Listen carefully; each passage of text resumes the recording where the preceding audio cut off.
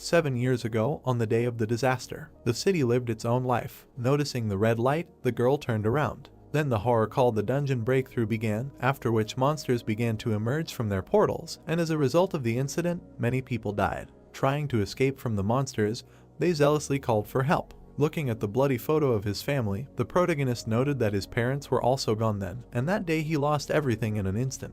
The protagonist clenched his teeth tightly while bloody tears flowed from his eyes. He swore that he would definitely become a hunter and tear all the monsters to shreds. 7 years later, the memorial park of the disaster. A guy was sitting on a bench with a travel bag, mentally noting that he was kicked out of the hunter training center. Looking with blue eyes, he asked what kind of hunter he was. A male voice addressed the member Han Sunjun, noting that he wanted to tell him directly. Looking at the brunette in front of him, the man told him not to come to the hunter training center anymore. Frowning, the protagonist asked what was wrong and why he was being kicked out. The tall man ran his hand through his hair and said that he knew that a normal awakened only needed a few months to complete the training at the training center to become a hunter. Looking down at the guy, he noted that however, the problem was that he had been here for 7 years. The brunette looked at him from under his brows with displeasure. The coach frowned and said that since it had come to this, he wanted to be honest, noting that he had no talent at all and, in a word, was just trash. Sunjun listened with shock in his eyes to his words about how if they allowed him to stay here, the image of their center would also become shitty. The other participants gathered behind him, and someone said that when they saw him coming and training every morning, his tenacity was amazing and they even felt sorry for him.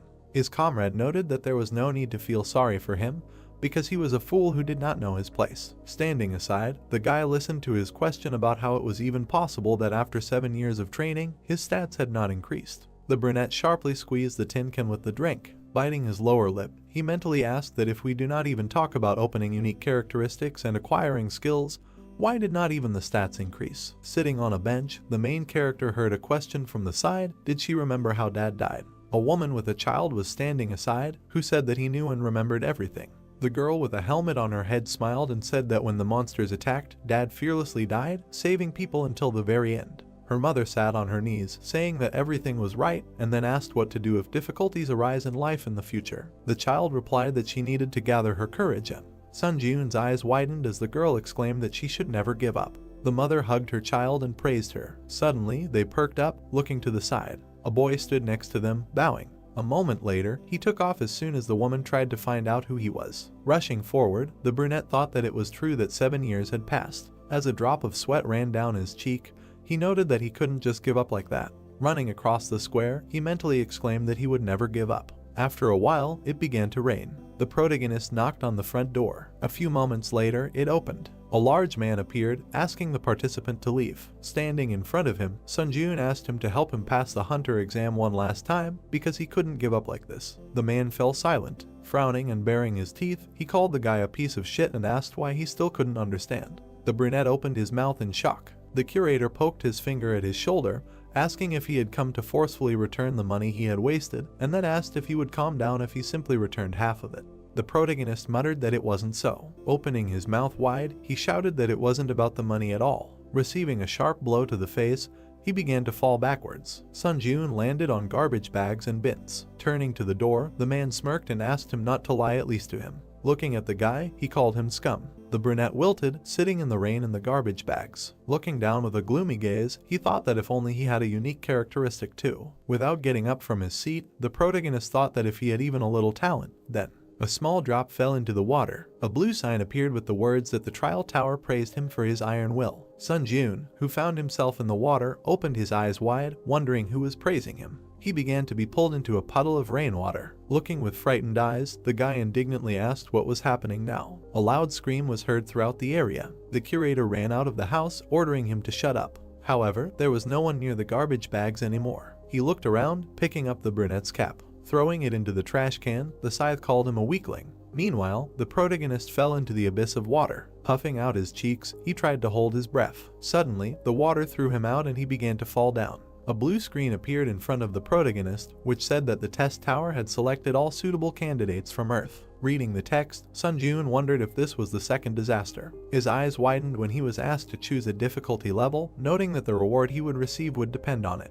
Biting his lip, the guy thought that he did not understand what was happening now, but looking at the 3 difficulty levels, he mentally noted that his intuition told him to use this chance. The brunette pressed the button. Suddenly, his cool bright light. The system noted that it hoped that he would receive a satisfactory result from the suffering he received, and then it was said that he would soon go down to the first floor of the test tower. The protagonist looked with surprised eyes. The system noted that all the statuses of taxes and injuries of the candidate were currently being healed, after which the loading of the first floor of the test tower began, for which he needed to prepare. Sun Ji-yoon found himself in the desert. His eyes widened. A notification about issuing a weapon appeared on the blue screen, after which a sword appeared. It pierced the sand in front of the guy. The system noted that the theme of this trial was survival, the reward for which was unlocked unique characteristics. After reading this, the brunette froze in shock. Remembering how he trained in the center, he thought that he would receive what he had worked so hard to obtain for the past 7 years. Smiling like a madman, the protagonist thought that this was just madness. He walked towards the sword. Suddenly, the sand under his feet shook. Falling forward, Sun Ji-yoon loudly asked what was happening right now. Horror froze in his eyes when the system noted that the training trial was about to begin, and the selected difficulty in the Tower of Trials was hard. A huge sand golem appeared above the brunette. Looking up at it, he noted that he could not believe it. The notification said that he needed to survive for a limited time, and his remaining time was 9 minutes 58 seconds. Sun Ji-yoon began to run away from the golem. A blue screen appeared in front of his face. Horror froze on his face. It was noted that the punishment for failing the test was death. Loudly, the boy ran along the sand. Looking back sideways, he wondered if he could really escape from it like this. Looking at the running monster, he thought that it was faster than he thought. Stepping on the sand, the brunette mentally noted that it was because of him that it was impossible to run for 9 minutes without rest with his endurance. The protagonist continued to rush forward. Squeezing the hilt of the sword, he mentally noted that the system even gave him a weapon ordered him to survive, so he did not have a rich choice. Without slowing down, Sun Ji-yoon thought that either he would die here trying to escape or die in battle. Dedication. Looking back, he wondered how he could defeat this creature. Suddenly he remembered the gloomy faces that called him a fool who does not know his place. Opening his mouth, the guy thought that this was enough. It was as if the curator was slapping him with a cone, saying that he was just a worthless person. Gritting his teeth tightly, the protagonist wondered what would happen if he tried to run away now. Jumping to the side, he thought that he could not allow this to happen.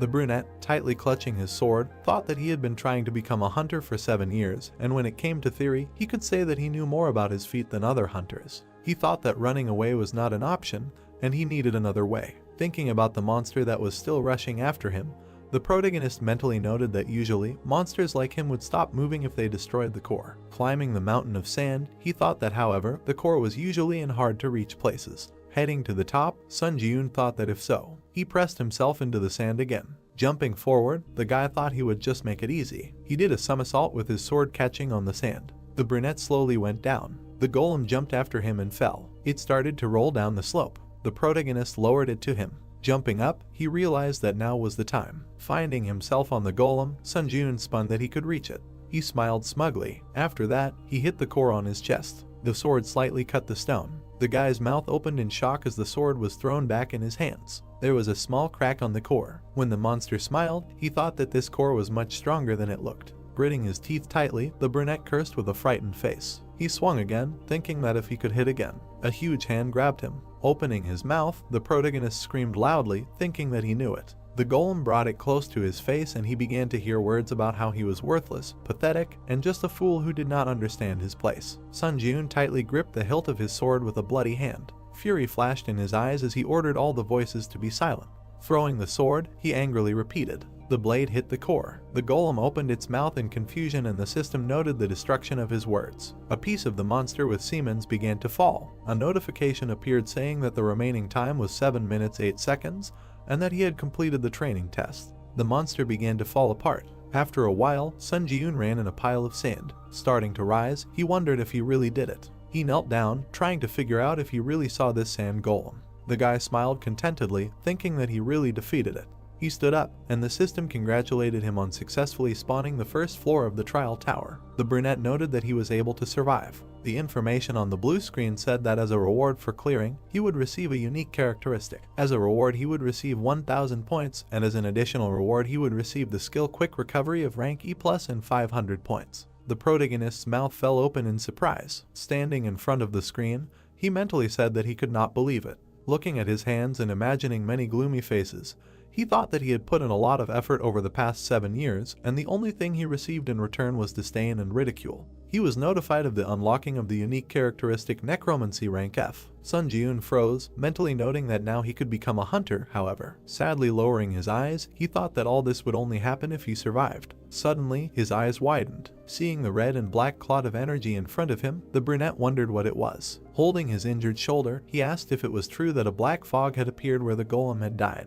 He touched it. Tablets appeared with words stating that his unique characteristic had been activated, and then he was asked if he wanted to absorb the soul of the sealed golem. Looking with shocked eyes, Sun Ji-eun wondered if this black fog was his unique characteristic. He pressed the button with a positive answer. Shreds of energy began to emerge from the core, heading towards the guy. His eyes widened in surprise. A blue tablet appeared with words stating that he had absorbed the soul of the sand golem, and that his skill had increased by 7%. The guy bent over and froze. He looked at his hands with puzzled eyes. Suddenly, bloody energy began to seep into his chest. He breathed heavily until it sank completely. A notification appeared that the number of souls was a 5th. Imagining the core, the brunette thought that he could feel this soul, and then wondered if this meant that he could store souls if he absorbed them. He closed his eyes, thinking that if he were to use it like this. The system noted that he could increase his stats by absorbing. Strength was increased by 3, and endurance by 2. The protagonist began to float above the ground. Opening his mouth in surprise, he thought that he felt like energy was filling his body. He mentally noted that his stats had indeed increased. Remembering how he was kneeling in the training room, Sun Ji-eun thought about how he had not been able to lift them for the past 7 years, and he finally managed to do it. His unique characteristics appeared. It was said that the main effect was to absorb the souls of the dead and use them as you wish, and the additional effects were a permanent increase in stats in the storage and use of souls. The boy smiled mischievously, thinking that if he came back with this skill, he could become a hunter. A portal appeared in front of him, and the system asked him to go to the waiting room. The brunette looked at the portal. Heading towards it, he said that he thought he had no choice but to go there. The portal began to open in a different place. A moment later, the protagonist fell out of it. Lying on the cold floor, he muttered that his wounds were worse than he thought. Suddenly, a green light appeared, and his eyes widened. Standing up, Sun Ji-eun looked at his hands and Sagami, where all his wounds healed and did the body heal after the test. Starting to walk forward, he noticed that in such a spacious room there was only one bed. He lay down on it. Looking at the ceiling, the brunette wondered what he should do now, and was he really able to get out of this tower? He tried to understand why she called him here. Suddenly his eyes widened in surprise. A screen appeared in front of him with the words that the following 5 commands are now available to him: information, smear, community, inventory, trial. The guy stood up, reading that, saying the command will lead to its activation. He began to slap himself on the cheeks, saying that for now he was focused on survival. The brunette activated the trial. The system noted that the time until the trial of the second floor is 23 hours 21 minutes. Sitting on the bed, he noted that he still had many trials ahead of him. Then he activated the community. A notification appeared that he entered a community of difficulty. A chat opened in which people asked to explain what was happening here, asking for their stats back, and someone wrote that 2 had not been a hunter before. The main character mentally noted that now he understood what was meant by the community. Frowning, he thought that everyone in the chat was confused, and besides, it seemed like people who weren't hunters were also dragged here. Suddenly, an admin entered the community and locked the chat. Sun Ji-eun perked up. The admin wrote that he had important information to share with those who had passed the tutorial trial. Sitting on the bed, the guy thought that maybe he would tell them how to return and that he found it difficult to remember everything. The admin wrote that he would teach them how to use the points they earned during the tutorial trial. That points were a currency used in the trial tower to buy from the store, and that points could be given out or received from others through the community. The brunette read the messages with fear in his eyes, that they couldn't get even a drop of water in the trial tower without points, and points could only be obtained through trials. Imagining himself dying of thirst and hunger, the protagonist thought that, in other words, he needed to do his best to get used to the rules of the tower. And the fact that he couldn't even get water without points meant that he needed to pass the challenges to earn points to survive.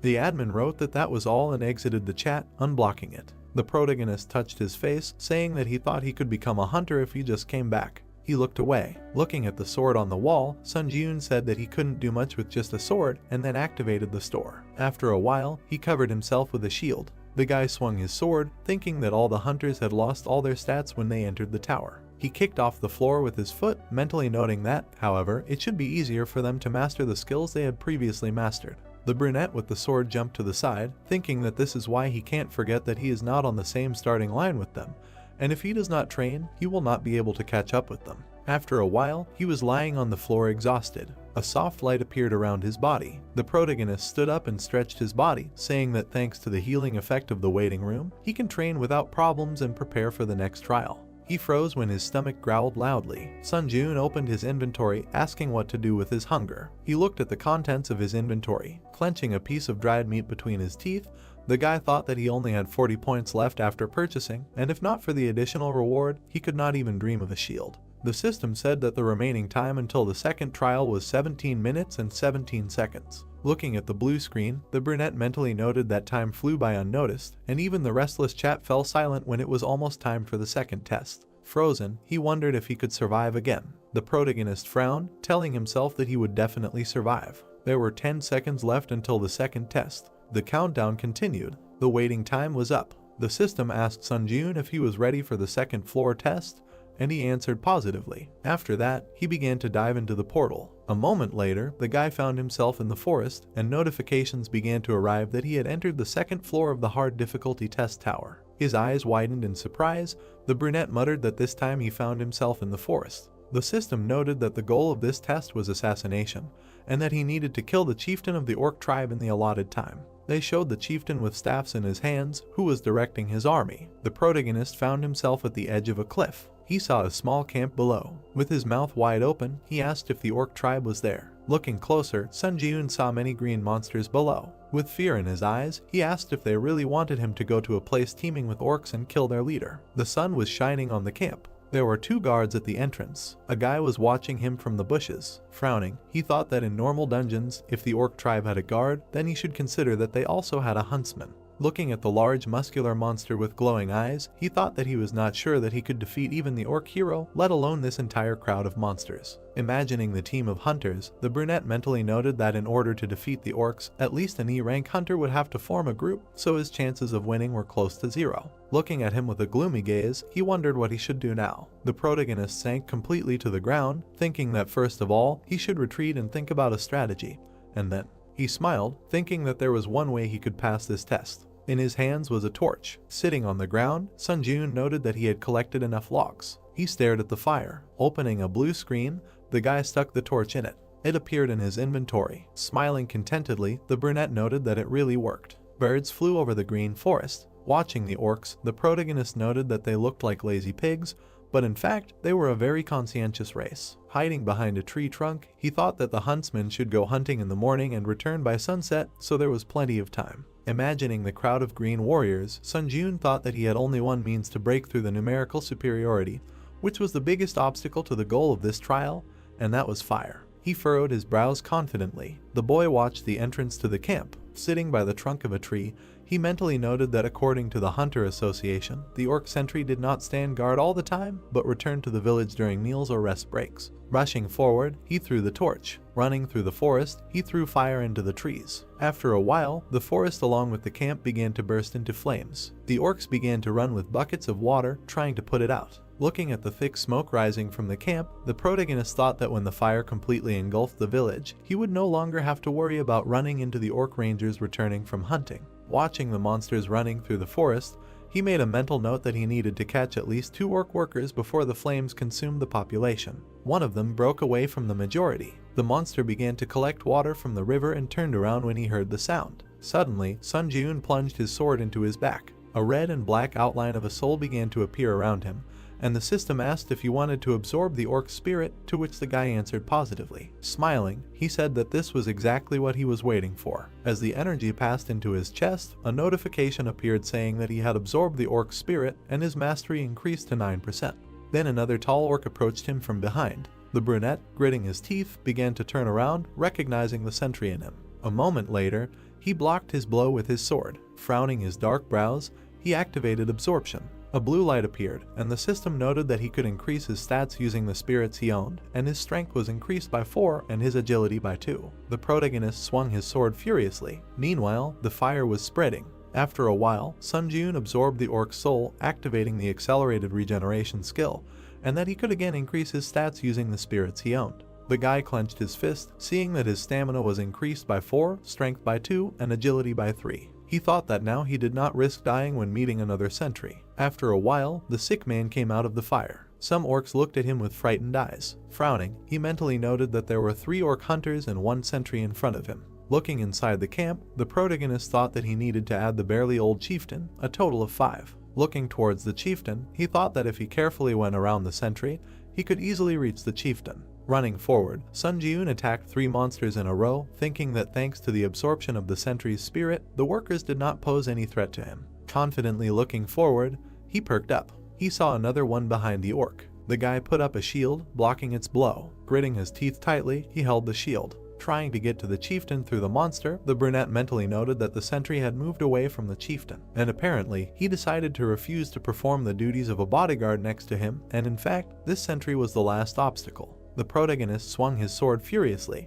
With a sharp blade, he pierced the sentry. Fire began to gather above the chieftain's staff. Sun Ji-yoon climbed onto the body of the dead monster. At that moment, the chieftain pointed the flame at him. His eyes widened. A beam of fire hit him. The old chieftain laughed harshly. Ahead, in the thick smoke, a silhouette of a man was emerging. Shock appeared in the monster's eyes. The guy was clenching his teeth tightly, holding a shield in his hands, and above his head hung a sign that he had received the achievement He Who Withstood the Flames and that he had acquired the skill Burn Resistance rank F. The brunette, his eyes flashing, bared his teeth and said that he was finished. He headed straight for the monster. The chieftain waved his staff again and screamed loudly. A moment later, his hands were cut by the protagonist's blade. The orc screamed in pain. He froze, looking at the protagonist. A second later, he ran into the tent. Sun Ji-yoon bared his teeth, looking with malice. The settlement followed. With one swing, the guy cut the fabric at the entrance. Suddenly, his eyes widened. The monster was sitting on the floor, hugging 2 trembling children. A green hand reached for the brunette's pant leg.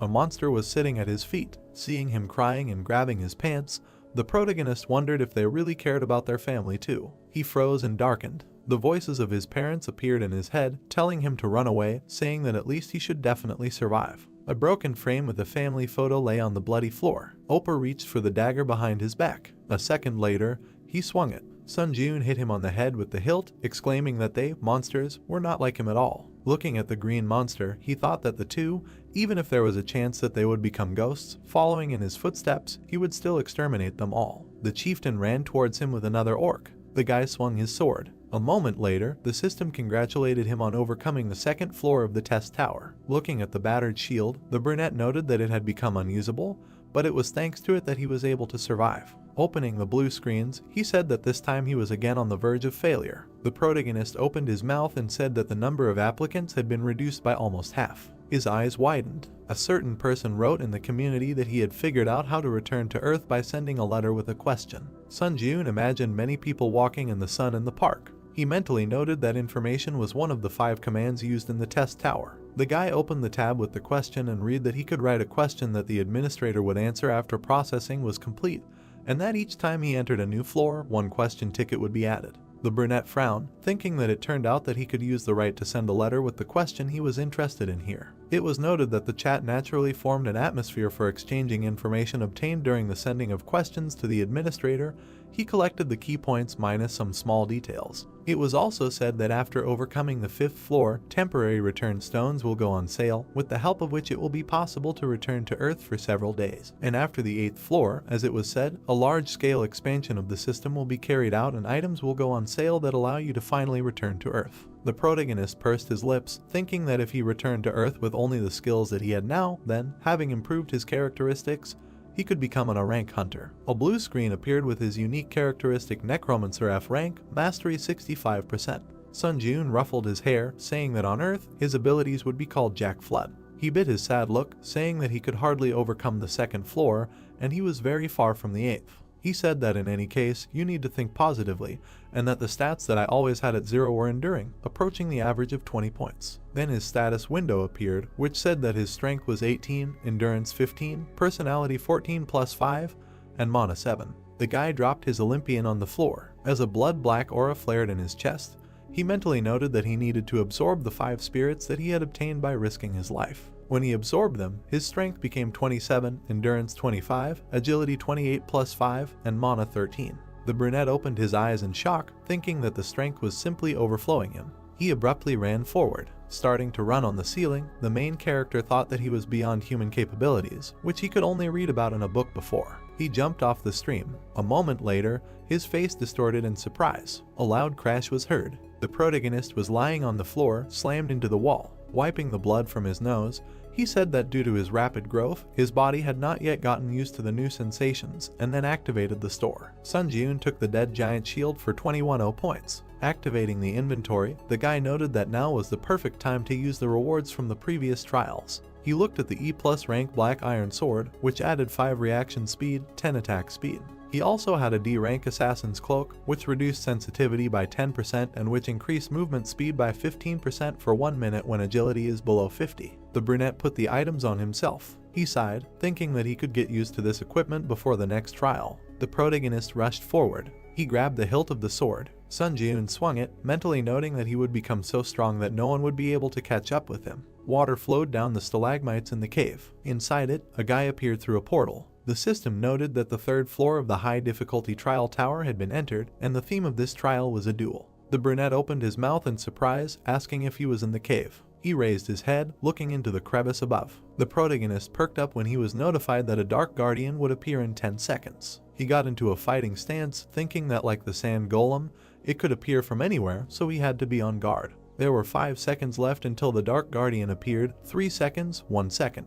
The system notified of the guardian's appearance. A human shadow appeared behind the protagonist. His eyes widened. The shadow guardian attacked him with a weapon. After that, he smiled contentedly. Sun Ji-eun bared his teeth in anger. The system notification said that he needed to defeat the shadow guard, his double. Gritting his teeth, he turned back. Sun Ji-eun kicked his opponent. They stood opposite each other. The triplet licked his sharp fangs with a grin, and the guy was breathing heavily. When the accelerated regeneration skill was activated, he mentally noted that if he had not reacted in time, his spine would have been broken. The brunette pursed his lips, thinking about the shadow pose. Equipment clanked in the cave. Looking at the exact same fighting stance of the enemy, the protagonist wondered if this creature was imitating his movements. He ran forward, thinking that he needed to clash with him in battle to test his guess. Sun Ji-eun abruptly rushed past the enemy. He looked back in confusion. Suddenly, blood splashed to the sides. The guy stopped some distance from the shadow guard. He frowned. The brunette saw how the monster's wound began to heal.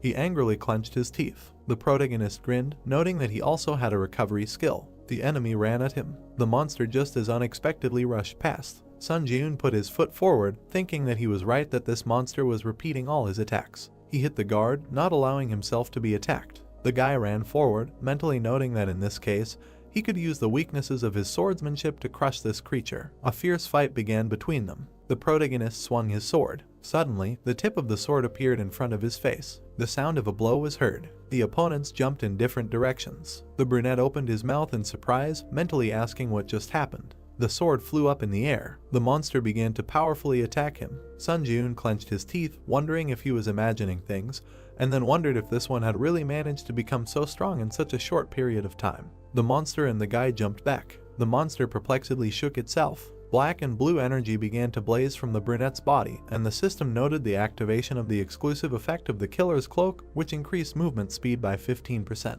The protagonist frowned, thinking that if this fight dragged on, he would be in danger, so he needed to deal with it within 1 minute while the timer was active. The guard bared his teeth and growled. Sun Ji-eun rushed forward at great speed. He rushed straight at his opponent. A second later, he dodged the blow. Grouping himself, the guy hit the monster again. Then he put his sword to its throat. Then the enemy pierced it. The brunette smiled contentedly, thinking that he had succeeded. The guardian screamed in pain and began to fall backwards. Extending his arm, he cut off the protagonist's arm that held the sword. Sun Ji-eun looked at the splashes of blood in shock. A moment later, he screamed loudly. Squinting his eyes, the guy told himself to pull himself together since this was not the end. Looking at the monster, a question arose in his mind. The brunette frowned, wondering why he was not moving. He mentally noted that even though that creature had a good healing skill, it still took some time to recover. While his bloody hand with the sword lay to the side, the protagonist thought that he should kill the Dark Guardian right now, but it was unclear how he could do it without a sword. He breathed heavily, seeing that the remaining time of the skill was 11 seconds. Sun Ji-eun put a shield in front of himself, mentally noting that perhaps he was going to real madness now. Putting his leg back, he rested his foot on the ground, thinking that it would be better to pull off such a crazy trick than to die. The guy rushed forward. His opponent perplexedly shook himself. the brunette approached him. The monster bared his teeth and swung his shoulder. Meanwhile, the protagonist ran at him with a sword. A moment later, he hit him. The monster flew away from him a huge distance. Dust rose in the air. The wounded monster, twisted, lay on the ground. Blood flowed down his face. Sun Jun stood next to him with a shield and swung. Baring his teeth, he wished death to his opponent. A moment later, he hit the monster. His head flew to the side. The system congratulated him on passing the 3rd floor of the testing tower. Then he entered the waiting room of the 4th floor, and all of the guy's wounds were healed. He looked at his hand, which was previously cut off. He touched the wall with it and looked at it. Then the brunette punched him. The wall was covered with huge cracks from the impact. The protagonist smiled widely, noting that this was a flawless healing. A notification appeared saying that the number of souls in his possession was a 5th.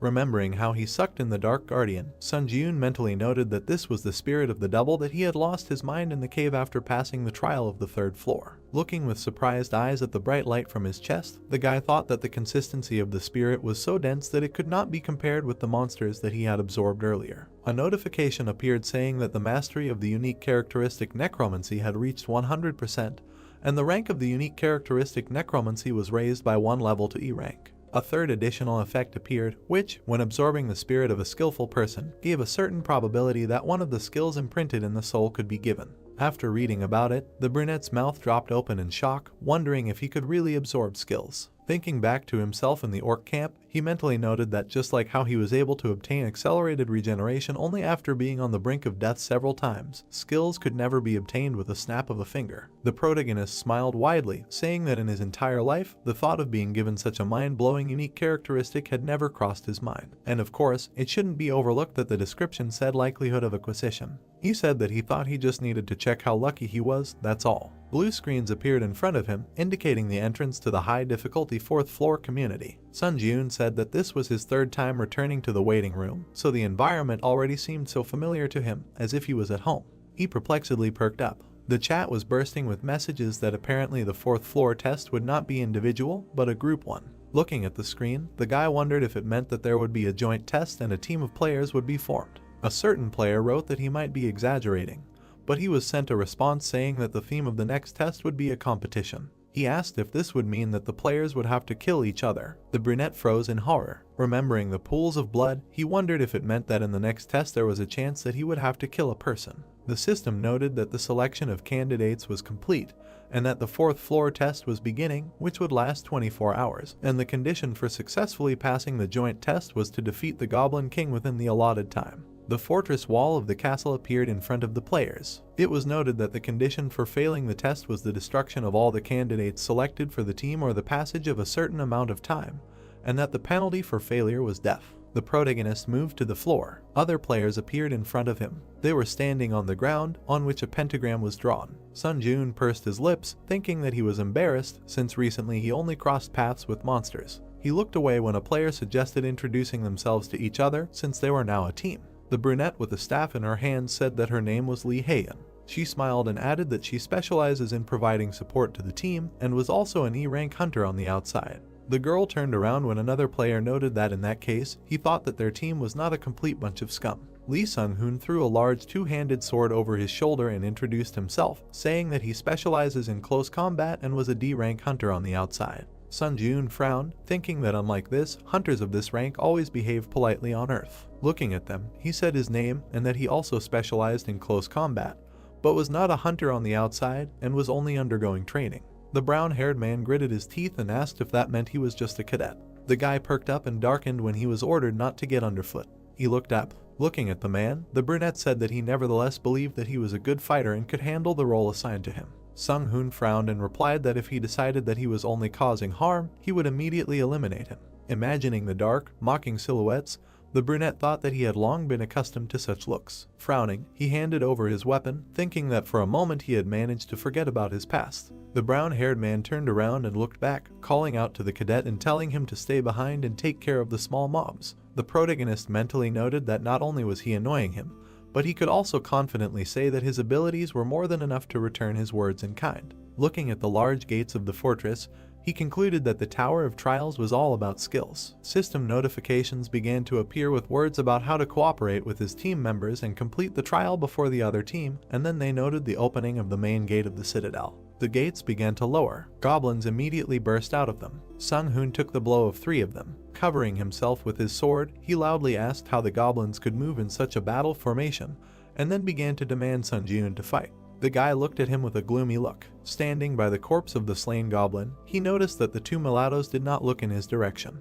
Haein exclaimed behind him that her spell would be completed any minute. The brown-haired man holding back the monsters shouted, telling her to stop chatting and make some kind of buff as soon as possible. The girl replied that she had already used all her support spells. The brunette approached her and addressed her, saying that it seemed that he needed help, and he left her for a while. Haein, with a worried look, told him to stop. A moment later, the protagonist rushed forward. The huntress frowned, asking who would cover her from behind if he left. Suddenly, her eyes widened. She saw many goblin corpses to the side. The brunette, frozen in place, said that she could not believe her eyes. The remaining goblins attacked. Sung-hoon, blocking the blows, cursed loudly. One of the monsters was spinning a mace on a chain. Then he threw it at the man. The blow sent the sword flying out of his hands. He landed on the ground. The goblin jumped on the unarmed brown-haired man. Looking at him with frightened eyes, he indignantly asked why he was so unlucky to be on the same team as a cadet. At that moment, the main character attacked the monster. The man froze with surprise in his eyes. The monster perked up, seeing the corpse of his comrade. Sun-joon stood in front of his teammate. Without turning his head, he told Sung-hoon to stand aside. The hunter opened his mouth in confusion. Flashing an evil look, the guy told him not to get under his feet. With lightning-fast movements, he began to kill his opponents. When the corpses flew in different directions, a notification appeared that he had received the title of Goblin Hunter. Watching, the man opened his mouth wide in horror. The hero walked between the goblin corpses, absorbing dark energy. He frowned and noticed that the black haze of his unique characteristic remained invisible to their gaze, so he could absorb souls as much as he wanted without any problems. Notification: increase stats using spirits you have. Strength increased by 3, agility increased by 4, endurance increased by 2, toughness increased by 7. Absorbed one of the Goblin Guardian skills. The brunette shuddered in surprise and read about the new skill. Skill: Guardian Sensitivity F Mastery 0%. Effect: the overall field of view expands, making it easier to notice approaching subjects. Sun-joon's eyes widened and he looked to the side. Now he understood what it was like to see the world from a wider angle. The guy grinned, happy about another jackpot. He came closer to his teammates. Sung-hoon smiled tensely and said that luck was on the cadet's side since he was only up against weak goblins. The man added that, be that as it may, the young man had tried hard. The protagonist and Haein looked at their comrade in silence. The brunette pulled up his hood and said that from now on he would be leading the operation himself, moving in the vanguard. He suggested that this formation would bring the greatest benefit to the team. Sun-joon looked closely at the man and asked if he had any objections. The knight frowned, then looked away and replied that so be it. The hunter asked if there were any other instructions. The hero said that he should simply protect Haein, nothing more was required of him. He turned to the girl with a request to provide support and provide orientation on the terrain. In a word, to do the same as before. The sorceress smiled and agreed to work productively in the remaining time. She extended her glowing hand forward and resumed searching for her target. The hero continued attacking the goblin squads, absorbing their souls and increasing his skill level to 12% for now. Time remaining, 14 hours 37 minutes. Night had fallen. The trio walked between the debris. The girl noted that although the goblins had been attacking with varying frequency, everything was too quiet now. The brunette stopped and looked ahead, then suddenly rushed forward without explaining anything. His teammates hurried after him in surprise, asking what had happened. Haein looked ahead. In front of them was a square with a fountain strewn with dead goblins. Sun-joon assumed that the other contenders had already been here. The man looked around in amazement and asked if the rivals really had rocket turbines instead of legs. The hero touched the monster's blood and noticed that it was still warm, which meant they could catch up with their competitors if they hurried. If the other team won, they, who failed the test, would die. The brunette raised his head and said that they had better hurry. The goblins were running to attack. Someone stood and hit his shield with a sword, attracting the monsters. One of the monsters looked back, feeling someone step on him. The guy with the blades was sitting on the goblin's shoulders. He grimaced and muttered that he was already sick of hunting goblins. The hunter expressed hope that this was the last fight before going to the boss. The monsters rushed at him. The player jumped up, dodging the attacks. He bared his teeth and his eyes lit up. A few moments later, the guy was already standing among the corpses. The knight and the wizard looked at Lee Seon and praised him for a job well done. The assassin grimaced and complained that he had to do everything alone. He turned to a knight named Lee Jin-hoo and asked if he liked skimming off all the cream. The other man smiled awkwardly and asked him not to say that. Xian snorted and demanded that he go and open the boss room. In front of them was a tall gate with an eye. The assassin looked at his retreating teammate and said that he wanted to finish everything quickly and have a good rest. The guy turned around and promised that he would open the door immediately. The knight turned away and grimaced, thinking that the hunter treated him like a little dog. Notification: condition fulfilled. All members of the challenger team have entered the Goblin King's Spire. The boss battle will not begin until only one of the two teams remains. Jinwoo shuddered when a red wall appeared in front of him. Notification: it will be impossible to escape from the current location at this point. All team members raised their heads. An energy cube covered the entire space around them. Xian frowned and asked what kind of nonsense this was. The wizard twitched and drew the assassin's attention to look away. The protagonist's team was approaching them. Sun Jun looked at his opponents grimly. The opponents looked at each other, and Xian cursed and muttered that he wanted to end it as soon as possible. The protagonist frowned and said that he would fight alone, and asked Heian to provide him with a buff that increased agility, and all the other buffs could be provided to the gladiator. The girl looked closely at her companion and said that she had seen with her own eyes how strong he was, but perhaps humans would be scarier than all of these monsters combined. The opponents looked at them menacingly. Sun Jun turned to his partner and replied that if he felt that he was in danger, he would immediately give a signal. Until then, he would count on her support. The sorceress held her staff out in front of her and said that she would do her best. Agility increased by 2. The agility boost effect lasts for 10 minutes. The hero moved forward, his body surrounded by a glow. The guy thought that he was convinced that he had already surpassed the skill level of the average hunter. In addition, he had just killed more than 30 goblins. Xian took a fighting stance and ordered the team to prepare for battle. Sun Jun rushed to attack, deciding that his current self was strong enough to cope with this test. The guy quickly approached the opponents. The assassin frowned and sweated. He suddenly jumped behind the knight and ordered him to immediately use his shield at full power. Jinwoo frowned and activated his defense. A golden energy field appeared in front of the three. The protagonist swung and hit the shield, cutting it into pieces. The enemy team shielded themselves with their hands from the gust of wind. Sun Jun immediately rushed forward, attacking each of the opponents. Heian and Sung Hoon looked at him in shock. The brunette exchanged glances with the enraged assassin. The guys entered the fight, exchanging blows. Xian gritted his teeth, parrying the blows. The brunette thought that his opponent's skills were clearly inferior to his, but, surprisingly, he easily repelled all the attacks. His eyes flashed and decided that he should act more decisively. The warrior appeared behind the enemy and cut the air with his sword, confident that now the opponent was finished. The assassin parried the attack with his blade. Sun Jun was stunned by his skills. The enemy gritted his teeth, and his eyes burned. The hero guessed that the assassin was able to see the trace of the blade aimed at him. Xian jumped back, but then a shield appeared in front of his face. The guy frowned, realizing that this limited his field of vision. The brunette appeared from under the shield and pierced the enemy in the chest. Xian coughed and was indignant. What bad luck. Notification: congratulations, you have completed the special task. Bonuses will be added to the reward for completing the 4th floor. The teammates approached the hero. The girl noticed that his hands were shaking. She looked at him worriedly and asked if everything was okay. The guy's face looked detached, but he answered that everything was fine. Heian looked closely at her comrade, guessing that he was in shock because of the murder he had just committed.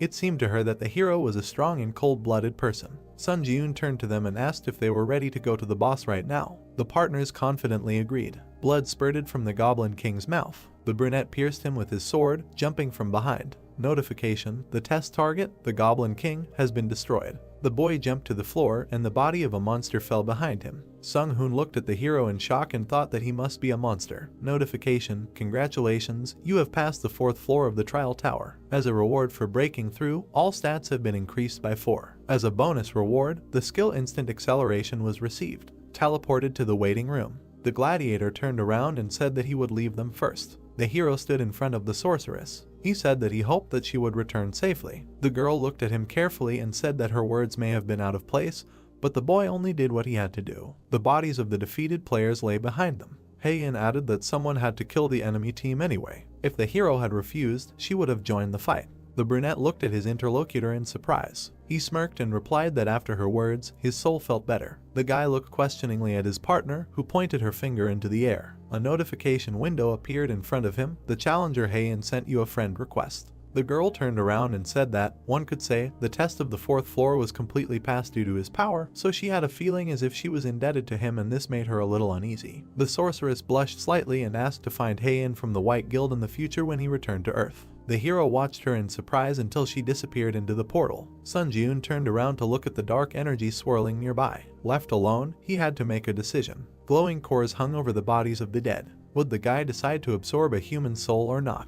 When he made sure that he was capable of something like this, he postponed the absorption process for later as he felt that he was about to cross an irreversible line. Now the hero has made up his mind. He jerked his hand, and energy began to emanate from the dead man's body. Sun Ji-eun stretched out his hand, absorbing the power, and thought that although he had no intention of killing people to become stronger, in a situation where he had no choice, he would have to resort to murder. In addition to his original desire to become a hunter, new ambitions were already beginning to sprout in his soul. The trial tower had given him a chance, and he would take full advantage of it. The hero wants to continue climbing to the top of the trial tower. The brunette passed through the portal and entered the waiting room of the 5th floor. Notification: system expansion begins. A ranking system for applicants has been created, and the results of the trials are being summarized. The guy looked at the system window in surprise. The window required entering a nickname. Sun Ji-eun thoughtfully touched his chin and then entered the word. Your nickname has been changed from Sun Ji-eun to Hunter. The results of the 4th floor trial are being summarized. 1. Kim Seung-hoon. 2. Lee In-hoon.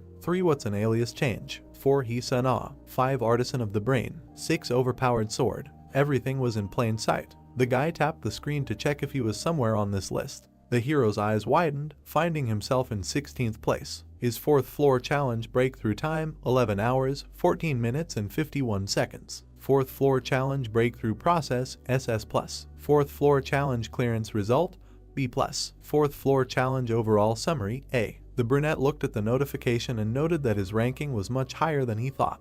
Applicants who made it into the top 50 would be designated as pioneers. Those who received pioneer status would receive an advantage on the 8th floor. Notice, if you maintain the pioneer status until the 8th floor, you will receive the Yahello privilege. The hero wondered what that could mean. He swiped the system menu, deciding that he would figure it out when the time came. Notice, please select a spirit to absorb from your existing souls. Number of souls in possession: 4/15. Dark energy swirled in the hero's chest. Increase stats using the spirits you have. Now he felt that he had finally crossed the boundaries of human capabilities. The boy clenched his fist, feeling a new strength. Purchase of the Homecoming Stone. You can now leave the trial tower for 3 days and return to your original location. Sun Ji-eun took the weapon and squeezed the artifact to see if it could move along with his equipment. Absorbing the Homecoming Stone, destination: Earth. The brunette smiled and thought that he was finally returning to Earth. The challenger Sun Ji-eun confirmed his intention to return.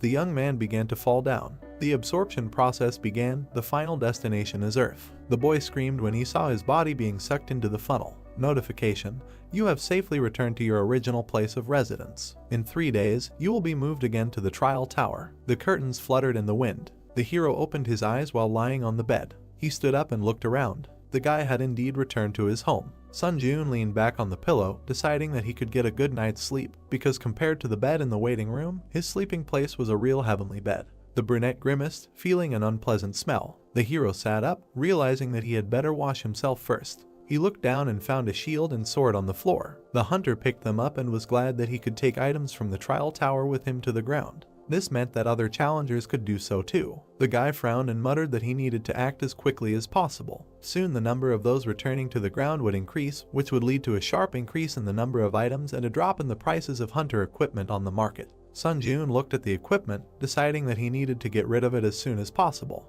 The problem is that only those with the hunter qualification can sell items on the market. Initially, the hero only planned to apply for the hunter exam and pass it during his next return. He looked at his phone and muttered that he had a lot more to do than he thought. The cadets were training on the training field. The supervisor watched them from above. The man turned around when he heard the phone ring. He picked up the phone and introduced himself as Hwang Manhwa, an instructor at the White Lotus Training Center. The hero gave his name and asked if he remembered it.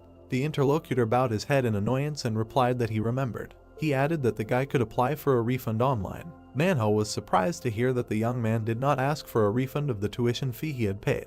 The supervisor looked out the window and asked if he would regret his decision. The brunette answered in the negative and added that he would have one request. The man sighed tiredly and said that if he was going to ask for permission to resume training at the center again, he would be refused. Sun Ji-eun asked for help in passing the hunter exam. The instructor frowned and reminded him of how his midterm assessment went. He was given an F rank, and that was a stretch. The man began to say what would happen if a person without unique characteristics and skills took the exam, but the guy interrupted him. He asked if the supervisor couldn't help him, even though the young man refused to return the money. Manhwa shuddered and replied that he could calmly change his mind because money is never superfluous. The hero smirked when he heard such an answer. He looked forward decisively and offered the instructor to make a deal. All he had to do was arrange for the guy to pass the hunter qualification exam today. Sun Ji-yoon got out of the shower and dried his hair with a towel. He looked in the mirror at his body, his pumped-up muscles. The brunette examined himself and concluded that, proportionally to his progress, his body had changed a lot too. The hero got dressed and muttered that now was not the time to admire his beloved self. He needed to hurry to take the exam. The guy went out into the hallway and met his neighbor. Sun Ji-yoon looked at her and thought that he really missed such a normal everyday life. He bowed and greeted the girl. She turned and greeted him back, thinking that this was the same neighbor who had been trying to become a hunter for 1,000 years. The brunette passed by, smiling and wishing her a good day. The woman blushed slightly and muttered if this guy had always been so tall. The hero waved his hand near the road, but no taxi stopped. He thoughtfully looked away. A few minutes later, the guy was already racing forward, jumping between the roofs of houses. Sun Ji-yoon grinned and muttered that running to the destination was also a good option. The guy pushed off and thought he would soon be there. Hunters Association. The brunette entered a tall building and stood in front of two men. The young man smiled and said that he had not seen the instructor for a long time. Manhwa chuckled and replied that not much time had passed since their last meeting. The hero looked at him confidently and said that he had been through so much in the last few days that it felt like 100 years had passed. The man looked at him in surprise and asked again. The young man confirmed that the days had not been easy. A man in a suit approached them and introduced himself as Kim In-hoo, the examiner who would be evaluating the test. He looked at the hero and said that he probably knew that, at the instructor's request, he would not have to take the theory test and interview. The examiner asked if the cadet had any questions about the exam. The brunette answered negatively, and the interlocutor invited him to follow him. Sun Ji-yoon stood in a large pavilion, holding a sword in his hand, and the man watched from above. Manhwa looked at the interlocutor and reminded him of his request to expel the guy as soon as possible. In-hoo replied that there was no need to worry because the monsters with the worst compatibility with the examinee were prepared for testing. The examiner looked at the guy and said loudly that he could choose the difficulty of the exam from 1 to 10 as soon as he was ready. The hero frowned and thought that he had always chosen the first difficulty level in this exam before and lost to the goblin every time. All because he was weak. The supervisor grinned and muttered that he would definitely choose the first difficulty level. He was interrupted by Sun Ji-yoon's voice, who chose the 10th difficulty level. The man shuddered in surprise and asked again. The brunette looked at him with a smirk. The instructor grimaced and said that he was a sick bastard. Notification, exam begins. Firebird hunt. A flaming monster appeared in front of the guy and screamed. The hero twitched. The notification said that the movement was slowed down by 25% due to the skill predator's roar. The blade of the sword cracked. The instructor grinned and thought that the boy would never pass the exam because he had slightly adjusted his weapon. Manhwa looked down at the hero, expecting his humiliation. The firebird flew up, blowing heat on the boy. Sun Ji-yoon's eyes sparkled, looking at the approaching enemy. The instructor remembered the day he passed his exam. Having finally become a hunter, he thought that he was the best. However, gradually the gap with his peers began to widen, and in the end, the man gave up trying to fill this gap. The world of hunters is based on innate talent. He accepted this fact and stopped trying to change anything. People are forced to give up when they feel a wall in front of them that they cannot overcome. The man was sure that everyone did this, not just him. Therefore, the instructor believed that it was time for the main character to give up too. Sun Ji-yoon put out his sword to parry the blow, but suddenly the blade cracked. The brunette looked at the blade in surprise and jumped back. The boy thought that even if it was a low-level weapon, there was no way it could crack so easily. The hero frowned and glanced sideways at Manhwa, guessing his plan. The curator smiled ominously and wondered what the boy would do with the broken sword now. The monster rose higher with a scream and attacked with a fireball. Sun Ji-yoon frowned and decided that he was even glad that things turned out this way. The perfect situation to test the skills he managed to get on the 4th floor of the test tower. Instant acceleration. The brunette crouched, then pushed off and landed on the ceiling above the bird. The hero smiled slyly and thought that this was much better than the increase in movement speed when using the buff of the assassin's cloak. The monster growled and began to prepare for another attack. Sun Ji-yoon pushed off and plunged the broken blade into the enemy's eye. The bird howled in pain. The guy landed on the floor and muttered that the sword was, as expected, too short. He picked up one of the slabs from the floor and swung it at the guy, managing to slice his head in half. The slab smashed into the wall, breaking through the crossbars of the balcony where the men were standing. The curator turned around, dumbfounded, and asked what the hell this bastard was doing. The exam was over. Congratulations. The monster fell down. Sun Ji-yoon waved his hand and asked if the audience was okay because he didn't expect the tile to fly to them. The brunette smiled decisively. The woman smiled widely and handed the hero a hunter's card, congratulating him on successfully passing the exam. The guy accepted it with gratitude. The interlocutor said that since he was registered with the Hunters Association, he could now officially engage in hunting activities. He looked at her and clarified whether she meant entering the dungeon and selling items. The woman answered in the affirmative. Manhwa slammed the table and asked the man sitting opposite how this could even happen. The examiner promised that the guy would fail within 10 seconds, but in the end, he passed the test in that time. Enro straightened his tie and muttered that the interlocutor really knew how to joke. The man looked at the instructor and declared that he had done everything in his power. Based on the stated data, Cadet Sunjun would never be able to pass this test. Manhwa frowned and asked if it was possible to assign the youth a lower rank. The examiner was surprised, where else could it be lower? He killed a monster in 10 seconds, which is aimed at cadets who received rank D at the midterm assessment. If the hero was assigned rank D, he could appeal. Sunjun entered the conference room and said that he received a hunter's certificate.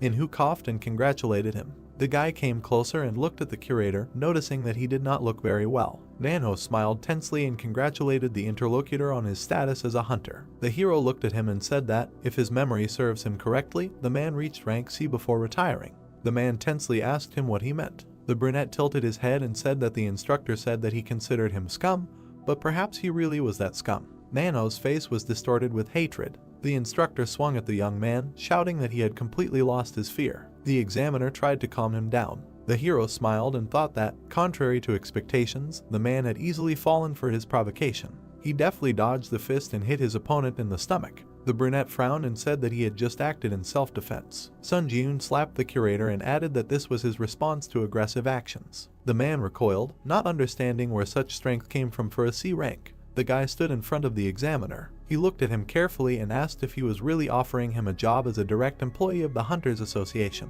Enro answered in the affirmative and added that his salary would be 1 billion won, and a larger amount could be discussed. The man said that the hero would only benefit if he accepted his offer. Sunjun looked at the card and muttered that such an amount was a good start. Enro smiled and said that he had simply seen his potential. The guy said that it seemed that the difficulty level of the exam was adjusted arbitrarily. The interlocutor shuddered and sweated.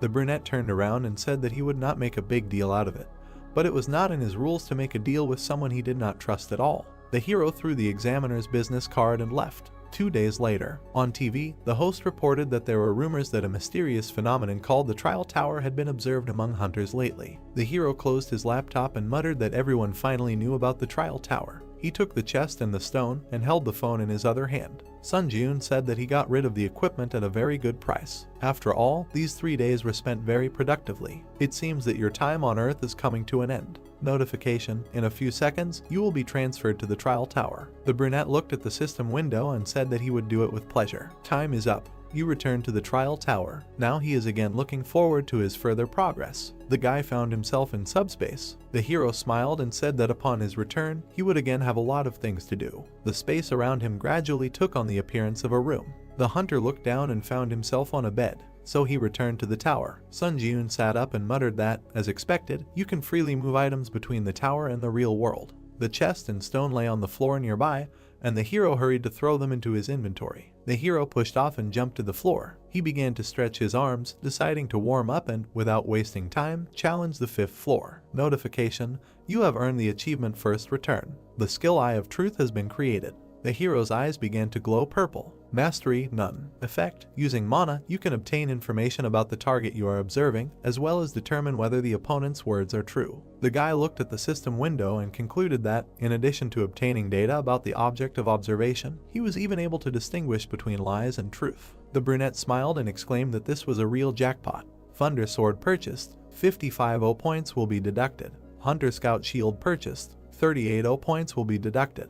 The hero swung his new weapon. Although he had shelled out a ton of points for the sword, he really liked its options. 10% chance to apply the lightning effect when hitting an enemy. The guy decided that it would definitely be useful. A notification window appeared in front of him. You are ready to begin the test on the 5th floor. Sunjun resolutely jumped into the portal, determined to begin the test after so much time. Entered the 5th floor of the test tower. Selected difficulty: hard. The theme of this test is hunting. Remaining time: 24 hours. Condition for successful completion: defeating the werewolf boss in the Wolf Ravine. Conditions for failing the test: the death of the challenger or the expiration of the allotted time. The reward for a successful breakthrough is a werewolf headband. The penalty, in case of failure, is death. The hero found himself in front of a high mountain with the moon shining above. He smiled and clutched his sword. Werewolves gathered around him. The animals growled and rushed to attack. In a few precise movements, the guy cut them down, making his way forward. Sun Jun kicked another enemy. The wolf flew to the side, and the guy was indignant. Why are they so puny? The werewolf hit his big paw. The hero shuddered and looked in that direction. 3 large white wolves stood in front of him. The beaten dog whined pitifully. The white monster roared and bit into the small wolf. The large monsters began to surround the hunter. He looked up warily. His eyes sparkled in anticipation. The trial tower never disappoints. The wolves rushed to attack. The player pushed off and swung his blade, saying that he was even starting to enjoy the trials. He delivered a slash and muttered that he might be slowly going crazy. The blade swept across all the wolves, leaving wounds on them. Mastery of the hunter's dagger skill reached 100%. The hunter's dagger skill was increased to rank E+. The accelerated regeneration skill was increased to rank D. The guy landed on the ground, feeling his strength growing. He frowned and thought that the hunter's dagger skill he had obtained on the 3rd floor had also almost reached its growth limit.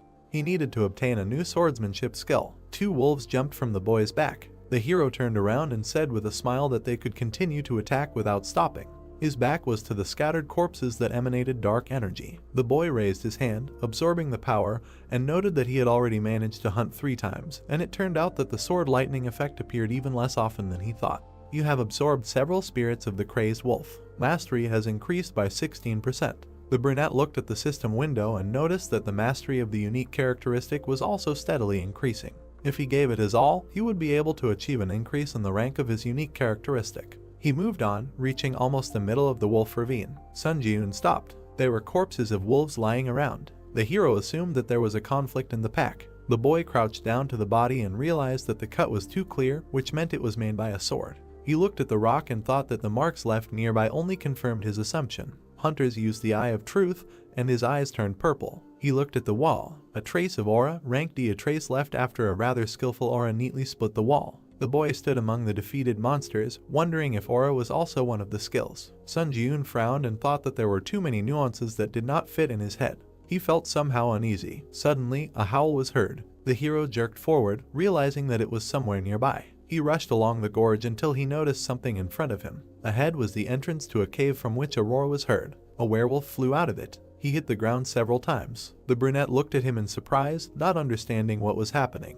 Notification: the boss werewolf required to pass the trial has died. Investigating the cause. Loading. The hero looked at the monster lying at his feet and could not believe that the trial target was dead.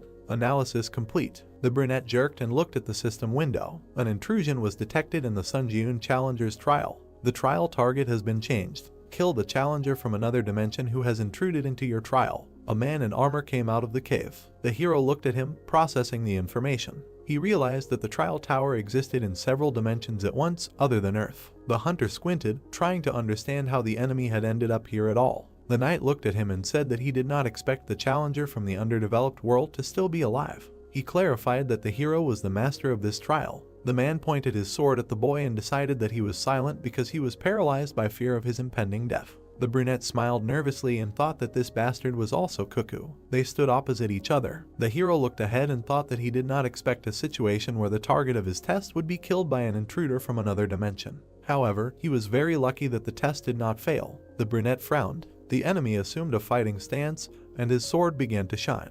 He asked if the boy was so scared that he could not utter a word. In that case, the knight decided to end his suffering right then. Sun Jun frowned, noticing that the enemy was advancing. The enemy quickly ran forward. The hero kicked the werewolf's corpse, throwing it towards the intruder. The wolf flew at the knight, but he cut it with his sword. He looked away. The brunette ran around him and swung his sword, saying that he was caught. The guy jabbed his sword at the armor, but then his eyes widened in surprise. The blade slipped, although the hero was going to cut the enemy in half. The enemy swung his sword and said that the young man was caught here. He brought down a blow on the hunter, who barely managed to cover himself with a shield. The defense split into pieces. The guy was thrown back and slammed into a rock. Sun Jun coughed in pain. The brunette grabbed his broken arm and clenched his teeth. The enemy came closer and was surprised that the young man blocked the aura. If he allowed himself to be cut in half, he would have met a quick and painless death. The hero frowned and shouted that he had never heard of any invaders. The knight came closer and replied that the barbarian had no way of knowing what a floor infiltration was. The boy sweated and muttered in horror why something like this had happened in his trial. The enemy looked at him menacingly, radiating an aura, and told him not to hold a grudge since the tower was originally such an unpredictable place. He would rather leave long conversations and end everything. The brunette put out his hand and asked the enemy to stop. The hero frowned and asked him to tell about the floor invasion. The knight silently looked at the boy, but still decided to tell since the boy was dead anyway. Sun Jiun looked closely at his interlocutor. The man said that among the options of the system, the expansion of which occurs from the 8th floor, there is the so-called floor invasion. If you buy a ticket for it in the store, you get the opportunity to interfere with other people's trials. The hero sat opposite the enemy, asking if he really came from another dimension. The knight clarified whether the boy thought that he came from some other world. Sun Jiun stood up and muttered something like that. His eyes lit up from using the Eye of Truth. The man shuddered as he looked at the hunter. Notification: your opponent's words are true. He did not lie. The knight extended his sword and exclaimed that the brunette had just committed an extremely unpleasant act. He dared to judge his words and actions. The hero smiled and replied that he could not do anything about it. The opponent swung his sword and asked how the barbarian brat dared to be insolent to him. The brunette straightened up and said that he had obtained information, so he could also share one funny fact. The interlocutor stopped and looked at him questioningly. The young man was holding his injured hand and said that due to his pain tolerance, the injured limb was practically in his way. In other words, he was holding it not because it was unbearably painful. The hero let go of his hand and the accelerated regeneration skill was immediately activated. The boy healed himself and said that he thought the enemy would only share information if the boy looked pathetic. The knight's eyes widened in surprise. He swung his sword and asked if the hunter was testing his healing skills. The man added that if his strength was only what he had demonstrated earlier, then he would not escape death. Sun Jiun threw the sword from the ground and smiled. The boy grabbed the handle and said that his strength continued to grow rapidly. Notification: increase stats using the spirits you have. Strength increased by 2, agility increased by 3, endurance increased by 3, mana increased by 5, durability increased by 7. Blue energy emanated from the hero. The enemy shuddered and was surprised that the boy had a unique characteristic in addition to the healing skill. The exclusive effect of the assassin's cloak is activated. Movement speed plus 15%. Remaining time, 59 seconds. The brunette crouched, pushing off the ground and, with a flash of his eyes, used instant acceleration. The man stared in shock at the challenger from the 5th floor, who for some reason had so many skills. The hero rushed to attack. The opponents began to exchange blows. The knight recoiled and muttered that it was only the 5th floor, so why did the hunter have such outrageous stats? He touched the sword, accumulating aura, and called the young man a damn barbarian. The brunette frowned, noticing the attack. He dodged, and the sword pierced the rock. The opponent turned and swung the blade towards the young man, cutting the stone. The hero was surprised and jumped. Aura is a high-level skill, so such a blow can cause serious damage. However, the guy was definitely ahead of his opponent in terms of stats, so he easily manages to avoid critical hits. Sun Jiun frowned and thought that the real problem was that armor. The man grabbed the sword with both hands. His equipment was high level, and it couldn't be destroyed by the protagonist's current abilities. The youth jumped up, continuing to strike from different directions. If he continued to strike again and again, there would be a chance. With another swing, the blade of the sword sparked. An electric discharge pierced the enemy. He grunted in pain, trying to understand what it was. Notice: Thunder Sword. 10th chance to apply the lightning effect when hitting the enemy. The brunette smiled and muttered that this was what he needed. The knight fell on his back. The hero approached the enemy. He looked at him carefully and thought that if the armor had a lightning rod function, it would have been more troublesome, but fortunately, his risk was worth it. The man grunted and his body trembled. He looked at the boy and said that he should have won in the first place. The intruder muttered that he was just a challenger from the 5th floor, so how could that be possible? Where did he get so many skills? Sun Jiun squeezed the handle of his blade and said that the other man was very stupid if he relied entirely on his one high-level skill and armor. He swung his sword and said that it was time to meet his end. The man extended his hand and exclaimed that he could give him answers to all his questions. The brunette frowned and said that there was no need for that. The hero pierced the enemy with his sword. Blood spurted. The knight's hand trembled and went limp. The hunter straightened up and thought that it was getting easier and easier to kill each time. He stepped back and swung the blade. If the boy felt awkward piercing someone else's flesh, it would have been a much more serious problem. Notification: congratulations, you have passed the 5th floor of the testing tower. A purple aura emanated from the invader's body. The brunette shuddered and extended his hand, hastening to use absorption. You have absorbed the spirit of the challenger Kata Drax. Mastery increased to 15%. The boy looked tensely at the energy in his hand and noticed that he almost missed the opportunity to absorb his soul. It turns out that if you die in another dimension, you simply dissipate like a mirage. The hero stood in the ravine, not understanding why the reward message did not arrive. Notification: the difficulty level and the reward do not match. The reward content has been completely revised. The young man turned his head in surprise. As a reward for breaking through, the skill 3 absolutes was received. As a bonus reward, you received 75 points. As an additional bonus reward, you received 35 points. The hero was happy that instead of the promised C rank reward, he received an A rank. The invading knight must have been strong enough for the system to consider the difficulty of the completed trial to be much higher than originally stated. Sun Jun smiled and said that he still couldn't believe that he had managed to hit such a jackpot. Entered the waiting room of the 6th floor. You have been healed of all debuffs and injuries. Information about the challenger Sun Jun will be displayed on the trial summary board. The guy walked through the portal and, taking off his equipment, put it in his inventory. One way or another, he encountered an invasion from another dimension. The hero sat down on the floor and thought that the trial tower really could catch you off guard. The hunter tried to save as many tickets as possible for sending questions to the 8th floor. The guy frowned. The system window indicated that the current number of tickets was 5. The hero began to type, deciding that it was time to ask about the floor invasion and whether it was possible to find out about it in advance. Your question has been sent. The brunette winced when he received the reply. He looked at the email in surprise, which had arrived so quickly. It read as follows: Floor infiltration is a system that allows you to enter the trials of a challenger with whom you have a gap of no more than 10 floors. However, you can only invade personal trials, and special and combined trials cannot be invaded. It is a system that expands from the 8th floor and is currently unavailable. The guy frowned and concluded that it was like breaking a ladder for someone climbing.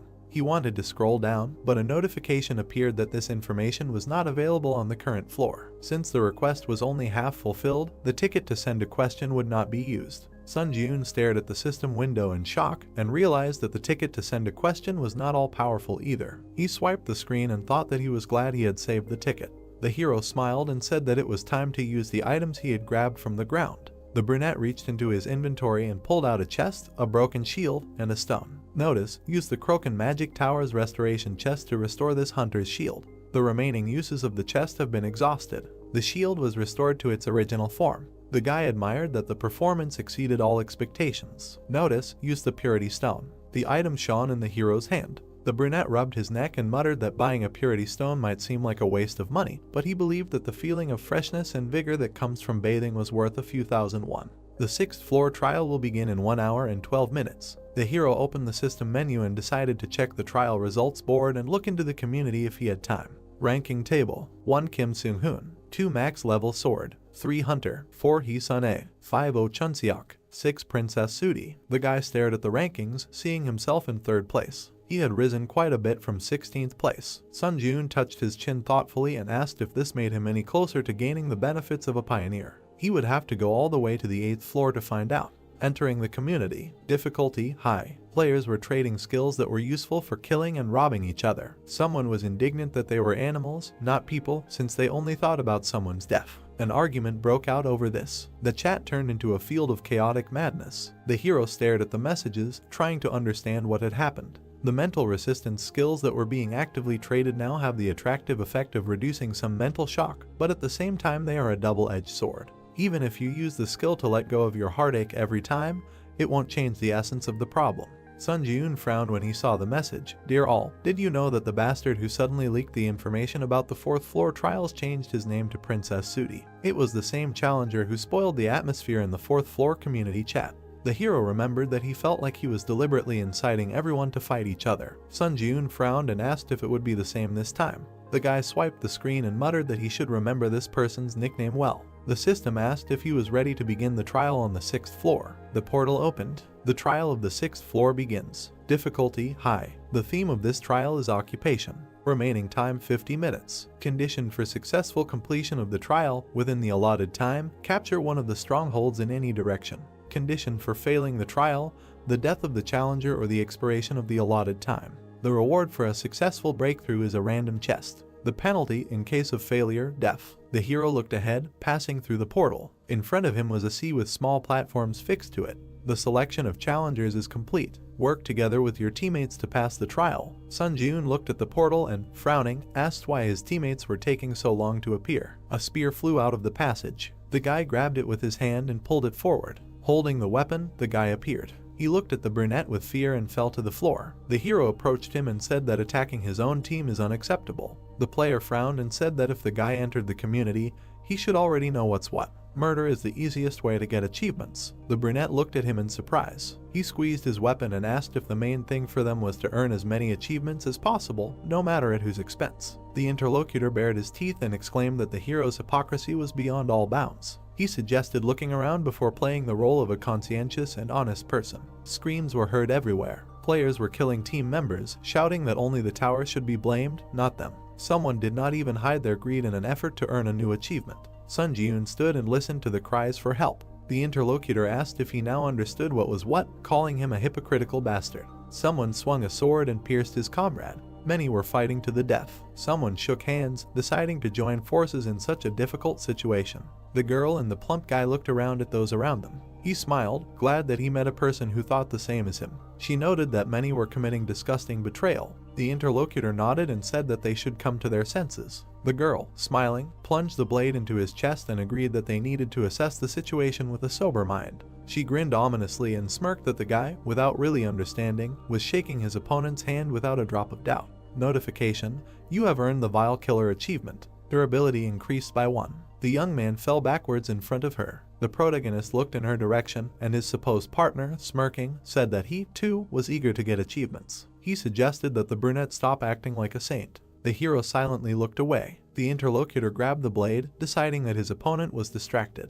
He cursed and rushed into the attack, aiming for the eye. Sun Ji-yoon did not even flinch. The guy quickly appeared behind the player and pierced him with that very spear. The enemy coughed and desperately wondered what kind of lightning-fast movement that was. Notification: you have earned the traitor achievement. Strength increased by 1. The hero frowned and thought that this was weak. Special and combined trials are just big words. Sun Ji-yoon turned around and thought that this trial could safely be called a kind of event especially for him. Here he would be able to improve the mastery of his unique characteristic, and, if he was lucky, maybe even add a couple of new skills to his piggy bank. However, the guy was not going to specifically attack to kill other challengers. The brunette resolutely looked ahead, deciding to simply fulfill the conditions of the trial and fight those who decided to attack him first. The man raised his hand and used Iron Dome, protecting himself with a shield. The sphere expanded. The man smiled and said that this was the perfect trial for him, who had learned water magic. He turned around at the sound and saw the main character running towards him. The guy jumped up and looked carefully at the other player. The man looked up in confusion, wondering who was in front of him. Sun Ji-yoon kicked the dome.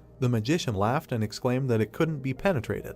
However, the defense didn't want to confirm his words, breaking under the hero's blow. The guy flew into the candidate's face with his foot. The magician was thrown to the side and fell on his back. The brunette landed in front of him and thought that although his actions were a little cruel, the main thing was the end result. The other candidates glanced at Sun Ji-yoon in fear, assuming that he was a ranker who looked like a monster and ran in other directions. The hero sat down on the platform and thought that with his actions he could instill fear in his opponents. The other players ran away from him. To be honest, even though he wanted to earn achievements, he didn't want to make unnecessary kills. Notification: stronghold captured. The capture will be interrupted if someone from the other team enters your territory. Don't let the opponent capture your stronghold. Remaining time: 9 minutes 59 seconds. The brunette crossed his legs and concluded that he only needed to hold out for 10 minutes. He put his hands on his knees and thought that the high-ranked challengers who had immediately confirmed their participation in the next trial without using hearthstones on the 5th floor should already be outside the 6th floor. Most of the people around him were low-ranked challengers, so maybe breaking through the trial would be easier than he thought. The trial on the 6th floor makes you think about a lot of things. Mistrust of others. This is the reality of a low-ranked challenger. The darkness and gloom that the trial tower has nurtured. The guy frowned and thought that the fake sympathy was the real hypocrisy. Even if he managed to distract the opponents by switching their attention to another stronghold, eventually someone would die. Notification: an enemy has entered your stronghold, capture has been suspended. The hero looked back questioningly. A group of 4 people was approaching him. The blonde grinned and noted the confused expression on the hunter's face. He said that in this test, a team consists of 2 people, and 4 people suddenly appeared on his territory. The intruder assumed that the guy probably wanted to know what was going on. The brunette looked at them and said that everything was obvious without his explanation. Sun Ji-yoon smiled and concluded that 4 notorious bastards got together and formed a squad of killers to earn more achievements. The blonde grinned and noted that the guy immediately got the gist of it. The challenger added that his sentence would now be carried out. The man bared his teeth and kindly offered the hero to go to the next world. The 2 knights moved to attack. The young man grabbed the sword and assumed a fighting stance. The enemy wizard folded his arms and used heart fusion. The hero shuddered in surprise. By using the unique attribute heart fusion, the challenger Sunjun now shares the pain of the challenger Kim Jinhan. The magician took the dagger and stabbed himself in the arm. The protagonist gritted his teeth and dropped the weapon, feeling a sharp pain. He looked at the wound with displeasure. The skill pain tolerance is activated. All types of pain are reduced by 15%. The bald man with a shield approached the guy and poured seawater on him. The brunette cautiously covered himself. Notification: you have touched the water of the 6th trial floor. Strength decreased by 10. Dexterity decreased by 10. Endurance decreased by 10. Penalty duration 2 minutes 59 seconds. The boy opened his mouth and noted that, apparently, there was a penalty for contact with water. The opponents were approaching to attack. Both knights swung, striking. The hero thought that this was a terrible deal. Would be for an ordinary player. Sunjun smiled excitedly. The swordsman swung his blade, but the boy deftly dodged. He raised his hand and said that the strategy of depriving the enemy of a weapon and reducing his stats, admittedly, is pretty good. But they made one fatal mistake. The player looked at the approaching hand in fear. The hunter grabbed the swordsman by the head and stabbed him into the floor, declaring that they chose the wrong opponent. The trio froze in shock. Notification: you have earned the achievement one-hit kill. The skill Contempt for the Weak has been created. The hero straightened up, and the bald knight cursed. Skill: Contempt for the Weak. Mastery 0%. Effect: if the enemy cannot surpass any of the user's stats, strength increases according to the difference in stats. The bald man swung to strike from behind. Notification: all enemy stats are lower than the user's. Contempt for the Weak is activated. Strength increased by 1. The man struck, then looked up in shock. At that very second, the protagonist kneed him in the face. The brunette turned around in the air and kicked the enemy in the head. You have earned the achievement Merciless Killer. Sunjun smiled. Agility increased by 1. The knight fell to the ground. The blonde gritted his teeth and frowned. The hero moved towards them. The mage looked at his teammate in fear and asked what to do now and whether they should attack at the same time. The swordsman silently slashed his comrade's leg with his sword. The wizard's face distorted in pain, and he fell to the floor with a scream. The protagonist flinched, feeling a pulsation in his leg. The brunette dropped to one knee. Sunjun breathed heavily, thinking that they only shared one pain between the two of them, but fortunately, there was no real damage. The only problem was that this pain limited his actions. The mage grabbed his leg and shouted, did the man still consider himself a human after such an act? The blade pierced his side. The blonde continued to strike, warning the protagonist not to come closer. The challenger grimaced and shouted that if he took another step towards him, he would slit the throat of this idiot. The brunette straightened up. Thanks to the skill pain tolerance, he was able to move somehow. But the catch was that at such a speed, it was difficult to properly react to the enemy's attack. As expected, there was only one answer. The hunter gritted his teeth and realized that he needed to kill the challenger who activated heart fusion as soon as possible. The mage screamed in pain from his wounds. The protagonist threw the shield in his direction, cutting off the wizard's head. The guy jerked, feeling pain in his neck, and fell to his knees, trying to breathe. The blonde swung, deciding that there might not be another chance. He jumped, cutting the air with his blade. Sunjun caught his blade with both hands. The guy looked at his opponent and asked if he was curious about what it was like when the feeling of having your throat literally cut penetrates your entire being. The enemy smiled tensely and muttered that the guy was frostbitten. The brunette broke off part of the blade, grabbed it in one hand and cut off the enemy's head. The blonde, or rather the flying upper part of it, whispered that the hero was crazy. Sunjun frowned, and drops of blood flew nearby. You have received the Cold-Blooded Slasher achievement. You earned 15 points. Time is up. The stronghold has been captured. The other users began to shout joyfully that they survived. Someone who managed to maintain camaraderie hugged each other. Was it someone's instigation that many people were delighted with the murder at the beginning of the challenge? But in the end, the final winners were those who kept the team together. The hero turned around and noted that there were exceptions. He looked at the guy who was standing there covered in blood and muttering that he did nothing wrong, and that the bastard who couldn't dodge his blow was to blame. The brunette looked at his hand and wondered if he looked like such a monster in the eyes of others. Notification: congratulations, you have passed the 6th floor of the challenge tower. A random draw box will be sent to your inventory as a breakthrough reward. You have received 8,000 points as a reward. Moving to the waiting room. Dark energy emanated from the bodies of the challengers. You have absorbed the spirit of players Lee Songjun, Kim Jinhan, Song Jinuk, Han Sik-jun. The guy put out his hand, absorbing the energy. Mastery of the unique attribute Necromancy has reached 100%. The rank increases by 1 level. Necromancy, rank D, entered the waiting room of the 7th floor. The hero exited the portal and noticed that the achievement viewing function was activated. List of achievements: Class S first return, Class A none, Class B none, Class C one hit kill, Class D cold-blooded slasher, Rank E the one who endured the flames, Ruthless killer, Goblin hunter, Traitor, Class F none. The guy carefully looked at the system window and said that, as he thought, the first return was not a simple achievement.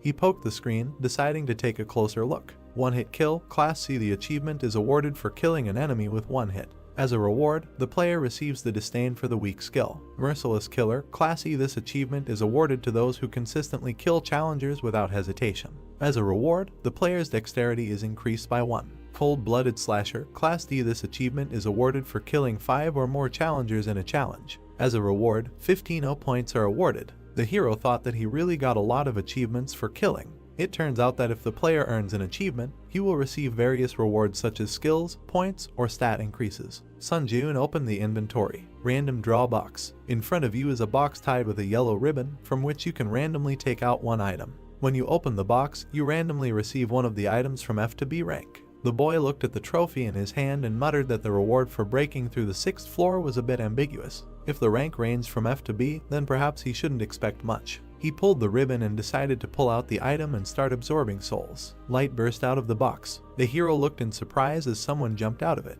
The small green goblin did a somersault and landed on the floor. The boy looked at it in shock. Sun Jun smiled and muttered what kind of Pokemon this was and whether it needed to be caught. The creature frowned, looking at the hero. Sun Jun dashed forward, stretching his hand out in front of him. The little animal dodged his palm at the last moment. The boy continued running forward, trying to catch his target. He pushed off the floor with explosive force. In his last attempt, he managed to grab the little animal. The hero smiled and shouted happily. The captured beast opened its mouth wide and screamed. Then it forcefully squeezed the boy's forearm with its teeth. Pain struck the boy's body, causing tears to appear in his eyes. The little beast jumped to the side. It frowned angrily and bared its fangs. The boy went into a furious frenzy and said that the enemy was quite cute, so he tried to be gentle with him. Jumping up, he said that now the little beast could expect no mercy. The boy made several dashes, but his target jumped very high. The hero looked up and thought. A moment later, the beast noticed that the boy had risen to his height. After somersaulting in the air, the boy looked at his target. He frowned and swung his right hand. His fist was approaching the little beast at high speed. The boy struck the beast's head with incredible force, dealing a critical blow. The place where it hit turned red. The little animal crumbled into pieces, revealing a necklace. The system congratulated the boy and said that he had drawn an item corresponding to the highest class in the random draw box. He looked at the prize and said that if it said the highest class, it meant that his item was Class B. The necklace emitted a blue glow. The system said that it was a pendant made of forged iron, which increased the effects of metallurgy skills and swordsmanship by 7%. And when mana was introduced, an exclusive effect of steel defense was activated, but temporary recovery was stopped since man was spent to activate. The young man took the pendant in his hand. He looked at it and thought about its description. He poured energy into it and decided to check the effects. The next second, energy enveloped him. The system reported that the pendant activated an exclusive effect, as a result of which the skin began to absorb 10% of all physical damage. He exclaimed in surprise. The beams of light glinted on the surface of the pendant. The guy thought that this pendant had much better parameters than most class items, because it was equipped with both attack and defense, so it was truly a scam item. Putting it on his neck, he happily said that he did not expect anything from this prank, but ended up hitting the jackpot. Suddenly, he froze in place, noticing the messages there that all his mana was depleted, as a result of which the exclusive effect was disabled. He was confused but frowned and said that this exclusive skill absorbs mana at the speed of light. He tucked the pendant under his shirt and thought that he should save mana to use the pendant at a critical moment. He looked back at the system window and decided to check the status window of the unique characteristic that was recently assigned to rank D.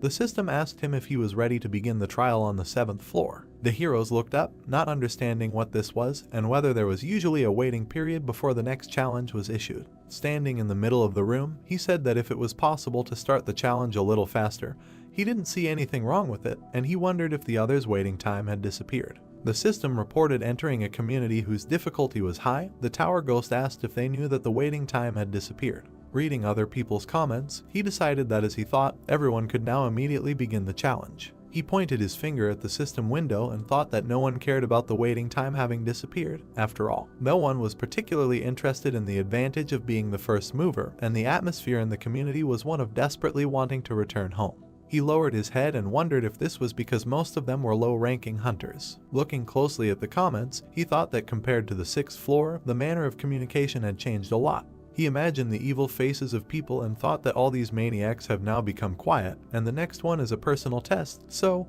by entering into a dialogue, no one will gain anything. With a calm expression on his face, he decided that he should also be wary of the murderous maniacs who use the lives of their comrades as simple tools for gaining profit, and most importantly, he hit his fist into his palm and said that he needed to develop skills that would not be shaken by any variables. Opening the system window, he looked at the description of the unique characteristic and looked at it in surprise. Raising his eyebrows, he noticed that even more specifics were added to the description of the basic effect. Schematically imagining how souls turn into enhancement, magical power, and a protective shell, he thought that before, the main emphasis was on enhancing skills, but now souls can be used both as magical power and as a protective shell. He waved his hand, opening another window, and said that he hoped that something like an increase in the probability of obtaining a skill would appear, because anything can happen, so the ability to protect the body will never be superfluous. He pulled the sword out of the inventory. Throwing it into the air, he decided to check how effective the spiritual shield was. The hero put his hand to the side and said that he should risk it, because even if he cut off his hand, the waiting room was equipped with a healing buff anyway. The sword quickly spun, approaching him. At high speed, it approached the guy's wrist. The next second, a bright red flash lit up the space. The system reported that the spirit absorbed the damage inflicted on the user. The sword rose into the air again, energy swirled around it. The system also added that the player's soul had disappeared, and the number of souls in possession was 3 out of 30 positions. The young man looked at the hit site in surprise. Smiling, he decided that the effectiveness exceeded all his expectations. Heroes looked at the number of souls in his possession and said that it was better for him not to absorb all the souls, but to always have a couple in reserve to ensure his own protection. Heroes opened the board summing up the results of the trial. The system opened the player ranking table, on which Sunjun was in 4th place. Frowning slightly, he said that he had slipped to 4th place, and but it was a bit of a pity, but it was not so critical, because in order to receive the title of Pioneer, he only needed to enter the top 50. He warmed up and said that he was already tired while checking this and that, but he did not have time to delay further advancement. A portal opened in space. Heroes decided that it was time for him to challenge the next trial. In the darkness in front of him, system windows began to appear, informing him that the 7th floor high difficulty test was beginning, the theme of which would be proof, and 40 minutes were given for completion. The condition of the test was to pass 3 tests within the allotted time, and the conditions for failure, the death of the applicant or the expiration of the allotted time. As a reward for a successful breakthrough, he was guaranteed the skill of Grace of the Wind, and the penalty for failure was equal to death. The young man found himself in the middle of a dark corridor. He raised his eyebrows in surprise, not understanding what kind of place this was, because the atmosphere was completely different from the previous tests. Walking straight, he thought there that he literally did not feel anyone's presence, and this irritated him greatly. His hair began to flutter in the wind. A bright light flashed at the end of the corridor. A wave of glow quickly overtook the young man, transferring him to the first test zone. The hero found himself in the middle of the desert. The system demanded that he prove that he had overcome all his fears. Looking around, he recognized the surroundings. An endless sand landscape stretched out before him. Suddenly, the ground beneath his feet shook violently. The young man thought that everything was as he expected. In an instant, a giant sand wall rose up in front of him. The young man looked up and realized that it was a sand golem. He remembered that in order to successfully pass, he had to break through 3 trials in the remaining time, and he thought that this space was now a reproduction of the training trial, and this meant that during this trial, the 3 trials that he had already passed would be recreated. He frowned angrily, thinking that he could defeat the sand golem with his eyes closed, and wondered if that meant he would be on the 8th floor very soon. He noticed that a large amount of sand was falling down from the golem's shoulders. The monster was getting taller and taller, leaving the boy at the bottom. The boy looked up, noticing the giant monster, and said that he didn't remember the golem being this big to begin with. A bright light was shining in the monster's eye sockets. The boy smirked and thought that he felt like he had been enlarged 3 times. The golem raised its arm. It swung its right hand, slightly leaning towards the boy. The boy took out the sword and shield from his inventory, deciding to try and hit the empty head of the opponent. He rushed straight towards the golem's strike. Deviating from the trajectory, it ran up the arm. The hero frowned confidently. He quickly climbed up the sand, straight towards the monster's head. Finally, he made a dash and jumped away from the enemy's head.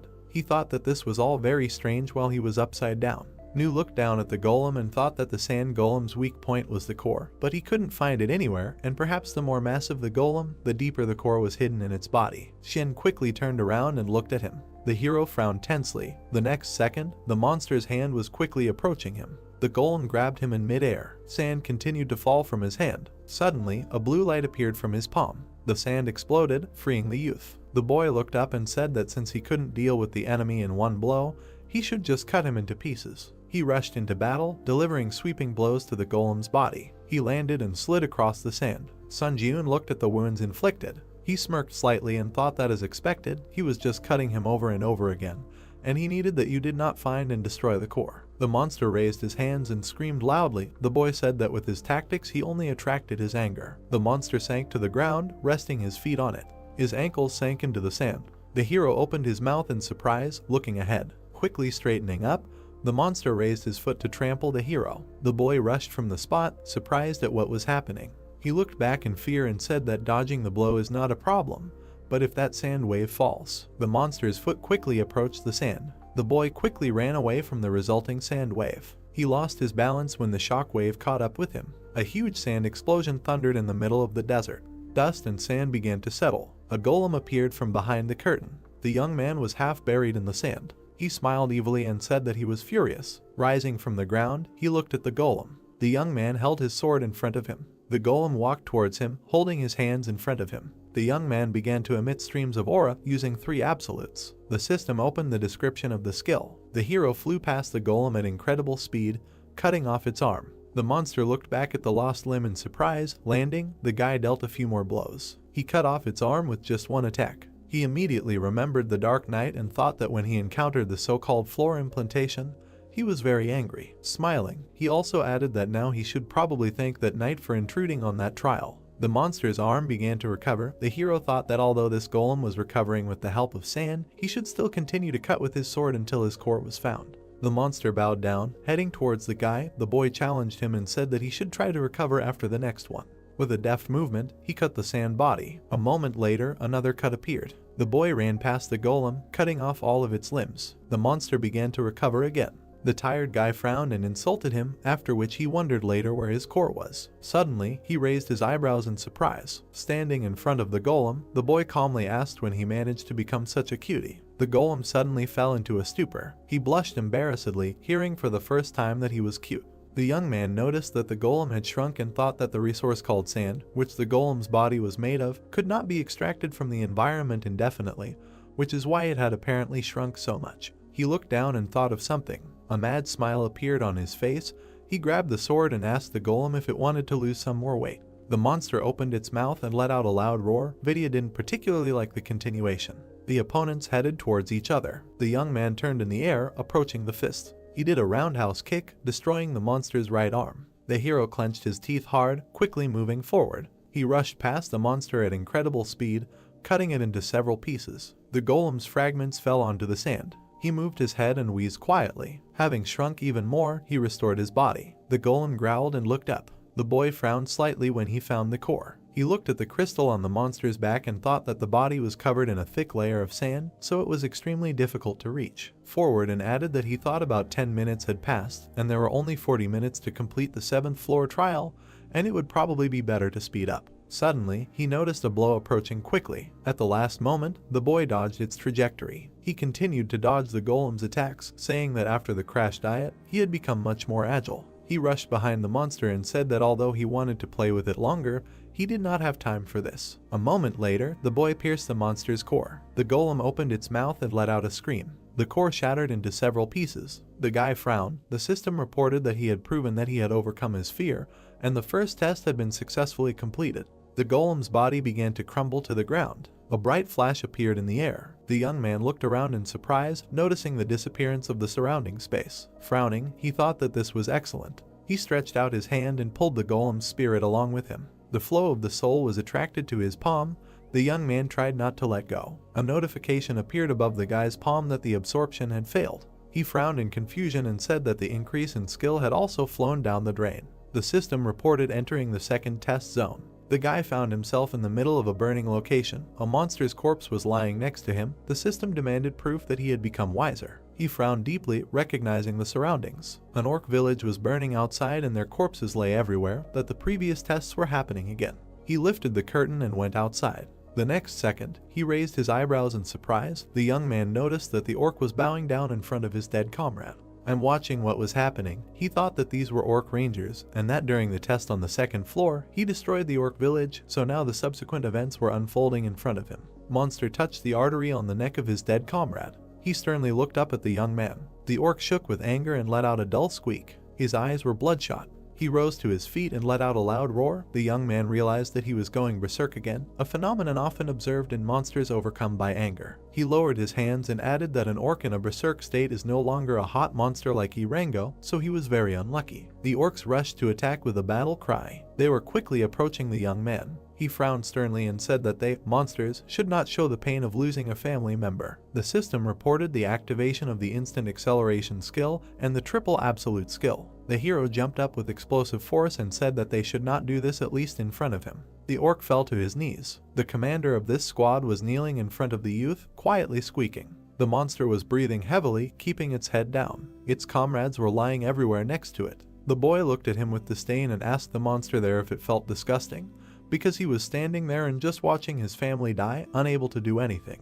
The monster went berserk again. He rose to his feet and swung his right hand. The hero dodged his attack. Energy flashed in his pupils. With a quick dash, the boy decapitated his opponent. He exhaled heavily. The system reported that he had proven that he had become wiser, thus completing the second test. Looking back, the boy thought that this time he could not hesitate. He extended his hand and began to collect souls. He was pulled into the portal again. The system reported the successful absorption of all the orc spirits, as a result of which the mastery was increased by 6% and the number of souls rose to 19 units. The hero clenched his fist with a smile. The system issued a notification that the mastery of the hunter's dagger skill had reached 100%, so the skill had increased to the next rank. Also, the instant acceleration skill had risen one sub-rank higher. The system notified him of entering the third test zone, where he must prove that he had overcome his doubts. The guy looked ahead and said that this time his brain would definitely be blown away. He found himself on a long path in the middle of the water. Greatly surprised, he realized that this was the battle platform of the 6th floor. She looked back and said that since the previous zones were reconstructions of the 1st and 2nd floors, he thought there would be a double from the 3rd floor. He remembered the previous test and said that he was not surprised if such an ignorant test was labeled as wisdom, and he was really going if he hoped to see at least some common sense in the test tower. The young man opened his inventory and took a life potion from there. With a slight movement, he opened the bottle. The guy tipped the bottle over and drank the contents. The potion worked instantly, healing him. He looked at the bottle in his hand. Throwing it into the ocean, he said that he was littering a little in the test tower. A moment later, a giant wave rose behind him. Powerful splashes of water threw up the concrete slabs of the path. The heroes frowned in surprise and said that he only threw a tiny bottle. The system reported the activation of the killer's cloak, increasing movement speed by 15 points. He rushed away from the approaching danger. The boy frowned and thought that the tests that had been played so far were repeating the existing rules, which meant that in order to pass this test, he needed to find and occupy the red tile of the stronghold. The water waves rose up, creating different shapes. The boy also added that until he found the tile, he should not touch this water under any circumstances. Running further and further, he decided that his speed was higher because the wave could not catch up with him. Frowning in surprise, he decided that this was great, because he had to move in the same direction. A powerful splash of water threw the tile under the boy's feet. Falling down, he touched the water, as a result of which his strength, agility, endurance were reduced by 10 points, and the duration of the penalty was equal to 2 minutes and 59 seconds. The water continued to throw up concrete slabs. The guy thought that he even had an idea that the tiles would remain in the same order. Being in the air, he added that it was a kind of hope that there was at least some common sense in the testing tower. He gritted his teeth and used instant acceleration. Leaning against the slab, he made a powerful jerk. With quick movements, he bounced off the next 2 slabs. The guy gritted his teeth and said that he never expected that he could die in such a place. He continued to push off the slabs on his way, running further and further. Noticing a red pad, he headed towards it. Looking at his target, he thought it was the red slab of the stronghold. The guy gritted his teeth and thought that soon, finally, this annoying test would end. The introductory surface swirled into a whirlpool. Several streams of liquid rose into the air at once in order to hinder him. The water spun like a corkscrew and flew over him. The boy said that now the testing tower decided to go completely crazy. He made 2 jerks and headed towards the red plate. Smiling slightly, he realized that there was very little left. The spinning liquid was quickly heading after him. The hero noticed the danger from behind. A powerful blow of the liquid hit him right on the back. The boy's vision clouded over as the water absorbed him. Scarlet energy flared behind him. Streams of dark aura spread through the air. The system reported that the spirit absorbed the damage done to the user, as a result of which one of the orc souls disappeared. More and more energy was growing. It stopped the flow of water. Another orc soul disappeared. The boy looked back and thought that he clearly felt the shockwave, but right before the blow could cause him any damage, the shield blocked it. The hero did a somersault in the air and flew to the side. Having landed, he quickly ran away. The streams of water went after him, when suddenly the remaining time was over. The water froze. The exclusive effect of the killer cloak was turned off. The guy frowned in confusion and thought that now he already had no mana, and if the instant acceleration failed, then it would be the end for him. He gathered scarlet energy in his palm. The hero threw the ball into his mouth. Having pushed it into his mouth, he frowned slightly. An aura began to emanate from his chest into the dark. The system reported that he needed to replenish his mana using the spirit of the orc. The guy thought that this was great, and that his strength had returned. The streams of water, swirling, continued to move. The guy quickly ran away from them. He looked at the red tile and thought that there was very little left. Suddenly, a column of water appeared in front of his face. He opened his mouth in surprise and cursed. The streams of water quickly caught up with him. While he stood in a stupor with his arms crossed, he made a dash forward, wanting to take a risk. The guy entered the liquid. His silhouette began to blur under the streams of water. He broke free from the other side, exhaling heavily. The system reported that the orc spirit had disappeared. The guy was in the air right above the waves of water. Flying down upside down, he bent down heavily. The guy tried to group himself and screamed loudly. He looked at the floor in fear, screaming shrilly. The floor was quickly approaching him. After a little while, the guy hit the concrete with incredible force. 2 orc souls disappeared. He had 12 units left. A large amount of dust rose in the air. The dust cleared. The young man lay in a mark on the surface. He opened his eyes in surprise, noticing something. Swirling waves hung right above him. Their tips twitched, confusing the guy. The system reported that he had proven that he had overcome his doubts. As a result of something, these tests were successfully completed. The water appendage began to lose its shape. A huge amount of water fell on the guy. Being wet, he squinted his eyes and thought that this was a damn test and that it was completed, but for some reason he had to suffer until the last second. Suddenly, system notifications appeared, reporting that he had overcome the 7th floor of the test tower, and as a reward for breaking through, the skill of the Grace of the Wind was received. 15,000 points were awarded and speed boots were sent to his inventory, after which the system reported that he was going to the waiting room. The hero headed into the portal. The spatial gate emitted a light blue light. The young man went to the waiting room. He threw off his coat. Slightly lowering his head, he remembered the past test. The young man frowned deeply and realized that he was close to failure. He bit his lip and thought that in the current situation, he was a little anxious to go to the 8th floor right away, because he did not think that he would continue to be so lucky in the future. Suddenly, he raised his head, feeling a shaking. The system windows opened in front of him. Notifications reported that the number of applicants who passed the tests on the 7th floor exceeded 1,000 people. So the expansion of the system began, the skill store was opened, and an intersection was created in the test, as a result of which a permanent return was possible, and the floor implementation system was activated. Looking at these messages, he thought that this was all what was expected with great impatience, but Cherry Prepare is different. He frowned, noticing the messages that he was the president, who was called the pioneer on all the previous floors, as a result of which he was entitled to choose the halo. The boy imagined a silhouette of a man with bright rays of light coming from him, and thought that the eagle was an advantage that could only be obtained if the applicant had the title of pioneer on all previous floors. He raised his eyebrows in surprise when he saw the system notification that the halo affected the unique characteristics and skills of the applicant, so he had to choose wisely. The young man wondered later, had he ever given the tower such advice, because it must mean that the halo was something important. The system gave him a choice of 3 halos: ruler, hunter, and monk. The hero crossed his arms, looking at this, and said that he needed to read the description first. He opened the description of the ruler's halo, which said that this is a halo that has different performance depending on the person, and, in fact, it is closer to the universal type than the specialized type, and is closely related to the unique characteristics of the applicant. The potential is greatly increased for abilities such as combat, growth, support, and production, and the unique strength of skills is the synthesis of skills, so this is the most suitable halo for the current applicant. The youth raised his eyebrows in surprise and said that it affects all skills and even the unique characteristic. Looking closely at the last lines, he thought that the tower was openly saying that this is the most suitable halo for him. He poked his finger at the system window and said that he needed to look at other options. The system opened the description of the hunter's halo, which said that anyone can easily adapt to this halo. It is closely related to improving characteristics and skills, and the effect of the halo greatly increases the level of skill and stats. The unique power is to increase the level, and this halo is also perfect for the current challenger. The hero looked at the writing with distrust and was surprised that this choice was also not bad. He opened the description of the monk's halo. The system said that this is a halo that is strongly influenced by talent and perseverance, and the longer a person invests, the stronger he will become. But this takes time and talent, and if a person does not have talent, all efforts may be useless.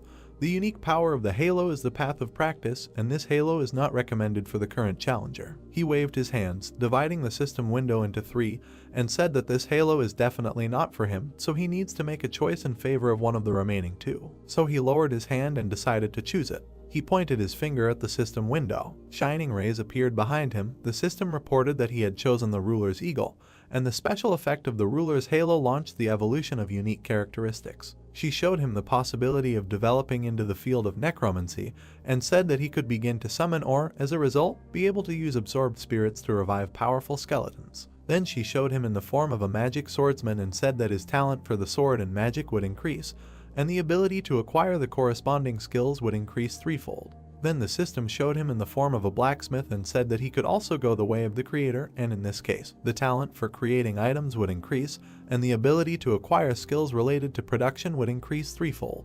The young man looked at these options in surprise. He touched his finger to the system window. They say that he has nothing to even think about. He looked closely at the system windows, reporting that the summoner attribute had been added to the unique characteristics of necromancy. Due to this, some effects were modified, and new detailed effects were added. Then the unique ability of skill synthesis was created. The dark energy swirled and began to gather into the youth. The system opened the status window. The hero stepped onto the floor, happy with the end. He looked down as the energy continued to gather in his chest, and thought that the eagle was finally created.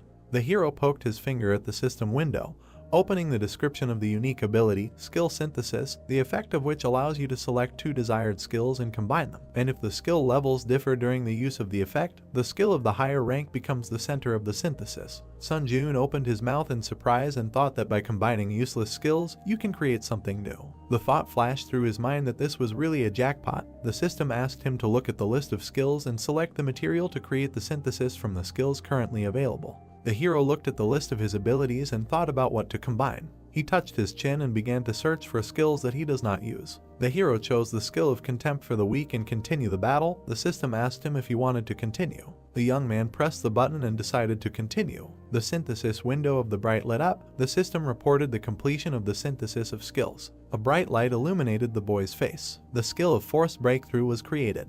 The young man looked at the description of the skill in surprise. The system reported that the skill allows you to break through unknown forms of restraint, such as skills and unique characteristics, but the user's magic must be higher than the level of magic used for restraint. The hero could not understand how this happened. He thought that he combined 2 lower skills, and that he expected to get an E rank skill, but got a D rank. He smiled happily and decided that this was a really mind-blowing skill. He pointed his finger at the system window. I live to try again. The system asked him to select the material for synthesis again. The hero chose Ranger Training and Burn Resistance. The next second, he again agreed to continue the synthesis. The system window lit up brightly again. The guy smiled impatiently, expecting a new result. A strong eye skill of rank E was created, which allowed one to provide oneself with some visibility even in bad conditions. The guy fell into a stupor and said that, it turns out, the skill created now was only 1 step higher than those chosen for synthesis. He looked up and thought about what the reason for this was. He mentally imagined the 2 previous skills and thought that they went well together. Then he imagined the 2 skills crossed with each other this time and thought that their combination was not the best. From a first glance it was clear that they were completely incompatible with each other. He fell heavily onto the bed. Looking at the ceiling, he said that he had come a long way from holding the status of a pioneer to receiving the reward of the areola, but for some reason he felt a little strange. Lying on the bed, he wondered if he had really achieved everything through his own efforts, or if he had just been lucky with a unique characteristic. The hero was silent for a second. He jumped to his place and decided that he couldn't lie around doing nothing, thinking about all sorts of nonsense, because it would be much better if he checked the reward he had received. He looked at the description of the skill of the Grace of the Wind, the effect of which allowed him to increase all speeds by 10%. The system reported that this skill could be stacked, reproducing up to 7 times. However, when the limit was reached, a 24-hour cooldown would automatically be activated. Looking at the description, he said that increasing all speeds, this is amazing, and he will also be able to stack this skill 7 times, which means, lost in his thoughts, he thought that he would be able to increase any speed by 70%. The hero imagined himself running forward at incredible speed. The young man imagined a bright glow and thought that this skill does not consume mana at all. Sitting on the bed, he said with a smile that the grace of the wind is essentially a skill that has no downsides. He opened the inventory and looked at the boots. He put on new shoes. The guy looked at the new thing with a smile. The system reported that these are speed boots that increase attack speed by 3% and movement speed by 5%. The young man said that all the rewards on the 7th floor are related to speed, and he is incredibly happy with this arrangement. Suddenly, the system reported that the skill store was entered and that it displays a list of skills available for purchase. Sun Ji-yoon looked at the list and said that, contrary to his expectations, the quality of the store leaves much to be desired, after which he thought that in addition to this, the prices are also incredibly high. He shook his head and was indignant at being asked to pay 8,000 for an instant boost. He pressed the buy button and said that he needed a skill related to magic. The hero imagined coins falling while looking at the messages that he had purchased the magic circuit skill, as a result of which 15,000 points were debited from his account,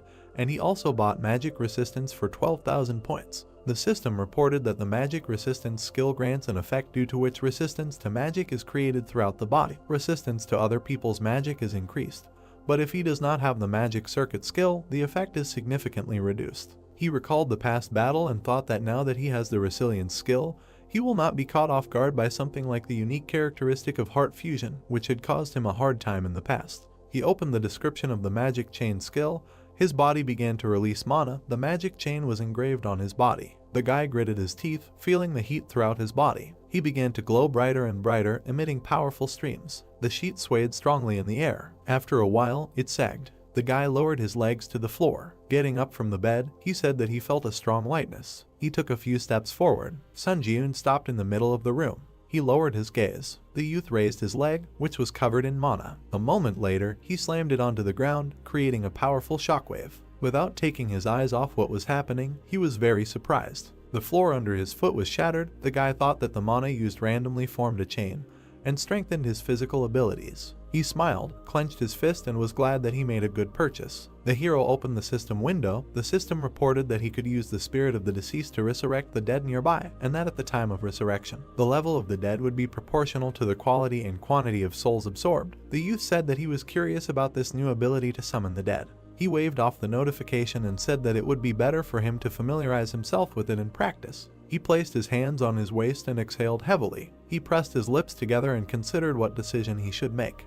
The hero frowned sternly and said that he should think about whether to challenge the next floor right now or return to the ground. The dark-haired man was looking at his phone, nervously shaking his leg, and was indignant at the fact that there was no response. Suddenly, he noticed that someone had approached him. A plump man with his team approached him and asked the guy if he was able to gather a team. They were sitting next to a giant gate. The man also said that he should hand over the permission to enter the portal to them. He smiled evilly and added that if the raid in the dungeon did not begin after the specified time, the right to enter would be automatically revoked, so he could just take the appropriate fee and hand the pass over to them. The guy frowned tensely, recognizing the guys who had approached him. He raised his head excitedly and said that he had no intention of handing over his pass to anyone. The men immediately insulted him. The interlocutor grabbed his head and said with a smile that there were a lot of hunters in the park, but no one was eager to join his team. Smiling widely, he mockingly said that he was only an E-rank hunter. The young man was stunned when he heard the question of whether he thought anyone would want to be on the same team with trash like him.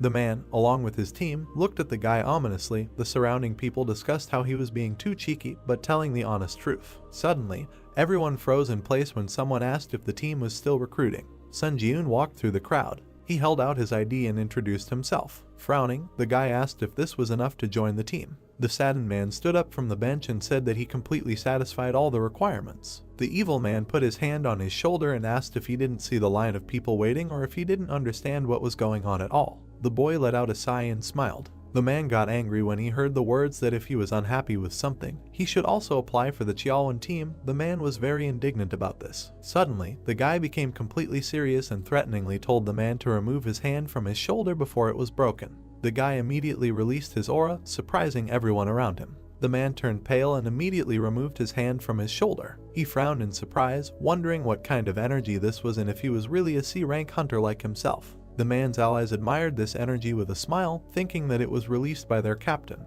The man smiled nervously and thought that this was not his doing. He put his hand to his mouth, awkwardly saying that since there were representatives from the Hunters Association around, he would tolerate such a prank this time. As he walked away, He said that the boy was just lucky. Xiaolun grabbed his head and wondered why everything was going wrong from the start. He looked up at the boy in surprise. The boy called him by name. The boys were standing opposite each other. The hero said that judging by the situation, he felt like he wouldn't be able to find anyone else to join his team, so they shouldn't drag it out and just enter the portal. Xiaolun pointed at himself and the boy with a shocked face and asked if he wanted to go in a two-man team. The boys entered. Xiaolun grabbed the sword and quickly looked back, saying that they actually entered. The hero looked back at him and said that he didn't need to worry about anything so much since he could deal with most of the D-rank monsters. The other man looked at him in surprise. He raised his hand, looked at the boy and asked if the boy had said before that it was his first time in a dungeon. The boy confirmed this and thought that in essence, the trial tower and dungeons were the same thing. The man frowned and said that at first glance his words might seem tactless to him, but their lives were at stake, so he should listen to him carefully. The boy looked at him silently while the man asked him who he thought had the highest mortality rate in the dungeon, an E-rank hunter or a C-rank hunter. The man frowned and said that at first glance it might seem like the E-rank hunter would be the one most likely to die, but in reality, C-rank hunters had a higher mortality rate. He imagined two fighters and said that E-rank hunters were extremely cautious because they knew they were weak, while hunters of a higher rank were overconfident in their strength. He then imagined the spears killing the second hunter and said that the fatality rate was extremely high for that rank. The man then imagined them getting into an accident in a car and said that the same could be said about driving, since the more confident the driver was, the higher the chance of getting into an accident. He lowered his head and said that a place called a dungeon was much more dangerous than the boy thought. He raised his hand and added that since the boy had risked entering the dungeon without a tank and a healer, he became even more worried about this overconfidence. The hero replied that there was logic in those words. The man looked at his face and added that although he was an E-rank hunter, he had a lot of experience visiting dungeons, so he could take on the role of leader of this group. Sun Jun frowned slightly and thought that he also wanted to be the leader. The man bowed after hearing the agreement and thanked the boy for understanding, then said that he was doing this for everyone's safety, so he hoped his offer did not spoil anyone's mood. Words echoed throughout the cave that they needed to continue on their way. The young man decided to trust him. Suddenly, a lizardman appeared in front of them. The man tensely clenched his teeth and said that these monsters are known for skillfully using various types of weapons, so they were unlucky that he was their opponent. He took the lizardman with both hands and said that for starters, he would draw all the attention of this creature to himself, and the hero would attack him immediately on signal as soon as the lizard opened its back. He watched what was happening, thinking that he needed to see how an experienced hunter would deal with such a situation. He opened his mouth and rushed into battle. The man frowned tensely and ran towards him. Suddenly, they stopped a few meters away from each other. The man began to swing the blade in different directions. He continued to strike the air. The guy suddenly realized what was happening. Watching the captain, he thought that they were now measuring strength. He frowned and added that a temporary return to Earth takes only 3 days, and now he has to lose precious time because of some insignificant lizard. The man suddenly looked back at him. The guy stepped forward and apologized. Because he was forced to intervene, the man tried to stop him, saying that it could be dangerous. The hero jumped up, using instant acceleration. A moment later, he cut the lizard into many pieces. Xiaolun Balshok, seeing what happened. The young man looked at the parts of the monster and said that he intervened because he was in a hurry. The man looked down at the corpse and said that he understood everything perfectly, because he could have his own reasons for this. The hero also said that he would like to make one suggestion, after which he asked if he could voice his thought. The man immediately nodded and asked to tell everything as it is. The boy pointed at himself and asked him to take the lead. The crowd of lizardmen rushed forward, shouting loudly. The boy rushed past them, cutting down several. The monsters looked back, noticing this. They rushed to attack, but the boy rose into the air, dodging it. Sun Jiun pierced one of them from behind. The man watched in surprise. He looked at the concentrated face of the boy and thought that this was just a one-sided massacre. The lizardman struck again, but missed and cut off the head of his comrade. The hero struck again. With a deft movement of his hand, he decapitated the lizard. The man watched everything with his mouth open, thinking that he probably got to witness the battle of a super rookie who would shake up the hunting industry in the future. The hero plunged his blade into the body of one of the lizards. He took out a green D-rank mana crystal. He threw it into the man's bag with the others. Xiaolun looked back and said that other than acting as a porter, he was of no use and then apologized for that. One of the lizards approached the guy from behind at incredible speed while he was discussing with the man how much profit each would get. The hero slightly tilted his head, letting the sword pass by. He turned around and swung his left hand. With a single blow, he threw the beast up. He smashed its head against the ceiling of the cave. Rock fragments fell next to the guy. The man grabbed his head, watching in horror. The entire cave was covered in blood. The young man said that they needed to discuss this outside, because if they let their guard down, they could end up in a dangerous situation. He brushed the blood away. The man apologized to him. He began to absorb the souls of the lizards and thought that he needed to pretend to yawn and absorb all the souls at this time. There was an increase of 0.07%, and that with D-class monsters, he would be increasing the mastery of his unique characteristic for a very long time. Suddenly, a scarlet portal opened. The guys looked back at it. The man thought that being only the two of them, they were able to reach the portal leading to the boss room. He smiled and thought that he did not even have a thought about completing the raid on the boss, or to be more precise, from the very beginning he thought that it would be a great success if they overcome at least half of the dungeon. He looked at the guy from behind and added that he thought the man in front of him was quite capable of clearing the dungeon completely. The hero looked back and asked if the man was okay with this arrangement if they were to invade the boss's room now. The man answered in the affirmative and said that the guy should take a break for a while. The young man reassured him, saying that there was no need for that because he was perfectly fine. A man's voice was heard near the portal and he agreed to enter the portal. They found themselves in front of a giant lizard sitting on a throne. The monster rested his hands on the throne. The young man said that as he had predicted, the king of the lizards was waiting for them in this place. The ally looked at him and asked what he was going to do. The hero asked for some time to think. The man frowned anxiously and asked if the guy wanted to say that he had no clear plan of action.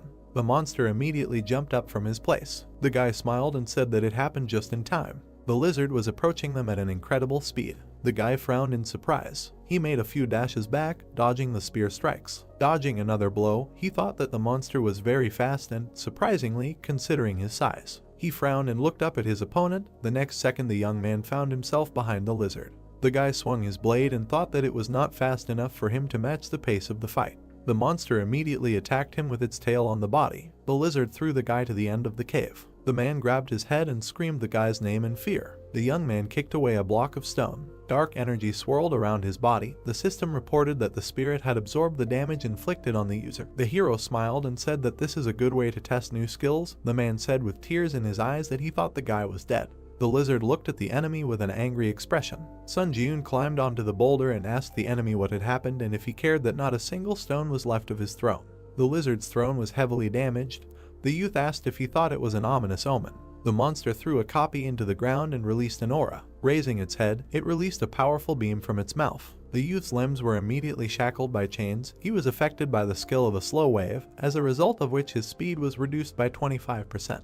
A green sphere cut off the chain. The youth activated a force breakthrough. A pleasant colored energy swirled around his body. The system announced the removal of the slow. The lizard opened its mouth in surprise, noticing this. The guy exhaled heavily and thought that the skill was the result of synthesis, so he had some doubts about it, but the effectiveness was high. Suddenly, the monster turned his gaze to the side. A quiet groan was heard in the cave. The man, bound with chains, fell to the ground and said that his body did not obey. He was scared, but looked at his ally and asked for help. The monster looked at him and growled. The guy frowned in surprise, realizing what was about to happen. The monster turned around and ran towards the man. The hero gritted his teeth, rushed after him and shouted that he was the lizard's rival. Moving at high speed, he tried to catch up with the lizard. Looking at the monster from behind, he thought that the distance was too great. The guy raised his eyebrows in surprise. His pupils turned scarlet, and he used the summoning of the dead. Two skeletons appeared right in front of the monster. They opened their mouths and rushed to attack. The lizard defeated them without much trouble. The guy watched the bones fall and thought that they were not strong enough to stop such a giant, but nevertheless,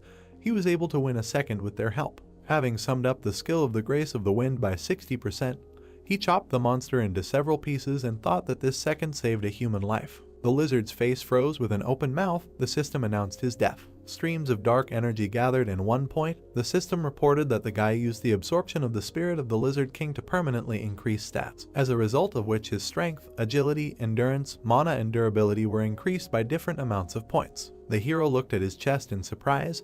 The system also reported the absorption of one of the Lizard King's skills, the Spiritual Eye. The man yawned widely. He looked in front of him and said that except for the fact that all three portals appeared at the same time for power, nothing special happened. He looked back at his subordinate and asked if they noticed anything unusual. The interlocutor answered negatively. The leader, looking at the portal, thought that everything was as usual, because after the hunters of the first squad made a partial raid in the open portal and went outside, the attacking team of the Hunter Association would have to break into the dungeon and finish off the boss. He sat down on the back of the bench and said that it seemed like everyone was in the same Hunter Association, but he did not understand why only their team did not have a commission fee. After which he insulted the members of the attacking team and said that he was very jealous. Suddenly his eyes sparkled with anticipation of monetary payment.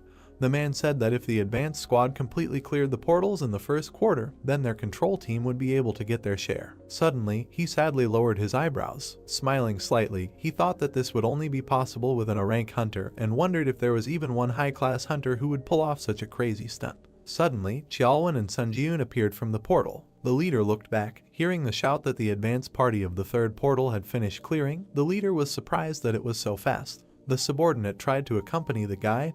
The leader was surprised that they went to raid the dungeon with only the two of them, meaning that this group couldn't even get halfway there. Suddenly, he raised his eyebrows in surprise, noticing something. The portal behind them began to disappear. He opened his mouth in shock, thinking that the portal that had become colorless meant that. The man smiled widely and finished his thought by saying that the boss's room had been completely cleared. Stumbling, he ran towards the guy. The man, breathing heavily, asked the young man if they had really cleared the dungeon completely. The hero asked him who he was to ask such questions. The interlocutor adjusted his suit and said with a smile that he forgot to introduce himself, after which he gave his name and said that he was the leader of the portal control group from the Hunters Association, who had arrived in this place to monitor the portals that had suddenly appeared in this park. Xiaolwen intervened in the conversation and asked if they had arrived later, that they wanted to buy the rights to occupy the portal. The man confirmed this and said that he wanted to make an offer to the two of them to sell. He raised his eyebrows in surprise when he heard the words that Xiaolwen was not the one who had the right to make decisions in this matter. The leader was very surprised when he was told that the young man had captured this dungeon alone. He recoiled and asked in shock if he really did the cleanup alone, since that meant he was an A-rank hunter. The guy interrupted him and said that he was a C-rank hunter, and that he thought that was not the most important thing right now, after which he asked him to get closer to the point. He frowned and asked how much he wanted to buy the right to occupy the portal for, after which he thought that if it became known that he came from the test tower, then it would add unnecessary problems. The leader coughed and said that if we return to the main thread of the conversation, then their team wants to propose something. The hero frowned in surprise. Hearing the words, he said that they wanted to buy the right to occupy the portal from them for 1,200,000,000 won. A huge stack of papers fell on the table. The girl sat down heavily on them and said that it was very hard for her, because after returning from the tower, all she did was work like a horse. Suddenly, she noticed something. She picked up the phone and wondered who was calling her at such a late hour. The girl looked at the phone screen in surprise. A little earlier, she looked over her left shoulder. The girl looked at the nameplate with the manager's name. She remembered standing in front of three men who said that without a doubt, this incident would lead to revolutionary changes, and then she thought that everyone at the top was really worried. She held her head and said that even if the applicants were hiding their identities, she still didn't think it would be so difficult to win them over. She looked down sadly. She added that she hadn't even managed to recruit 10 people, and all of these applicants were low level, so it was not enough to satisfy the top management. She looked out the window and said that if she thought about it, she had no idea what that person was doing. She remembered how the boy cut down the goblins one by one and thought that the boy was so strong that it would not be an exaggeration to say that he cleared the 4th floor alone. She touched the glass and regretted that she did not propose to him right away. Suddenly, she was distracted by a notification on her phone. She picked it up and wondered who was calling her at such a late hour. The girl raised her eyebrows in surprise, looking at the phone screen. Sunjun had texted her and asked if they could meet up if she had already returned. The boy's balance was 1,291,600,000 won. The boy carefully looked at the phone screen and said that he had earned almost 1,300,000,000 won, and he still could not believe that it was true. He was sitting in a cafe, saying that he felt amazing, when suddenly a golden bell rang. The tired girl flew inside. She noticed her hours waving his hand at her. The girl grabbed her head, approaching the table. The guy thought that she ran with all her might and said that she did not have to hurry so much. Sitting opposite him, she said that he did not even answer her message. The guy blushed, hearing the words that she waited for his answer for a very long time. He sweated nervously and apologized, after which he said that he never read it because he was in a hurry. Smiling, she pointed at him with her fingers and said that then he should treat her to a cup of coffee and cheesecake. The hero replied that she could order whatever she wanted. A little while later, a cup of coffee appeared on the table. The guys sat opposite each other. The girl asked if the guy was going to climb to the top floors of the test tower. The hero replied that he was going to continue his climb in the tower. To be honest, he contacted her because he had a request. He looked her in the eye and said that he needed to join a guild so that he could attack a dungeon during his short return from the trial tower, but he had some conditions. He imagined various hunters and said that the first condition was the right to refuse a summons to the guild. He then imagined the trial tower and added that the second condition was not to interfere with his personal affairs related to the tower, and the third was permission to use the guild's dungeons at any time. The young man also asked if there was a guild that would be willing to satisfy all of these conditions. The young man frowned slightly and wondered if the atmosphere was strange and if he had overdone it. He suddenly flinched when he heard his name. The girl tilted her head and said that the conditions he proposed were absolutely impossible to fulfill, since from the guild's point of view, they did not get anything. She touched his hand, interrupting his words about how he had probably asked for too much. She stood up at her place and looked him in the eyes. Their fingers intertwined. The girl said that he could join her guild. He raised his eyebrows in surprise, hearing the words that she would make these impossible conditions feasible. The young man was lying on the roof of the bus, recalling the past conversation. His hair was fluttering in the wind. The young man said that from raiding the dungeon to selling the right to occupy, and plus joining the guild, yesterday he lived an extremely productive day. Looking up at the sky, he said that anyway, to join the ranks of the guild, there was one task left to complete. He suddenly plunged into the memories of the past conversation. The girl said that he should clear a C-rank dungeon alone, because he should demonstrate his abilities, so that it would be easier for her to convince the higher management, because the privilege of free use of the guild dungeons is not available to everyone. The boy looked into her eyes and thought that her words meant that not everyone could bathe in cream using the White Guild dungeon. It had to be at least a rising star or a hunter who had high hopes. He frowned and said that they could prepare everything necessary for the cleanup. They shook hands. The girl added that she would make sure that he would never regret his decision. Standing up, he said that as a warm-up, he thought it would be worthwhile to start jogging from this place. He rested his hand on the roof of the bus. Rising to his feet, he bowed his head. The boy looked up and made a powerful dash forward. People noticed something flying above them at high speed. The girl came to the open gate. She smiled and said that she came to confirm the reservation for the assault on the portal, which would take place in an hour. The interlocutor looked at the tablet and glanced at the girl's ID, after which he said that the attendance was confirmed. He pointed to the resting place and said that there was still a lot of time, so she could sit under this canopy. The girl thanked him. A moment later, she looked back, noticing the guy running up, and in our surprise that she was already there. He looked around. After a little while, the lagging airflow caught up with him. A strong wind began to blow away people and standing furniture. The guy awkwardly adjusted the fallen chairs and apologized, saying that he ran too fast, so it seemed like a shockwave arose. The girl smiled awkwardly and thought about whether he wanted to say that the wind rose simply because of fast running, after which he said that he came quite early. The young man looked at the gate, while the girl wondered what kind of person he was there. She pointed to the portal and said that she had already passed all the checks, so he could let her know when he was ready. The boy replied that he could start the raid right now, because he didn't care. They entered the portal and found themselves in the middle of a wheat field. The guys looked around. The boy was surprised that they were in a field. He turned to the girl and said that if she was in danger, she should immediately let him know this. She replied that she would be completely fine. She touched her chest and presented her necklace, after which she said that she was wearing an artifact that was given to her by the guild because it was an item that had a shield function and a weak invisibility effect. Heian looked at it and said that if she attracted the attention of monsters, she would help him to some extent, so she would try to stay as far away from the battlefield as possible. The hero walked forward, telling her that now he could fight without worrying about anything. He was enveloped in dark energy. The spiritual eye skill was activated. The young man remembered that this was the skill that he received from the Lizard King.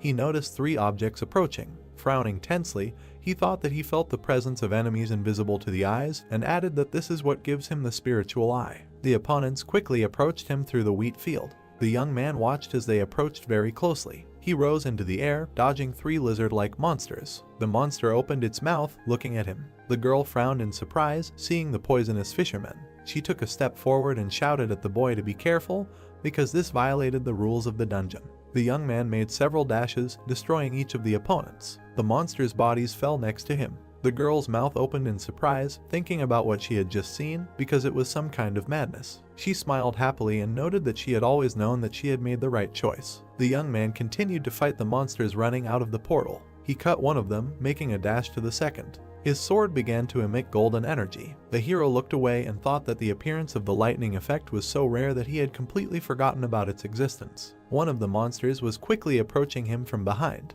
The young man dodged at the last moment, noticing the clenched jaws of the enemy. He grabbed the lizard by the tail. Swinging, he sent the monsters to the ground. The young man hit the floor with the lizard. Straightening up, the guy looked at the monster's body. He waved to the girl and said that he had more or less restored order nearby, so she could calmly approach. The girl thought with her mouth open that he had reached the portal leading to the boss room in less than an hour, and alone at that, but the most surprising thing was that they were now in a dungeon that violated the rules. She remembered the appearance of the monsters and thought that the poisonous fisher was a monster that should not be taken lightly. She looked at the corpses of the monsters and added that one of the monsters recommended for group attacks, even for those same C-rank hunters, is the poisonous fisher, so she still can't believe that he dealt with such a monster so playfully, as if there was a helpless baby standing in front of him. She looked at the guy's back and said that this was far from the limit of his growth. The young man headed towards the portal.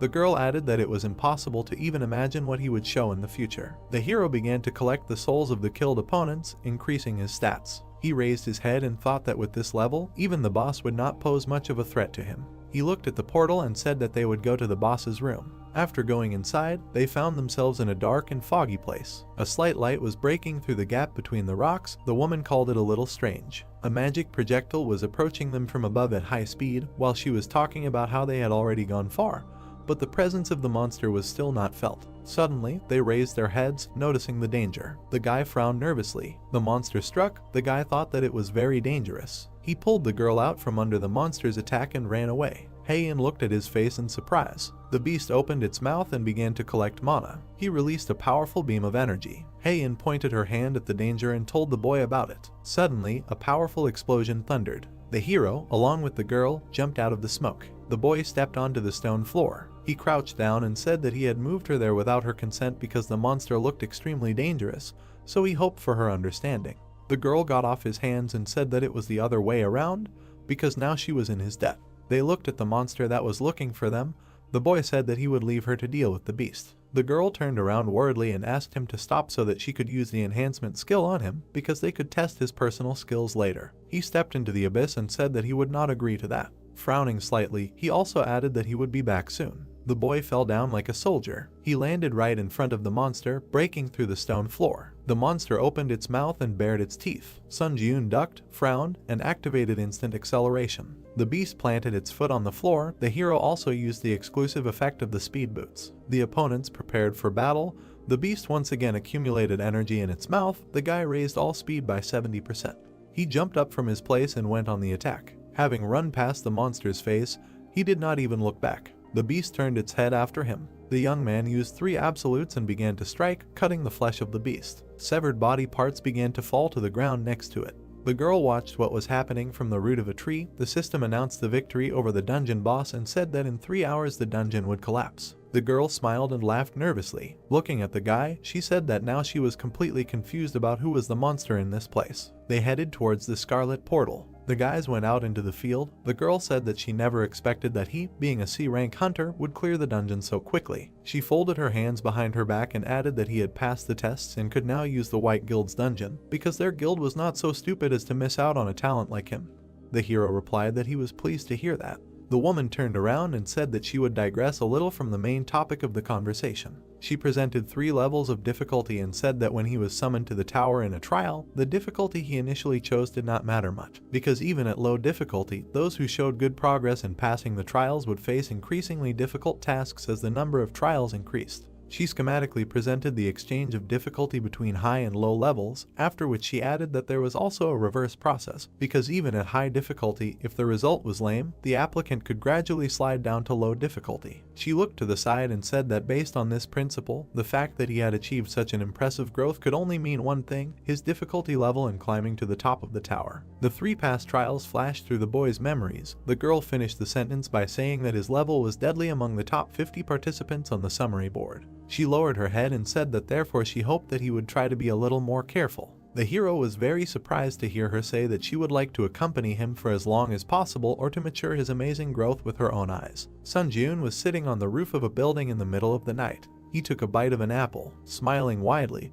He said that for the past 3 days, he had really been spinning like a squirrel in a wheel. In 5 minutes he would be transferred to the trial tower. He raised his head and thought with a smile that thanks to this, both his stats and his self-confidence had grown. After his reflection, time and glass. A spatial tunnel opened in the sky. The young man began to return to the tower. He smiled widely and thought that he was returning again. Having appeared in his room, he decided to begin his test. The guy poked his finger at the system window, confirming the start. The system opened a dialog box and asked which test intersection point he wanted to choose: tactics, combat, or capture. The young man raised his eyebrows in surprise and thought that if he thought about it, he had seen a mention of creating an intersection point. He chose combat and added that if he wanted to increase the effectiveness of necromancy, then he should go into battle. The system reported that all personal tests of the applicant were focused on combat, and after choosing a point, it could not be changed. Standing in the middle of the room, he noted that he had not intended to change it, and now he no longer needed to choose anything. The system reported that the applicant had the qualification of a pioneer. The young man raised his eyebrows in surprise. He silently looked at the message that the administrator's private chat was about to open, and the search for an administrator specializing in combat introduction was currently in progress. After a short while, the system completed the search. The boy's body was engulfed in system energy. It reported that a consultation with the Steel Blood Lord, the manager of the combat intersection point, had begun. The hero was transported to a snowy field full of lonely swords. Looking up, he wondered where he was. The system reported that he had entered the Steel Blood world. The system message notified that the search was complete. Consultation with the Steel Blood Lord, the manager of the combat intersection point, is beginning. Sun Jiun looked surprised, after which he landed on the field among the swords. Raising his head, the hero wondered where he was. The message notified that he had entered the Steel Blood world. Many blades were stuck in front of him. The pupil changed after using the Eye of Truth. The system message notified that the skill was activated. The Iron Blood World. Ranking unknown. A space created specifically for her, the administrator of the Iron Blood Lord, a place where uninvited guests cannot look in. The hero smiled and thought, such a place also exists. Sun Jiun began to walk forward, reading that the administrator of the Iron Blood Lord was unhappy with someone making inquiries. Looking closely at this message, he thought, does this mean that administrators can communicate their intentions through direct messages? One of the swords nearby burst into flames, after which he went forward. The system message notified that the administrator Lord Ironblood said to stop wasting time and asked to follow the sword. Sun Jiun looked at this in surprise, so he continued to follow the blade, after which he left this field. Steam came out of his mouth when he breathed. He found himself at the entrance of the house. Coming closer, he opened the door slightly. Looking inside, the hero saw something in front of him. Administrator Lord Ironblood was looking at him. Inside, there was a girl who told him that he had finally come, and she greeted the pioneer. She looked at the hero with a smile, saying that she was the administrator who was assigned to conduct a consultation with him.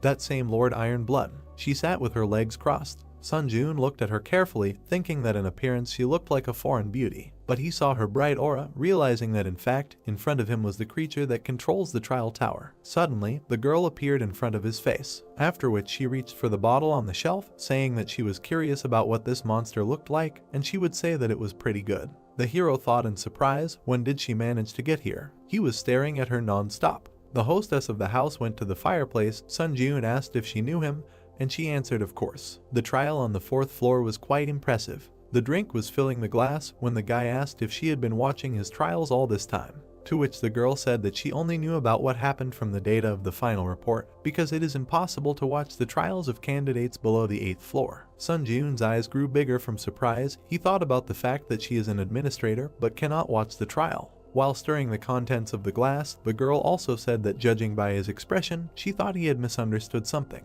Administrators are not omnipotent beings like the gods, and they do not control the tower at all. The blonde took a sip from the glass, saying that he should not be too nervous in her presence. Sun Jiun silently looked at the interlocutor, who also said that as long as she obeyed the tower, she could not harm him. But, glancing at him, the girl decided to close this topic and said that this personal consultation was an advantage he had earned. If he had any questions, he should not hesitate to ask. Sun Jiun frowned. He thought that he definitely did not feel any hostility. There was a blizzard outside. The hero asked if she could explain what this personal consultation was, and the interlocutor said that as mentioned earlier, a personal consultation was an advantage that a pioneer would receive. Sun Jiun recalled the armored enemy, saying that on the 5th floor, he almost died at the hands of a challenger from another dimension.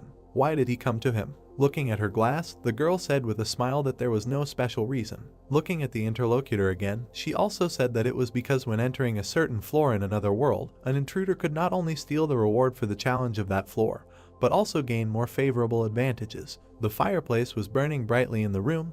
The interlocutor also said that challengers from other worlds come from where the tower had existed for decades. They are well aware that the reward for harming a challenger from another world is incredibly large. The hero was surprised to hear that they also knew that the tower of this world would one day be united with the towers of other worlds, and asked her again what she meant. but she only said that everything is as it is. She presented a scale where the progress of the Earth dimension trials rose, while the invasions of other dimensions remained below. The fair-haired girl explained that starting from the 20th floor, the main focus was on combined trials, not personal ones, and then he would have to meet with candidates from other worlds. Looking at his interlocutor, the hero thought why this looked like an attempt to eliminate and advance a competitor whom he would have to meet one day. But, putting down the glass, she asked if she had satisfied his curiosity. Opening his mouth, the hero noted that if you do not take into account the last question, then you can say so. Then he lowered his head and asked about the trial tower, what kind of structure it was. Then the girl lowered her head and remained silent. Walking away from the table, she nevertheless answered that she herself would like to know the answer to this question. She looked thoughtful, hearing that she was the administrator of the tower, but did not know the answer to this question.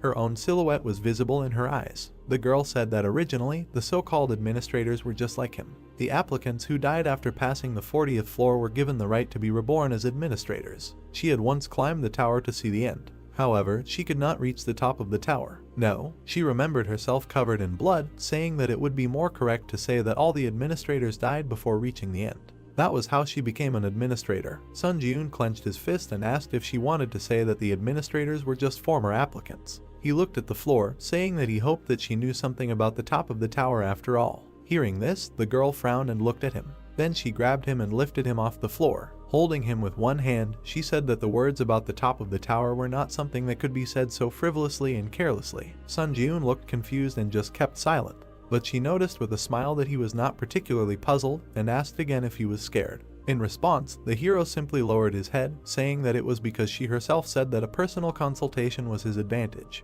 In addition, he did not feel hostility from her, after which, his fingers dug into the wall, and the next moment, he broke it and found himself on the street. At that moment, a blade appeared in his hand, and he said that he did not intend to let her harm him so easily. The girl was very surprised. Meanwhile, snow was falling on the roof of the house. She began to go outside with a smile, saying that she had been living for many years, and for the first time she saw the one who destroyed the administrator's residence. But his actions convinced her. The hero only looked at the interlocutor with incomprehension.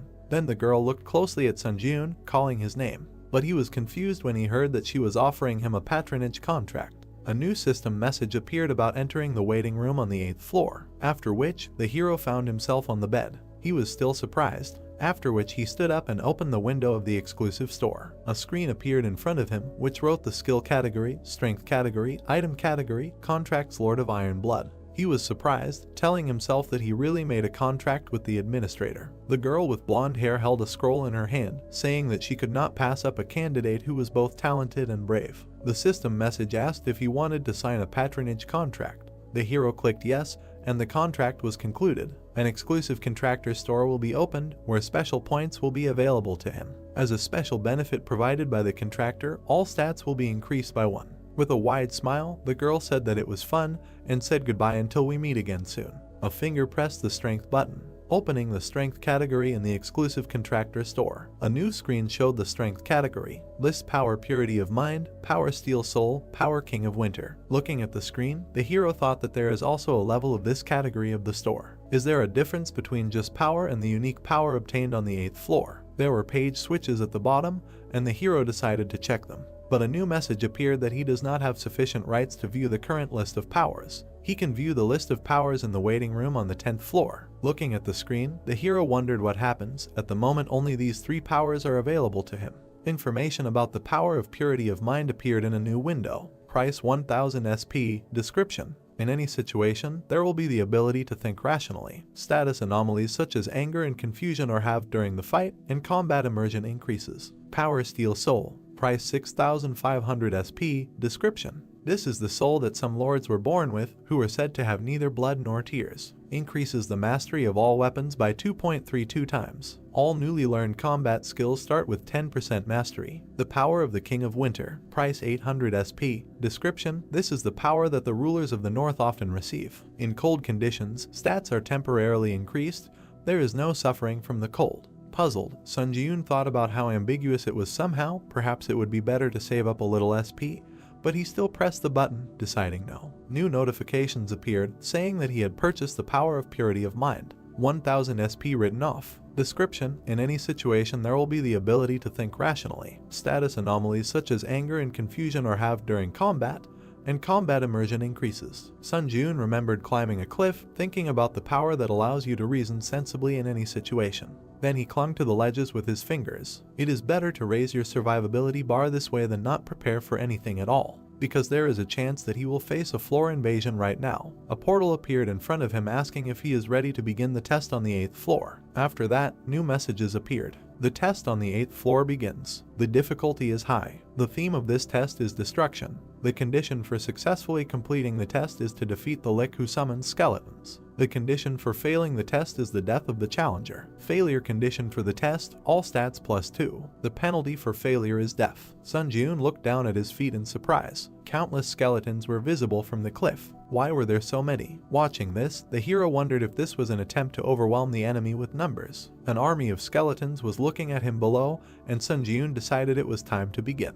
After which he jumped off the cliff. He pushed off with his foot. Upon landing, he created a large shockwave, but other enemies surrounded him. One of the skeletons attacked the hero. The others also tried to strike, but Sun Jun stood calmly, saying that, as expected, they could not even penetrate his basic defense. After which he himself struck them. New system messages appeared. Mastery increased by 0.08%. Sun Jun lowered his eyebrows, only 0.08%.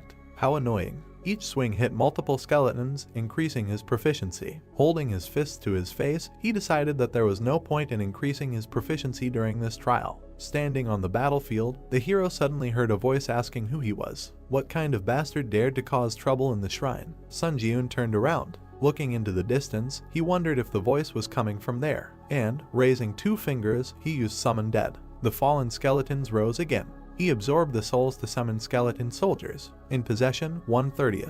One of them took a stone in his hand. Then he struck a similar skeleton. Sun Jun looked at this in surprise, saying that he did not know before that skeleton soldiers were also quite usable. Rubbing the back of his head, he decided to let them deal with these weaklings, and he will go for the boss's head for now. The skeletons watched as the hero rushed forward. New messages notified that the skill Grace of the Wind had been activated. All speed increased by 60%. Current stacking progress is 6/7. The exclusive effect Speed Boost C+ was applied, instantly increasing speed. Sun Jun flew over the countless army of the dead. Landing behind them, he continued on his way. A building was visible in the distance. Looking at it, the hero realized that the voice was coming from there, after which he rushed forward again. There stood a skeleton wearing a crown. Having caught up with him, the hero stopped in front of him. Smiling, Sun Jun was glad that he found him. Eyes glowed from the sockets. The enemy told him that an insignificant human dared to cross the threshold of the sanctuary. Opening his book, he declared that he would make him pay in full for his impudence. Several large monsters appeared near him. Raising his head, the hero thought, is he even capable of commanding sand golems? Looking at the hero, the skeleton asked, did he now realize whose sanctuary he dared to enter? The large monsters were standing near the main enemy, but Sun Jun asked again, could he not summon someone stronger? Taking out his blade, he also said that if he simply did not have stronger exhibits in his arsenal, he would be disappointed. These words angered the enemy, and pointing at the hero, he said that these guardians would be quite enough to tear him to shreds. After which, the monsters rushed to attack. A new message notified that the instant acceleration skill was activated. The hero suddenly moved forward. With lightning-fast movements, he cut off the giants' heads and appeared near the main enemy. Pulling his hand back, Sun Jun swung and struck. A new message notified that proficiency had increased by 1.2%.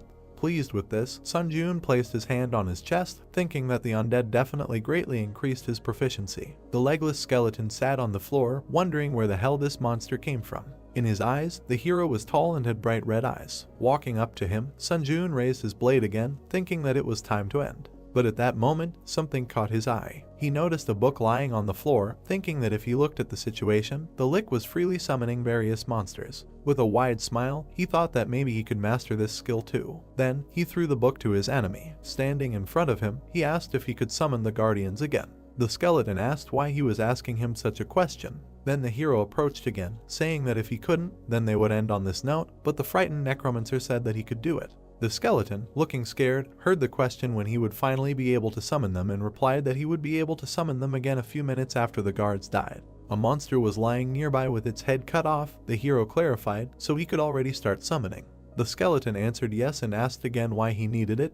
They were no obstacle for him. Sun Jun did not explain and simply raised his blade, saying that it had already tired him out, to which the skeleton opened his book, saying that he would start summoning right away. Raising his hand, the skeleton began to summon the guards. Two monsters rushed to attack again, and with a swing of his weapon, the hero quickly dealt with them. Sitting in front of the hero, the skeleton asked if he was satisfied. Placing his blade on his shoulder, Sun Jun only replied that they had just begun. Kicking him with his foot, he demanded that he summon all the skeletons that had not yet died here and put all their strength into these guards, after which the monsters lost their heads again. Bright traces split them. Another one cut them into pieces. The skeleton looked scared, asking how long he had to do all this. Sun Jun continued to kill the summoned creatures. He answered with an evil smile that he would do it until he told him to stop. The guard pointed his fist at Sun Jun. The hero simply held his finger out in front of him.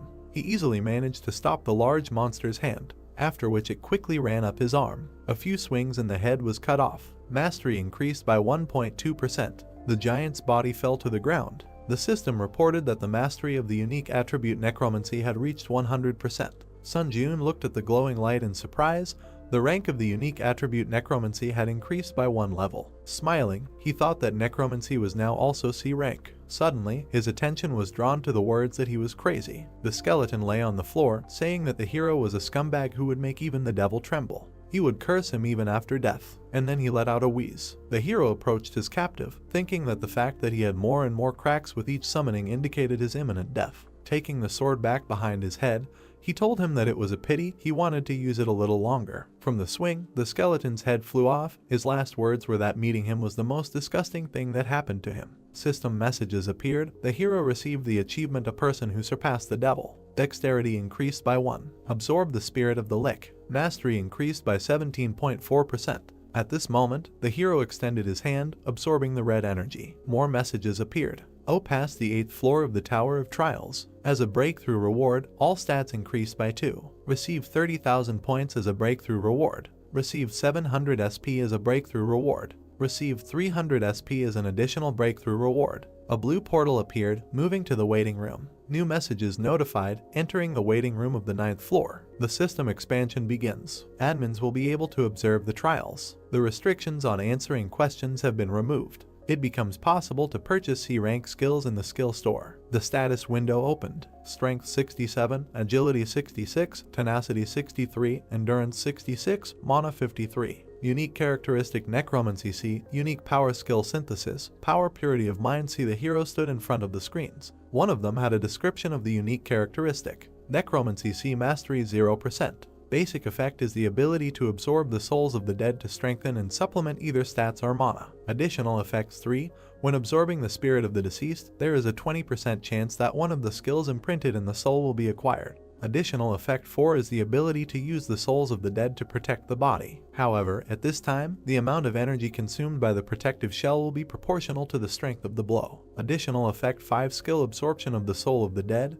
The ability to completely inherit its mastery. Sun Jun smiled and pointed out that skill absorption itself is cheating, so now you don't have to level up the skill mastery from scratch. The screen said that when absorbing the spirit of the dead, there is a 20% chance that one of the skills imprinted in the soul will be acquired, and he realized that the probability of skill absorption was open. Swiping the screens, the hero reasoned that the trial of the 8th floor ended quite smoothly, but there is no guarantee that the trial of the 9th floor will be the same. He should clearly prepare thoroughly for the next trial on the 9th floor. Afterwards, he examined his blade, deciding that he thought the sword could still be used, but the problem was in the shield and skills. The blue screen showed the following description: Skill, Hunter's Dagger O Mastery Max. Description: a practical technique created by hunters for effective hunting. The effect when using a dagger is that the cutting power of the weapon increases by 1.5 times and knowledge of dagger techniques increases. Looking at this, our hero thought that since he had brought the skill to the maximum, he had reached the point where he needed a replacement sword skill. After that, new windows opened and the skill store was entered. Displays a list of skills available for purchase. Sun Jun ran his finger across the screen. Scrolling through the contents, he realized that his hopes were not justified. There was nothing worthwhile here. After which, frowning, he said that if there was no skill, then he would have to create it. Gold coins rained down when he bought the basic fencing E skill. 25,000 points would be deducted from his account. A new window reported the skill Basic Swordsmanship E Mastery 0%.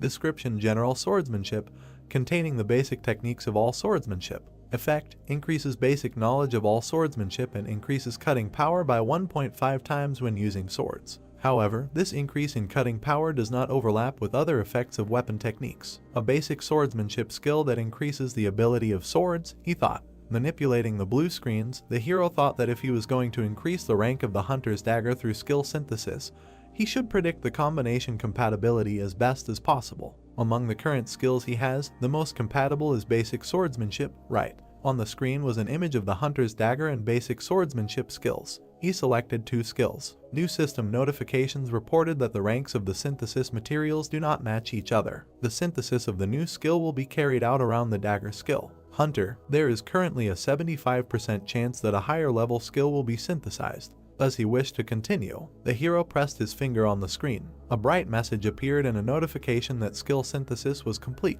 A new skill was created. A bright light illuminated Sunjun, and the skill Demon Slayer C was created. The skill icon and description appeared. Skill Demon Slayer C Mastery 0%. Description: a hunting swordsmanship art designed to kill demons. The main effect increases the basic knowledge of all types of fencing and increases the cutting power by 3 times when using swords. However, the increase in cutting power does not stack with the effects of other weapon techniques. An additional effect: when fighting non-humans, your attack speed is doubled. Looking at this, the hero thought that this adds attack speed when fighting non-human creatures. It seems that this skill is simply made for hunting monsters. He smiled, because, as expected, skill synthesis is a good ability. There were several ability cards in his hand, and he thought about trying to synthesize the remaining skills. Continuing to tap the screen, Sunjun said that he checked the skill compatibility and the probability of synthesis. Several new windows appeared. Accelerated regeneration plus resistance to the laws of nature gave iron blood regeneration.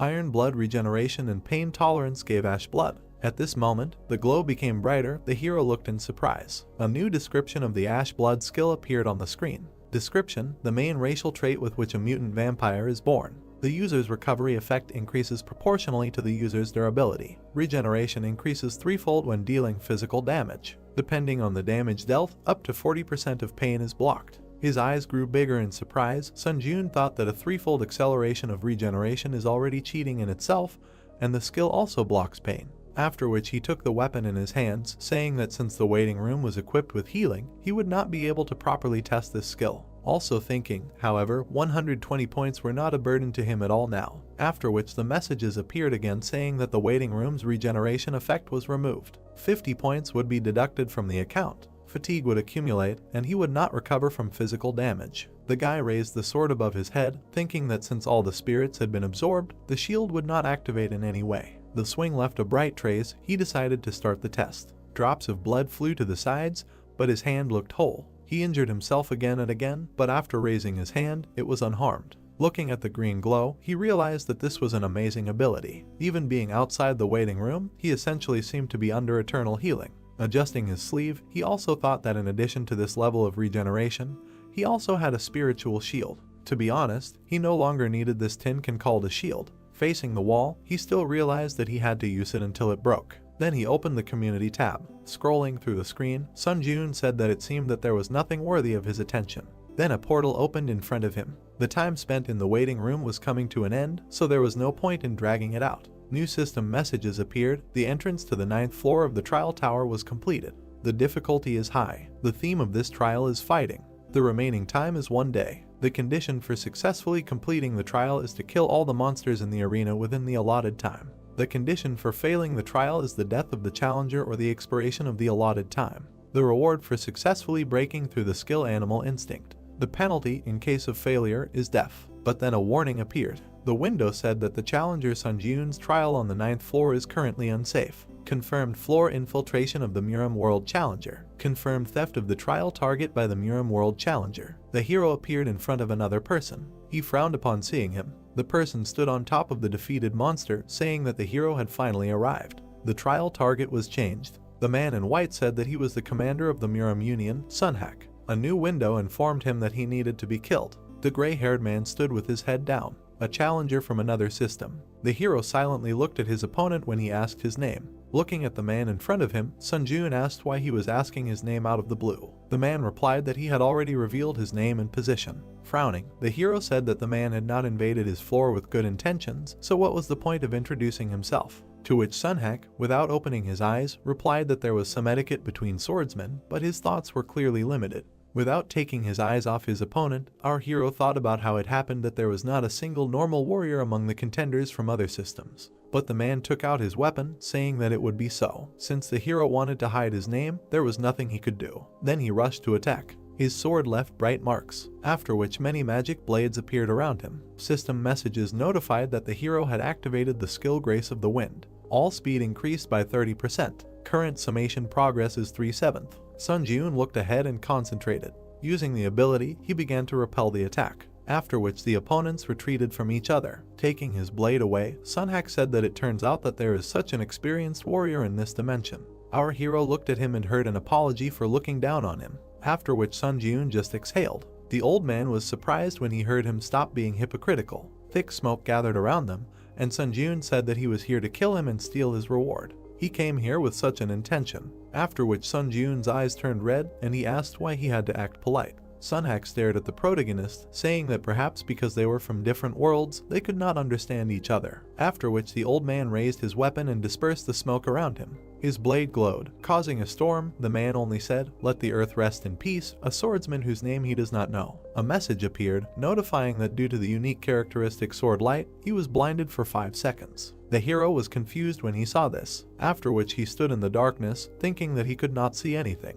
A new window notified that the magic resistance skill was activated. Sun Ji-eun held the sword at arm's length. A sound was heard behind him. The spiritual eye skill was activated. Suddenly, the enemy's blade approached the back of the hero's head. Our guy managed to dodge, but he still received a cut. New windows reported that he received the achievement Avoidance of Blindness. Dexterity increased by 2, after which the swing of his sword left a bright trace. The darkness dissipated and the enemy could be seen. The darkening effect of the unique characteristic sword light ended. Sunhak pulled the blade back. A sweaty Sun Ji-eun looked at him, thinking about how his throat was almost cut. Looking closely at his opponent, the old man asked how he calculated the trajectory of the sword. New messages notified that the skill Instant Acceleration was activated. The skill Grace of the Wind was activated. Agility increased by 50%. The current stacking progress is 5/7. Sun Ji-eun touched the ground with his hand, then rushed forward. Sunhak prepared to attack. Their blades crossed, causing a release of energy. The touch occurred with the tips of the blades. After that, Sun Ji-eun turned his back to the enemy, so he tried to kick, but the old man stepped back. After that, he tried to strike with the sword.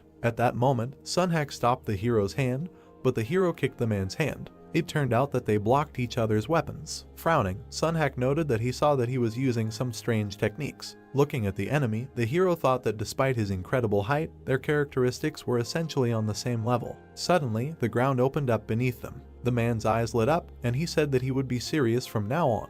The swing of his sword left a bright trace. Due to the unique characteristic of the sword light, Sun Ji-eun was blinded for 5 seconds. He found himself in the darkness again. The blue windows reported that the magic resistance skill was activated.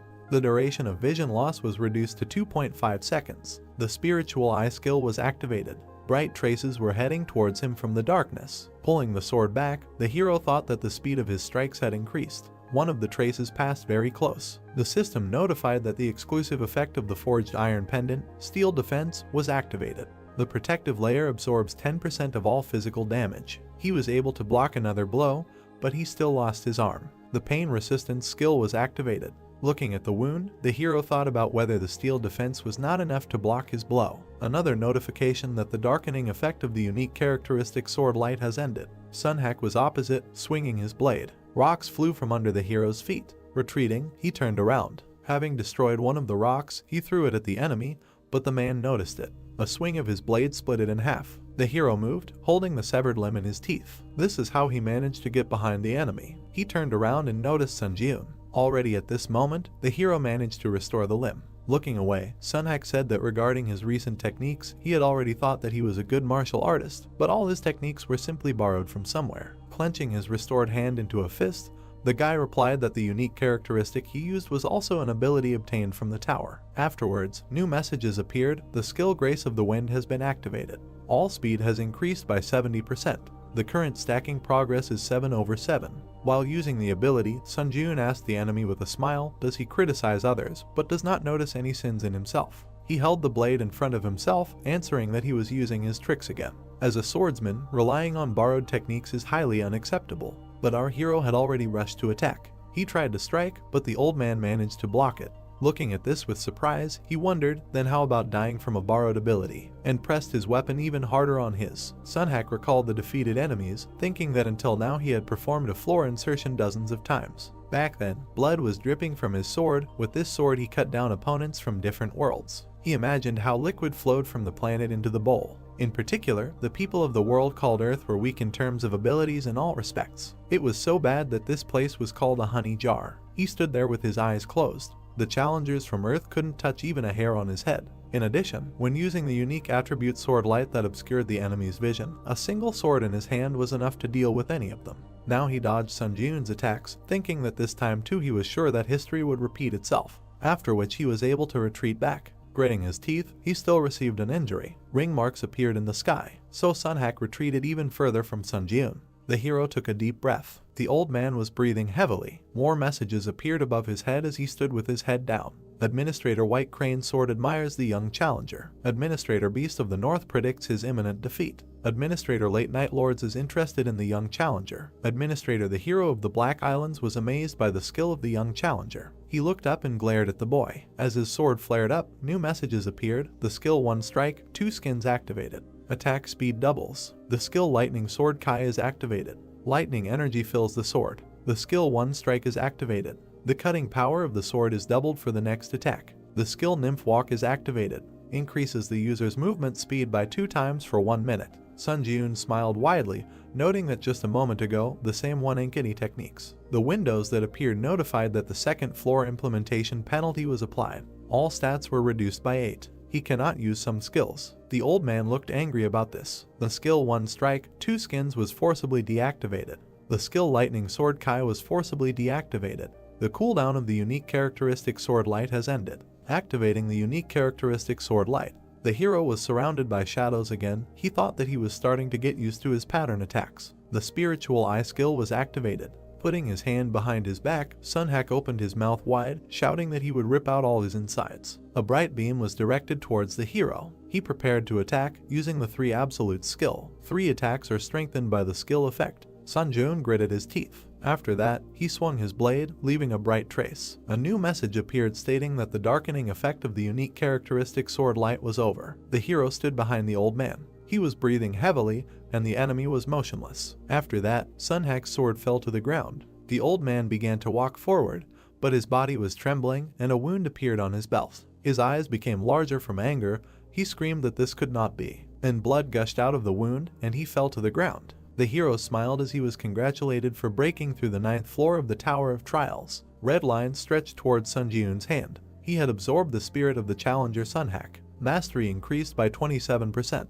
The hero looked at his hand, noting the increase in stats. Afterwards, new system messages appeared about breaking through the 9th floor of the Tower of Trials. The difficulty level and reward did not match. The reward content was completely revised. He thought that there was definitely something like this last time too. I wonder what kind of reward he would get this time. New messages notified that the revision was complete. Rewards would be issued sequentially. The skill 6th Sense C+ was created as a breakthrough reward. 30,000 points were received as a breakthrough reward. He received 1,000 SP as a bonus reward. Moved to the waiting room. Looking at the screen in front of him, the hero thought that the rank was much higher than the skill Beast Instinct, which was originally a reward. Afterwards, he headed to the portal, saying that he would look at the details in the waiting room. Before entering it, he saw new messages that Administrator White Crane Sword was impressed by his battle. Administrator Beast of the North was delighted by his battle. Administrator Late Night Devourer was watching his actions with interest. Administrator Hero of the Black Islands applauded his combat instinct. Sun Ji-Eun looked at them in surprise. There were more messages that the system expansion was starting and administrators would be able to watch the tests.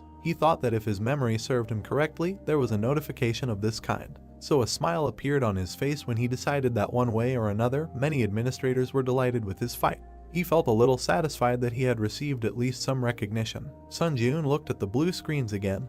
It said that Administrator Lord of Steel Blood condemned the excessive interest in the contractor. Administrator Lord of Steel Blood said that the contractor should not become obsessed with the increased attention. After that, there were more messages that Administrator White Crane Sword wanted to add power to the contractor's exclusive store and asked if he was willing to accept the offer. Sun Ji-Eun widened his eyes in surprise and wondered what this meant. The administrator was simply giving power. The hero looked at the screen again, and a notification appeared that Administrator Lord of Steel Blood said in a dissatisfied tone that he could accept the power. Then the hero wondered if he could just accept. Then a new message informed that Administrator Lord of Steel Blood said that there are cases where power is sponsored to gain the favor of contractors. Looking at the screen, Sun Jun wondered if there was any benefit to the favor of a candidate who had already made a contract. He wondered if there would be situations where they would have to face each other. Standing silently, the hero saw a message that Administrator White Crane Sword laughingly said that there would be many such situations in the future. The sun shone on the rocks. A notification appeared that Administrator Lord of Steel Blood said that the power provided would be so excellent that he would feel a certain burden.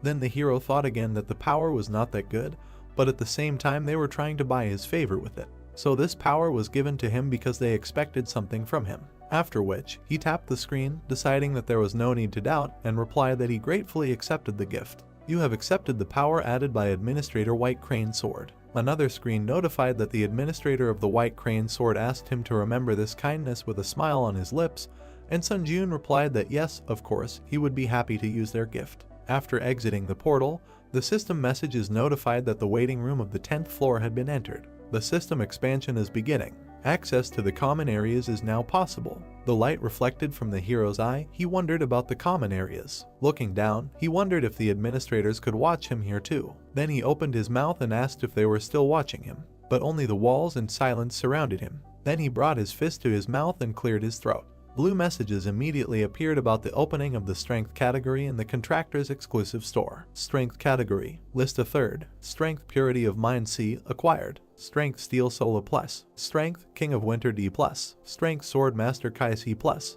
Our hero was surprised by what he saw, after which he clicked on the screen. Then the description of the power of the Kai Sword Master C Plus opened. Price 1500 SP. Description: the Kai Sword is the result of converting the released Kai energy, which can only be used by first-class warriors, converting it into power. The Kai Sword is slightly more powerful than a normal sword, and when he receives this power, he will be able to strengthen the sword with energy such as mana or internal Kai energy. However, the mana consumption will increase proportionally to the duration of activation. Looking at the screen with interest, he realized that he can pour mana into the weapon and use the Kai Sword, saying that he was told that the power is so-so, but it looks very good. After that, he moved to the second page, saying that now he can check the second page. A new window opened their categories Power. List 2/3. Power Bone Reconstruction C+. Power Steel Blood Sword. A Power Hand of Death B. Looking at the new blue messages, the hero saw the description of the Power Bone Reconstruction C+. Price 1500 forks. Description: bone structure can be reconstructed for any martial art. All stats increase by 2. Strength Blood Steel Sword. Price 5000 forks. Description: able to summon a low mana blood steel sword. The user's mana is not consumed. However, only one blood steel sword can be used. Strength Hand of Death V. Price 2000 forks. Description: the yin and black magic element is activated, causing damage and slight decomposition of the body. He glanced at the information about the funds, noting that he only had 2000 forks. Sun Jun imagined himself covered in golden light, deciding that the power he could buy now was bone reconstruction. His weapon was surrounded by the blue glow of the Kai Sword Master ability. This was one of the two. Looking at the screen, he wondered what to do. Maybe he should save up a little more forks. After which he raised his hand, thinking that the old man Sunhack he had just met on the 9th floor was also a crazy monster. So, tapping the screen, he thought that in order not to die at the hands of such bastards, it was important to buy more powers first. A new notification appeared, saying that he had bought the power of Sword Master Kai. 1500 forge points would be deducted. The sword in his hand shone brightly. He had obtained the power of Swordmaster Kai. After swinging it a few times, the hero said that the triple absolute skill also uses mana, but the feeling was completely different. Waves crashed against the stone. Sun Jun thought about how if the mana flowing into the sword instantly like a wave was called the triple absolute skill. The river flowed along the riverbed, but perhaps the power of Swordmaster Kai should be compared to a stream of water flowing over the sword. Afterwards, the hero looked at his weapon in surprise when notifications appeared that 1 minute had passed since the activation of the Kai Sword Master power. Increases mana consumption by 2%. 2 minutes had passed since the activation of the Kai Sword Master power. Increases mana consumption by 4%. Every minute, mana consumption increases by 2%. In about 50 minutes, mana consumption will increase by 100%. Lowering the sword, the glow began to dissolve. The Kai Sword Master power was deactivated. The hero realized that he must distribute his mana well when using this power. Tapping the screen again, he said that the reward for the 9th floor was the 6th sense skill. The description opened. Skill 6th sense C+.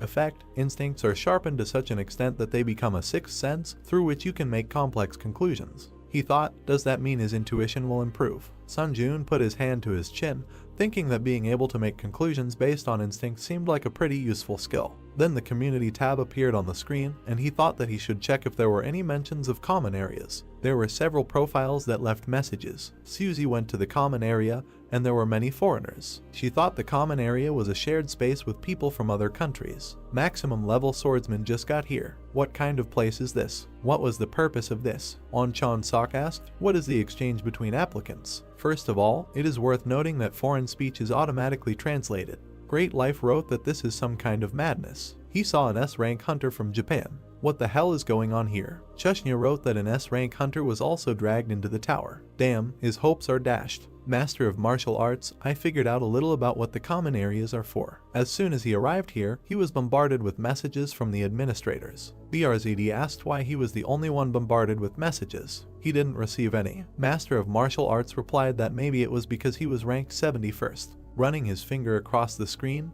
the hero realized that there were a lot of comments about the common areas that had been added to the 10th floor. Suddenly, something caught his attention. The hero opened his mouth in surprise. The message said that just now, in the common area, a foreigner asked him if he wanted to exchange the power of his administrator. Is it possible to exchange powers? Looking at the information on the screen again, the hero reasoned that there was an opportunity to personally see many applicants and also exchange powers. A smile appeared on his face when he wondered if he could go on reconnaissance himself then. A new message appeared about moving to the common area on the 10th floor. A view of the open space opened up in front of the guy with green eyes. Delighted by this, he realized that this was the common area. Looking forward with excitement, he thought about how he even used the question ticket to learn as much as he could about this place, so he was going to make the most of it before heading back. Someone was watching him as he walked along the forest path. Several people were standing in the forest. One of them said that the bastard seemed to be a hunter from Korea. His comrade supported him, saying that right, this was a Korean rank hunter. He remembered seeing his profile. A smile appeared on the bandit's face when he said that he was a strong hunter and he was constantly worried about how his behavior always left much to be desired. Then his eyes filled with a red light from the words, "It was okay to kill outside the common area, right?" Meanwhile, the boy was walking calmly along the forest. Suddenly, red shadows lowered him to the ground, and there were messages that the mana consumption rate increased by 100% due to the effect of the unique characteristic weakening light. Due to the effect of the unique characteristic territory restriction, all stats are reduced by 20%. Under the effect of the unique characteristic Eye of Terror, part of his body is paralyzed. The boy tried to move his finger, then he turned his head behind him. A group of bandits had gathered there, and he asked what they were doing. Their leader licked his blade, telling the boy that the victim was one of the strongest Korean hunters, but he had no idea what was happening now. Gritting his teeth, he cursed and thought about how they were not on a trial, but they were even here robbing. Unable to move in front of them, he heard them stop. The purple-haired girl waved her hand and asked them if they were sure they could handle the consequences. If they didn't stop right now, she would turn on the community function to report their actions to others. The bandit leader was confused. Standing up, he still agreed. Then he smiled evilly and said that if she took off her clothes, he would think about it. Putting the blade on her back, he also said that if she dropped all her items, then so be it, maybe he would have mercy and leave one of them alive. The girl blushed with indignation and asked what this meant. Then the bandit extended his hand, asking if she could help him. But he turned around, hearing something. Sun Jiun was passing by them. Looking at him, the bandit asked, "Who the hell is that bastard?" Sun Jiun was standing with his back to them when they called out to him. The hero only turned his head. Then he took off his hood and asked again if he had been told that. Standing next to the prisoner, the bandit said yes. Afterwards, all the criminals had sinister smiles when he asked the question, "You are also Korean, right?" After which the bandits used their abilities on the hero. He calmly looked at the approaching shadows, and, opening his mouth, he simply noted that he wanted to quietly pass by. Stretching his hand in front of him, he was surrounded by a glow. Notifications appeared that the force breakthrough skill was activated. The magic resistance skill was activated. The effect of increasing mana consumption by 100% was cancelled. The decrease in all stats by 20% was cancelled. Paralyzing effects applied to body parts are removed. This shocked the bandit. Opening a blue screen, Sun Jiun took out a blade. Then he took it aside, saying that he was not the one who started it. The instant acceleration skill was activated. Sun Jun rushed at the enemies. They were shocked by such speed. The hero quickly struck. One of the bandits used an ice shield. Others were bleeding from their wounds. With a satisfied smile, the hero pulled his fist back and struck the barrier. The girl and the boy were shocked. The bandit fell to the ground. Sun Jun destroyed the barrier with one blow. The bandit stretched out his hand and screamed that he was wrong. But Sun Jun struck him in the neck when he asked for mercy. New messages appeared on the red background saying that he had absorbed the player's spirit. And then 2 more. Mastery increased by 6.4%. The boy with green eyes stood up from the ground. Folding her arms, the girl said that she should have helped, but the battle ended faster than she could have thought. Our hero replied that everything was fine, that he should not worry about it and go on his way. Bowing, she thanked him and said goodbye. Looking at his savior, the boy asked if he was a ranker by any chance. Turning to him, Sun Jun replied that in a way it could be said that way, thinking about how he had always been in the top 10 players in the final rankings. Then the saved man smiled, saying that it was clear it was a great honor for him to meet him. Thanks to him, he survived. Looking at him, the hero thought that it seemed to him that they wanted to kill him, so, getting rid of the problem that had fallen on him, he simply helped him along the way, but he replied that it was nothing special, so now he could go about his business. Sun Jun had already turned around and said goodbye to the stranger, but the stranger asked him to wait. The hero looked over his shoulder. The guy pointed at the dead bandits, asking him to leave the corpses of those applicants with him. Sun Jun looked at his interlocutor in confusion and asked why. The man happily smiled and replied that if he gave him those corpses, as well as for saving his life, he would pay him by giving him power. Sun Jun looked interested. Gluttony, a dark light came out from his hand. The corpses of the bandits were sucked into his hand. Wiping his forehead, the guy said that it was not bad. Smiling again, the interlocutor said that, so, as promised, he would give him power. A new message appeared that the hero accepted the power added by the administrator. Sun Jun looked at the monitor with a smile, reading that the power steel wings was added to the power category of the exclusive contractor store, and thought that he did not expect to get another power. Visualizing the magical wings on his back, the administrator said that this is a power that allows you to create wings on your back with the ability to levitate. If he buys this power with So, he will be able to use it right away. Sun Jun smiled happily and thanked the interlocutor, thinking that as soon as he returns to the waiting room, he will immediately try this power in action. But then several new messages appeared in front of the hero, saying that the administrator of the White Crane Sword was saying not to bother the applicant who had been noticed by him. Administrator Gourmet, is he outraged that business ethics are not observed to such an extent? Administrator Steelblood is unhappy with the one hanging around his contractors. Administrator Black Devil is watching the fight between these three with interest. He did not understand what the administrators had started among themselves. Looking at this, the hero thought that seeing how the competition between the administrators flares up, one can confidently say that they clearly want to get something from the applicants. Well, he will just get to the bottom of the truth step by step. The two guys continued on their way through the forest. Turning to his companion, the administrator said that the common area is divided into an arena, an auction zone, and a game zone. And in addition to these well-known facts, he can share much more interesting information. The hero looked at him as he continued to explain that the other dimensional worlds that had been revealed so far through the floor embedding process were Ares, Murim, and Kellyan. So they could only encounter these 3 dimensions when it came to floor embedding. He imagined a warrior kneeling before another. The challengers from the Ares world placed great importance on chivalry. The samurai held his sword. The Murim challengers were similar to them, but a little more aggressive. Sun Jun narrowed his eyes and thought about what it meant that the Black Knight was from the Ares world and Sunhak was from Murim. He also introduced the representatives of the other races, saying that he had heard that Kellyan was a world of races such as elves, fairies, and beastmen.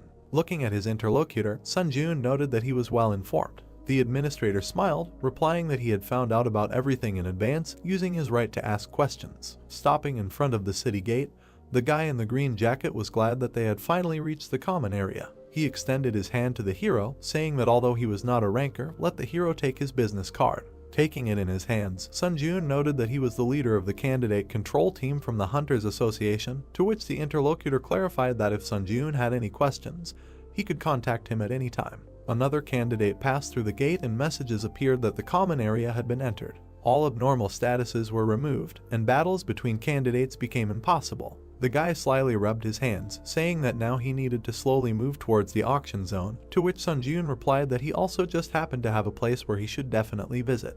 Looking into the hero's eyes, the interlocutor asked where he intended to go. With a confident smile, the hero answered that he was going to the arena. A welcome message appeared about arriving at the arena. Sun Jun walked among the blue chairs. Indignant people stood in front of the screens, not understanding why they lost again. Looking at them, the hero thought, is this the arena? More like a gambling house. New messages appeared that the administrator Black Devil is pleased, saying that this reminds him of the old days. Administrator Lord of Steel Blood with undisguised hatred says that the arena is the same everywhere. Administrator White Crane Sword is very excited because of the heat that has settled in the arena. Looking at the empty seat, the hero wondered if he just needs to sit in one of these chairs. Then he comfortably sat in one of them. He looked thoughtful when new messages appeared that the arena system was activated.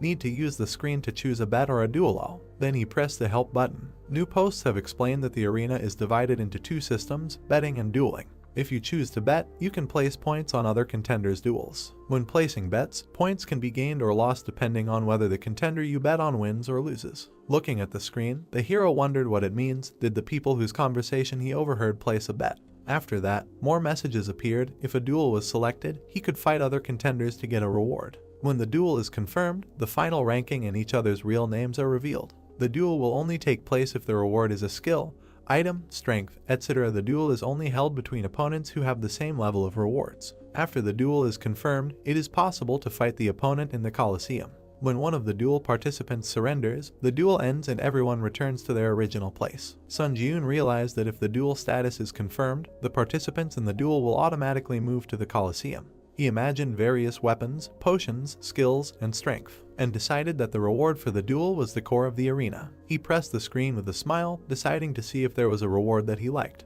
The other contenders looked at the gaming place with delight. The girl asked if the Witch of Hellfire Catherine was there. Someone asked again, the same famous huntress from America. The red-haired girl ran her finger across the monitor. Looking at the screen, she said that no one was sending a request for a duel. This was because she had too many victories. On the screen were Catherine's statistics, server USA, final rating 6, number of victories 17, number of defeats 0. She said that it would be better if these duel statistics did not exist at all, then she could challenge other opponents more often.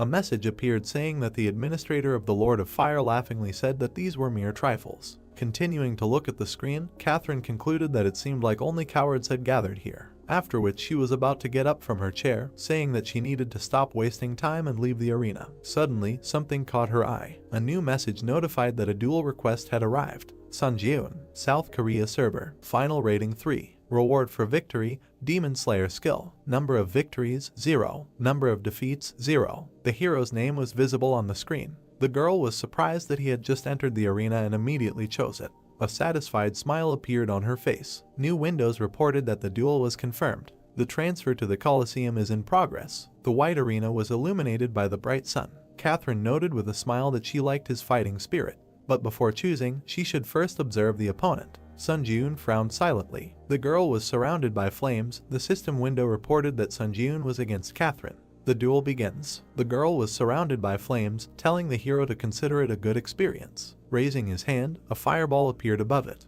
The birth of fire power was activated. The hero calmly watched what was happening. Sparks flew in different directions, after which the ball flew at Sun Ji-yoon. The hero took a step to the side. He continued to retreat. The fireball was very close. A fiery trail remained from his hand. Catherine said that he was finished. The master of the Kai sword power was activated. The swing left a blue trail on the fireball, after which it split into two halves. So the fire was left behind Sun Ji-yoon. Catherine was shocked. Smoke was spreading across the entire arena. The girl looked at her opponent with displeasure when he repeated her words about the experience. Putting out his blade, he said that he would also provide one. A light breeze stirred the bamboo leaves. There was a water source near the gray building. The girl sipped tea from a miniature cup. A blue whirlpool appeared in front of the long-haired blonde. An image of Sun Ji-yoon's challenger appeared in its center. The girl sitting in front of the image said that she didn't expect him to already have control over the released Kai energy. She scratched the bird sitting on her shoulder with her finger, saying that she made a great move when she sponsored such a wonderful power. In the future, she would need to gain the favor of this candidate faster than the other administrators. Looking at the bird that took off, she thought that perhaps this candidate could fulfill her long-standing wish that she could not fulfill. The wind blew Sun Ji-yoon's hair. An explosion ball appeared in front of him. The system reported that the instant acceleration skill was activated. The hero jumped up, escaping from the fireballs. The fireballs flew behind him, leaving flaming traces.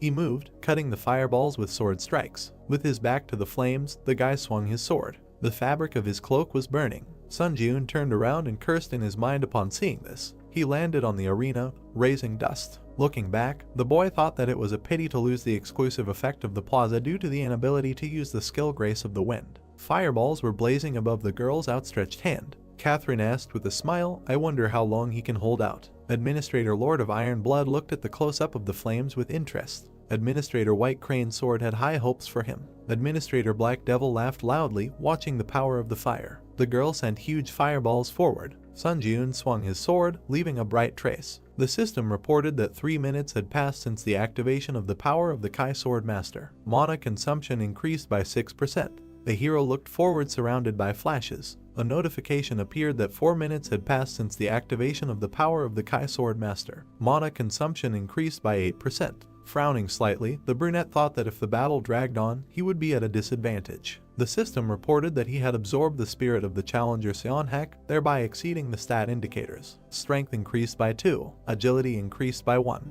endurance increased by 3, mana increased by 3, toughness increased by 2. Red and black rays were spreading from the guy's chest. A notification appeared that one of the skills that the challenger Seonhak possessed had been absorbed. He received the skill Lightning Sword Kai, B skill Lightning Sword Kai, proficiency 0%.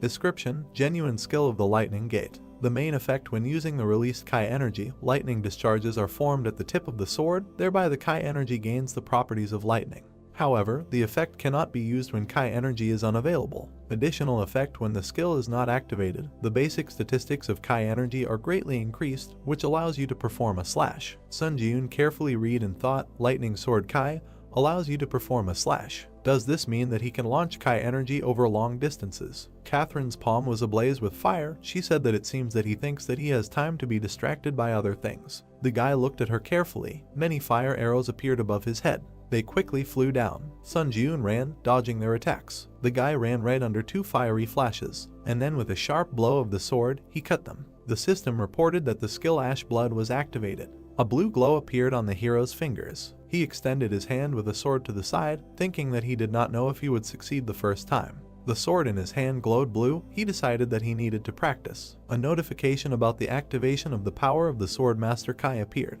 The skill Lightning Sword Kai was activated. Bright blue rays flew forward. The girl chuckled when one of the balls was cut by the rays. She looked forward in amazement, summoning a shield. A fire shield surrounded her, protecting her from the Kai energy. Catherine gritted her teeth from the tension and thought that he immediately counterattacked. Suddenly, the hero appeared behind her. The red-haired girl closed her eyes, saying that he really was incredibly strong. She lost. The system reported that the challenger Catherine surrendered. He won. As a reward for winning, he receives the skill Storm C+. The duel is over. The teleportation to the general area of the arena on the 10th floor is performed. Sun Jiun, surprised, materialized in a red chair. Looking forward, he said that he decided to participate in the duel to practice his sword skills, but the opponent was quite strong. As a result, his robe burned. Pointing his finger at the blue screen, he said that he should remember the name Catherine. The description of the skill Storm appeared on the screen. No mastery. The main effect is activated when attacking with a piercing sword and increases the attack speed by 3 times for piercing strikes. An additional effect when activating the skill is a 30% chance that the wind property will be applied to the piercing blow,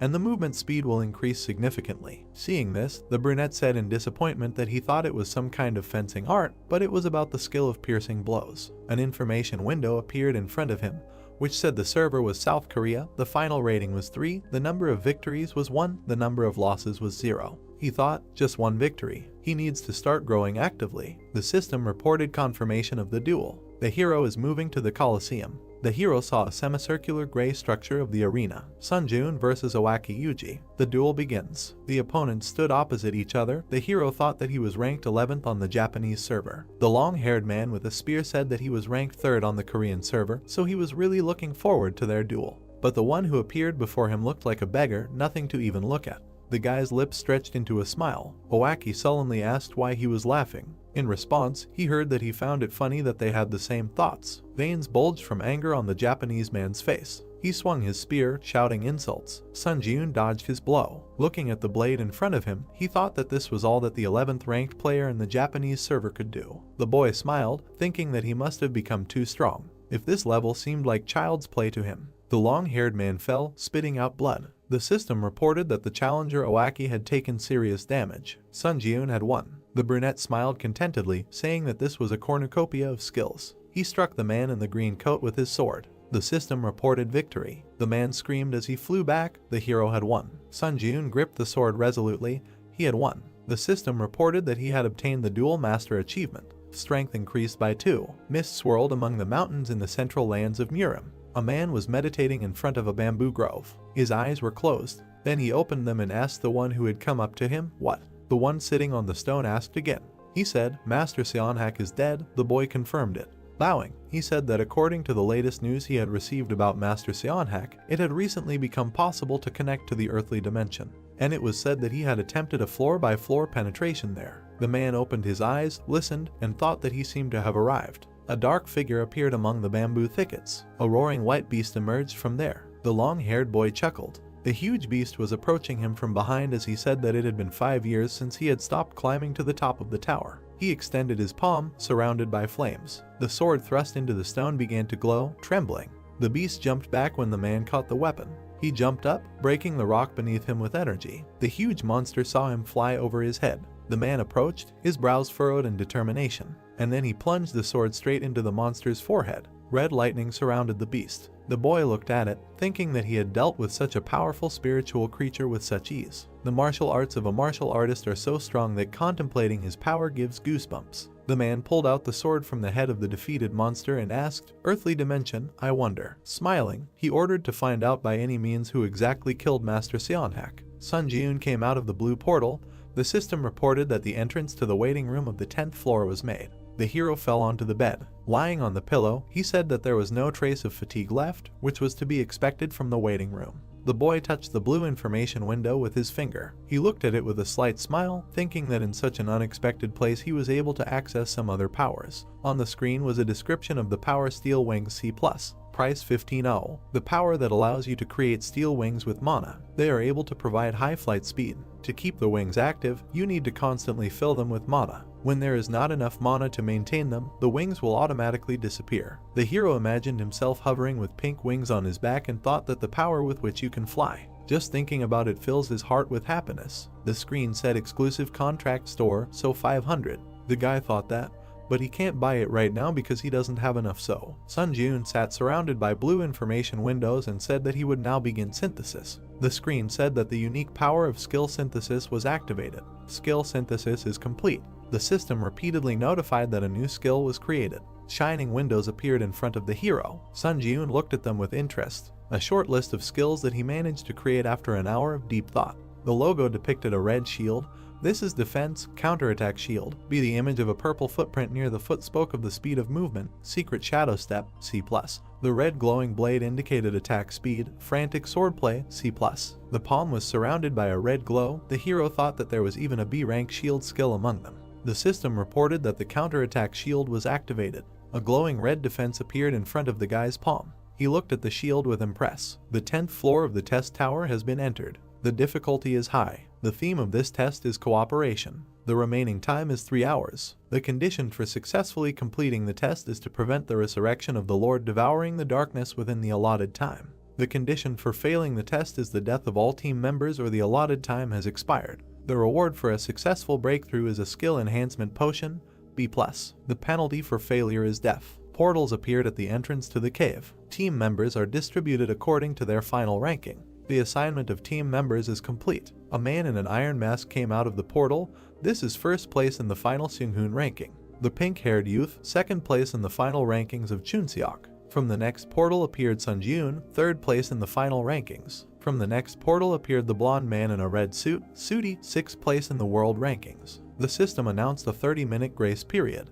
During the grace period, the remaining time will not be spent. We must try to unite as much as possible during this time to defeat the monster boss. The masked man asked, "Is this a team trial again?" The pink-haired man ran up, asking if he had also climbed the trial tower. Sun Ji-eun watched carefully, thinking that the two of them were first and second place in the final rankings, and it seemed like they had met before. The red-suited man stood behind them, looking at them. The heroes suddenly looked up, hearing a scream. Sooty pointed angrily, shouting that he was the one he met on the 4th floor. Sun Ji-eun looked at him questioningly. Seunghoon in a mask asked, "Did the two of them cross paths during the trial?" Judging by his reaction, it was not a pleasant meeting. The blonde hugged himself, trembling, and said gloomily that he was absolutely right. They met on the 4th floor during the combined trial in this hunter. Sooty trembled in front of the hero, saying that he was someone who strives to grow by accumulating achievements for killing. The red figure of a man smiled wickedly. Sooty, the blonde touched his chin. For Seung-joon, deceiving others was an everyday matter. The participants fought in the crowd. He created conflict by turning others against each other and used this time to get a reward. Sudi held the gems with a wild smile. This was a survival tactic he had developed. The smile revealed sharp teeth, which he began to actively use in another place called the Trial Tower. The administrator, a lying clown, laughs at the contractor's deception, so much so that even the corners of his mouth are torn from laughter. The image of the clown laughed at the wickedly smiling blonde. Sun-joon looked at him in surprise. He thought that his expression showed that he was confused. Well, should he add something else? He pointed his finger at the brunette, who tried to say that there was a misunderstanding and exclaimed that he even brutally killed a member of his team.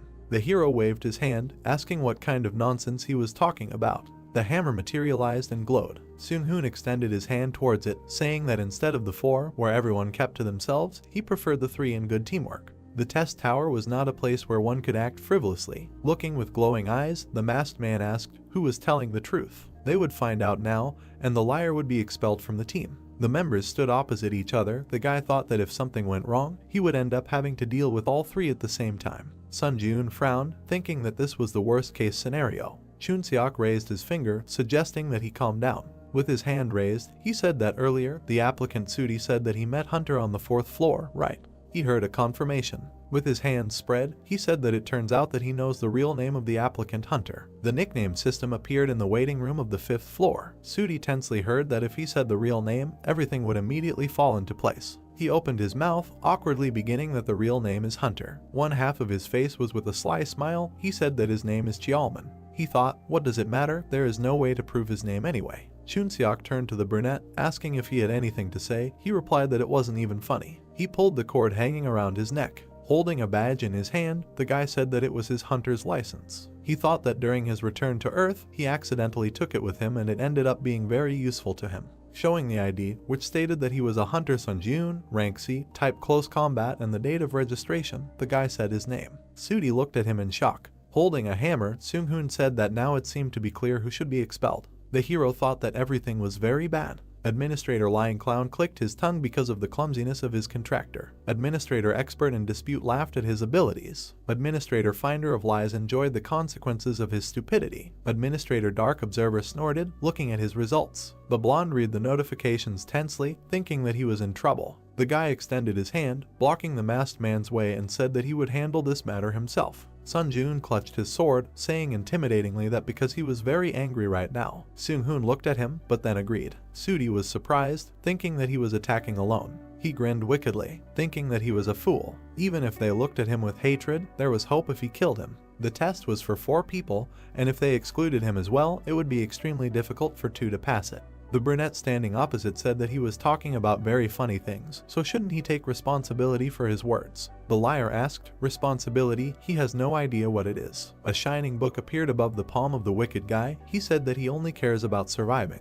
Putting forward his hand with a shining seal, he said that he was not the only one with power. The system reported that the stems of the swamp spirit were entwined around his legs. Green vines were entwined around the hero's legs. The notification said that the magic resistance skill was activated. The stems of the swamp spirit were completely destroyed. Surrounded by a green glow, Sun-joon approached the enemy. He decisively swung his sword. Extending his hand with a barrier, Sudi said that he was annoying. He also had a magic resistance skill in his arsenal. A bright beam of attack collided with a magic shield. The ground broke from the impact. Seung-hoon said that he should move away.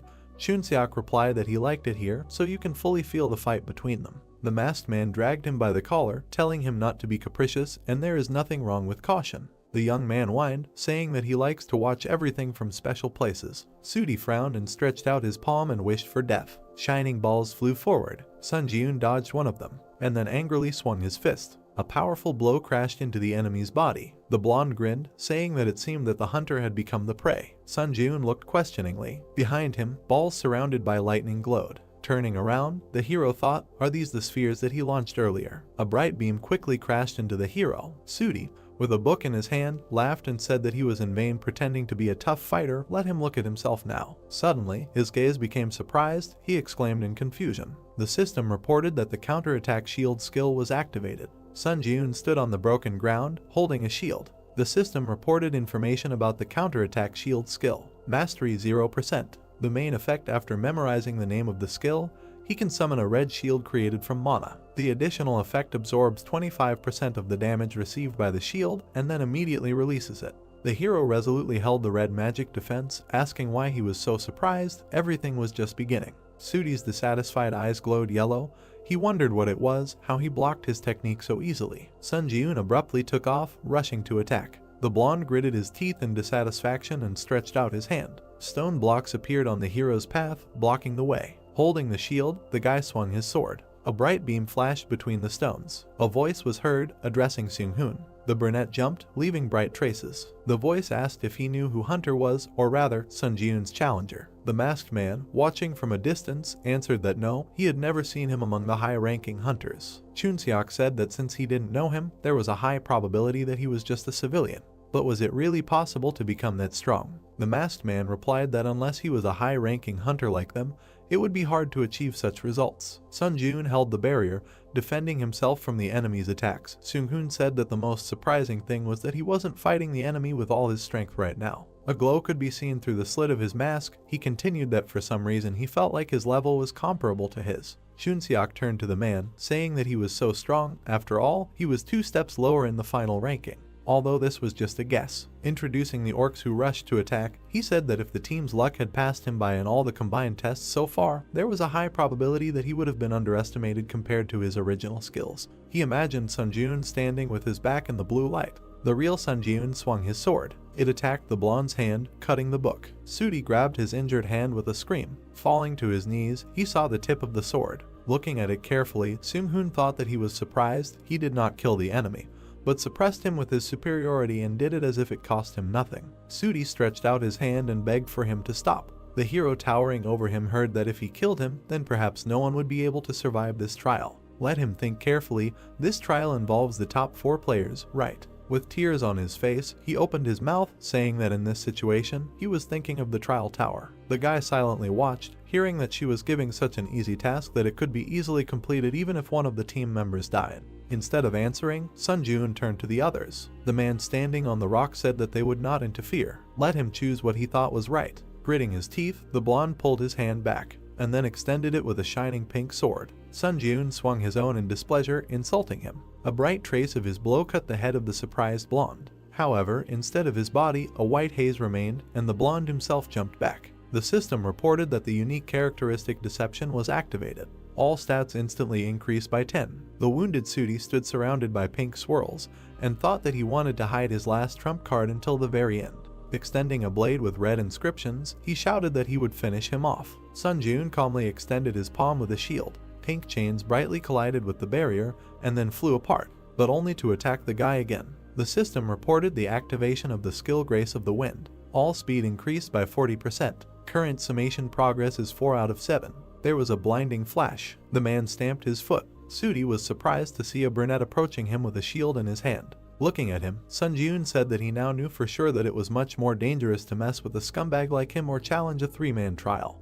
The deceiver cursed with a crazy look. The system reported that the counterattack shield skill instantly released the accumulated damage. Waves of energy spread around. They were so powerful that they tore off the blonde's clothes. The system reported information about the old vampire count's tailcoat, a movement speed plus 8%, mana regeneration plus 12%, a special tailcoat favored by a certain count. When attacking, it can randomly consume stamina or blood to create a blood shield. Next came information about the bloody heavenly demon blade B+, reaction speed plus 7%, attack speed plus 10%, a famous sword that is one of the treasures passed down in the Murim Blood Demon School. The Kai in the blood coats the blade, and the sword becomes one with the mana flowing through the user's veins. Sun Ji-eun stood with his hand outstretched toward the information window, saying that he would make good use of these items. Seung-hoon and Chun-seok jumped off the cliff. Looking at the brunette, the pink-haired one said in admiration that Sun Ji-eun was great. His comrade added that he hoped all the misunderstandings had been resolved. The hero confirmed, saying that there were definitely no problems left now. An information window appeared, saying that there were 10 minutes left until the start of the 10th floor trial. All candidates should prepare for the upcoming trial.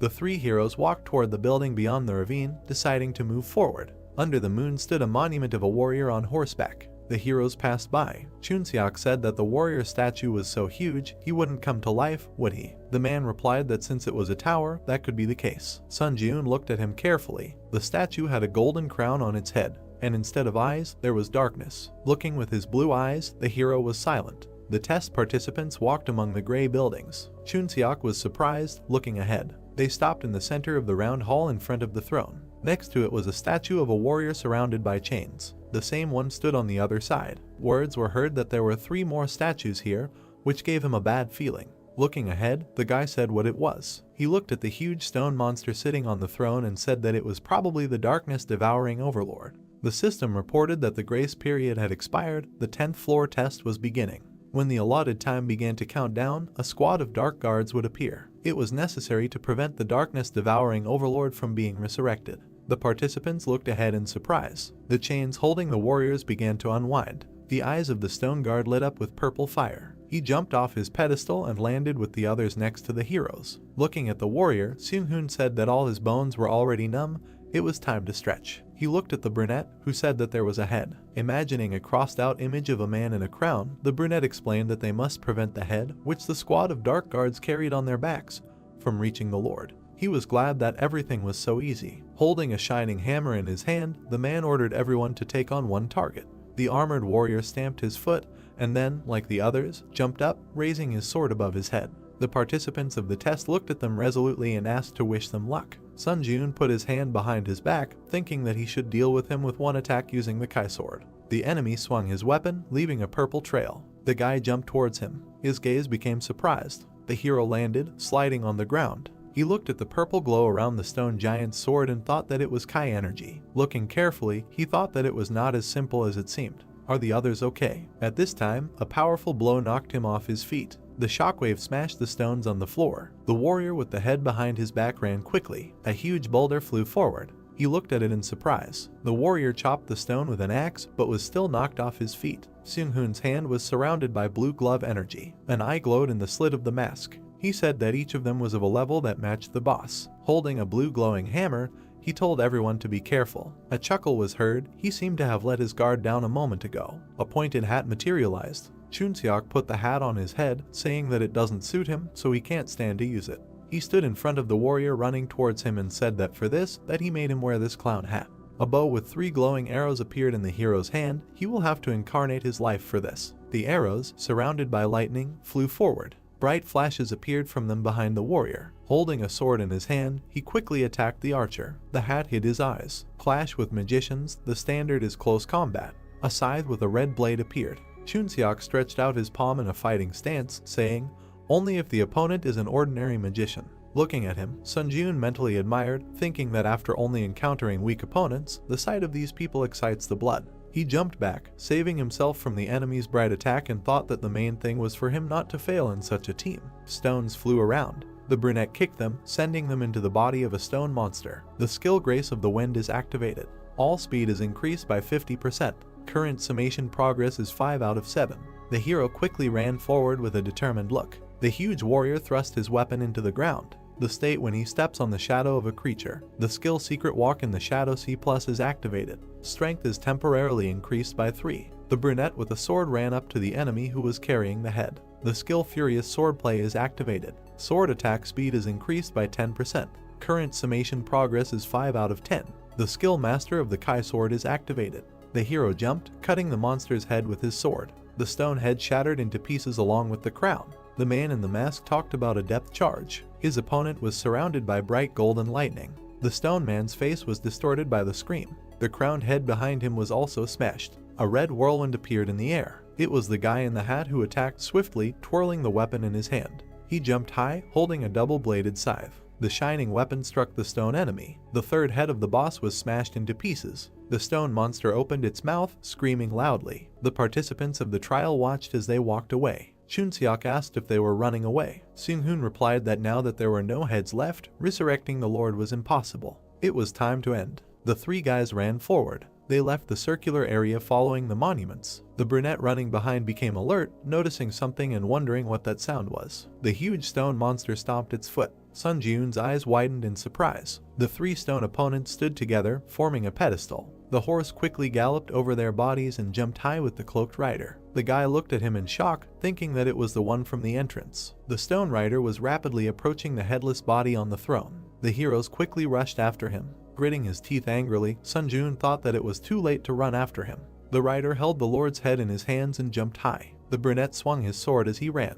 The guy's eyes shone brightly with anger. With a sharp movement, he threw the weapon forward. Meanwhile, the enemy had already brought the boss's head to his neck, but a bright blue beam smashed it right in his hands. The lord's golden crown fell next to him. The stone warrior's eyes glowed red, and then he, like the others, screamed loudly. Chunseok made a joyful gesture with his hands and exclaimed that this was great. The brunette standing in a throwing pose breathed a sigh of relief. Suddenly, a stone hand picked up the fallen crown and placed it on its head. The fingers were clutching the handle of the weapon. The silhouette of the monster who cut off his own head appeared. The heroes looked at it in amazement. They rushed forward shouting that they had to stop him. The stone man held the head and the crown above himself. The guys jumped on him with weapons in their hands. When it was disconnected from the neck, there was a bright flash, and then a powerful red explosion through the hero's back. There were black flashes in the thick smoke. The system reported that the conditions were met. The stone monster and the crown rose from the throne. The system reported that the lord who devoured the darkness had been resurrected. Looking at him in shock, Sun Jun cursed in his mind.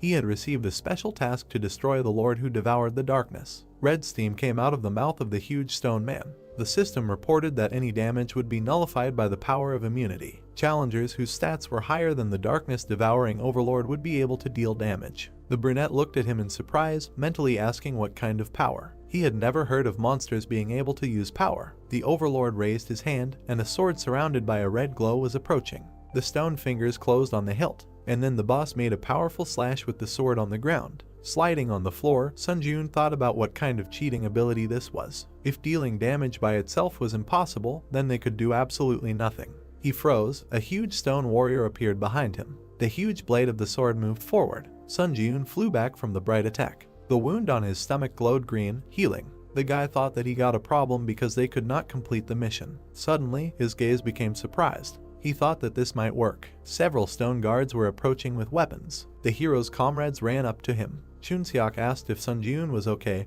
and Seung-hoon added that they should come up with a plan and hit the overlord, but first, they needed to deal with his guards. Standing next to the participants, the brunette said that he had a request. Could the two of them delay the overlord for a while? The masked man noticed that they couldn't do any damage to him, so wouldn't it be more effective to clear out his guards first? Looking at him with determination, Sun Jun said that he had an idea. There was a way to kill the overlord. The face of the huge stone monster in the crown looked surprised. An eye glowed through the slit of the mask. Finally, Seung-hoon turned away, saying that they would trust him. Looking at the hero, he said that they would not be able to hold out for long, so he should hurry up. The guys quickly rushed to the overlord. Sun Jun decisively turned to the guard, saying that he was starting. He stood in front of the huge stone guards, saying that they would have to play with him for a while. The blue hammer was surrounded by golden lightning. They quickly hit the boss when the participant used a depth charge. Then any damage is nullified by the power of immunity. The man in the crown turned his red eyes. Seung-hoon landed, telling his comrade that as expected, there was no use. The system reported that the power of the overlord's greatness was activated.